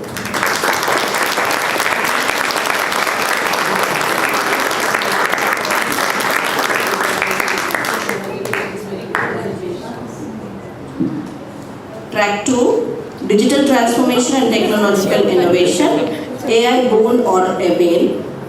Awareness Study among Gen Z, Ms. Vijay Sadhvi, St. Joseph Institute.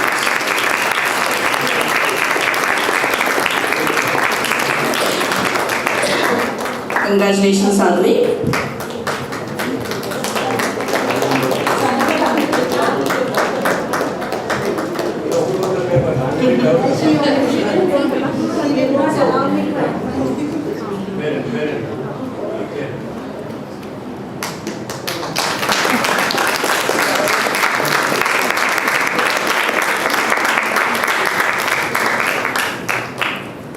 Track 3, Bridging Financial Literacy and Inclusive Education with Innovation and Commerce and Entrepreneurship. a study on empowering and transforming for Bharat at the rate to 2047 through entrepreneurship, innovation and financial literacy. Ms. Madhvare Tanushri, Ms. Neelam Maitri from DBPM College and Overnight. Congratulations, students.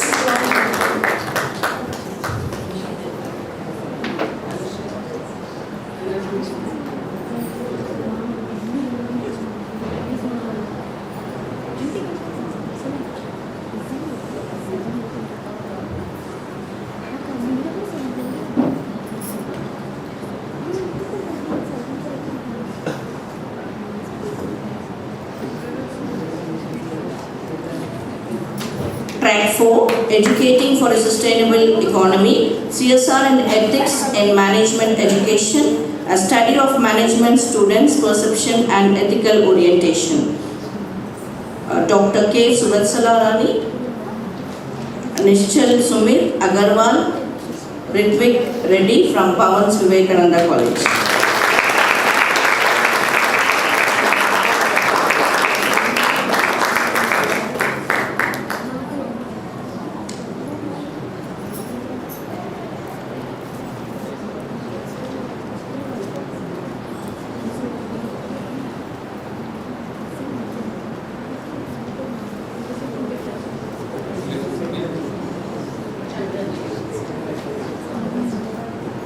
Track 5, Indian Knowledge System and Cultural Integration. Topic is a study on IKS and cultural integration with business education. P. Akshita from DBPM India PG College.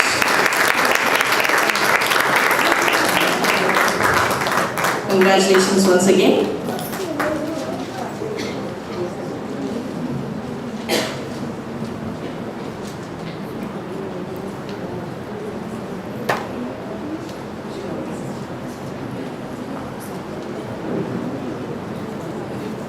Thank you, Father. Please just As a token of our respect, gratitude and appreciation, we now proceed to felicitate our honored guest whose presence has truly added grace and significance to this valedictory function. I will request respected Father Anthony Sagaraja to felicitate the guest.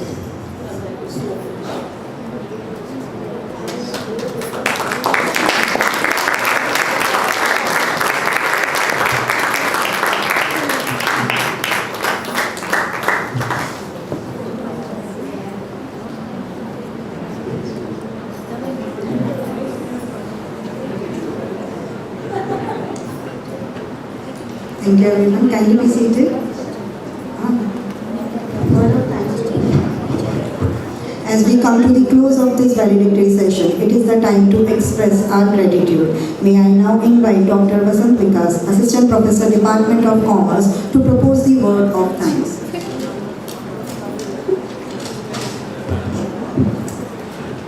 Good evening everyone. On behalf of the organizing committee, it is my privilege to extend a heartfelt word of thanks to all those who have contributed in making this national seminar a resounding success. First and foremost, I express our deep gratitude to our chief guest, Professor G. Naresh Reddy, Registrar, Usmania University, Professor Venkat Ramana, Director, NITAM, Dr. Glory Swarupa, former Director General of NIMSME, for gracing the occasion with their presence and for sharing such inspiring words. Your insights have truly enriched the seminar. I sincerely thank our distinguished speakers and resource persons for their thought-provoking presentations and valuable contributions. The knowledge and perspectives you shared have broadened our understanding and sparkled meaningful discussions. A special word of appreciation goes to our participants and delegates across the country. I would like to thank our Chief Patron, Cardinal Pula Anthony, Patrons, Monsignor Y. Balashauri, Director and Correspondent, St. Joseph Degree and PG College, Reverend Father Anthony Sagaraja, Principal, St. Joseph Degree and PG College, Reverend Father A. Praneeth, Vice Principal, St. Joseph Degree and PG College, and Brother Kevin for their unwavering support. I would also like to acknowledge the tireless efforts of our conference directors, Dr. Y. Gitanjali, Mrs. Mary Vinay Sheila, Dean Academics, Dr. Sri Lakshmi, Head Department of Commerce, Dr. Ananta Lakshmi, Additional Head Department of Commerce, Dr. Sumitra Pujari, Ms. Deborah. I would like to place on records the efforts of Dr. Asha, Dr. Mrs. Sarika, Dr. Rashi, Dr. Vasant Vikas, Dr. T. Krishna, Dr. Prashanti, Dr. Deepti, Ms. Ashmita, Ms. Deepika, Mrs. Aarti, and all other faculty of Department of Commerce who had worked hard for past 6 months to make this seminar a grand success. I would like to thank Mrs. Jennifer for her dedication and hard work in designing the posters and banners of the seminar. I would like to thank the support staff and the technical team for the continuous support rendered. As we conclude, let us carry forward the ideas and collaborations that emerged here today. Thank you all once again for your presence and participation. Last but not the least, I would like to thank all our student volunteers and the members of the research committee who have worked very hard during the last few months to make this seminar a grand success. Thank you. I would like to inform all the participants that we will be sharing a feedback link in the track WhatsApp groups and also to the respective mail IDs. We would like all of you all to give their valuable feedbacks. Thank you.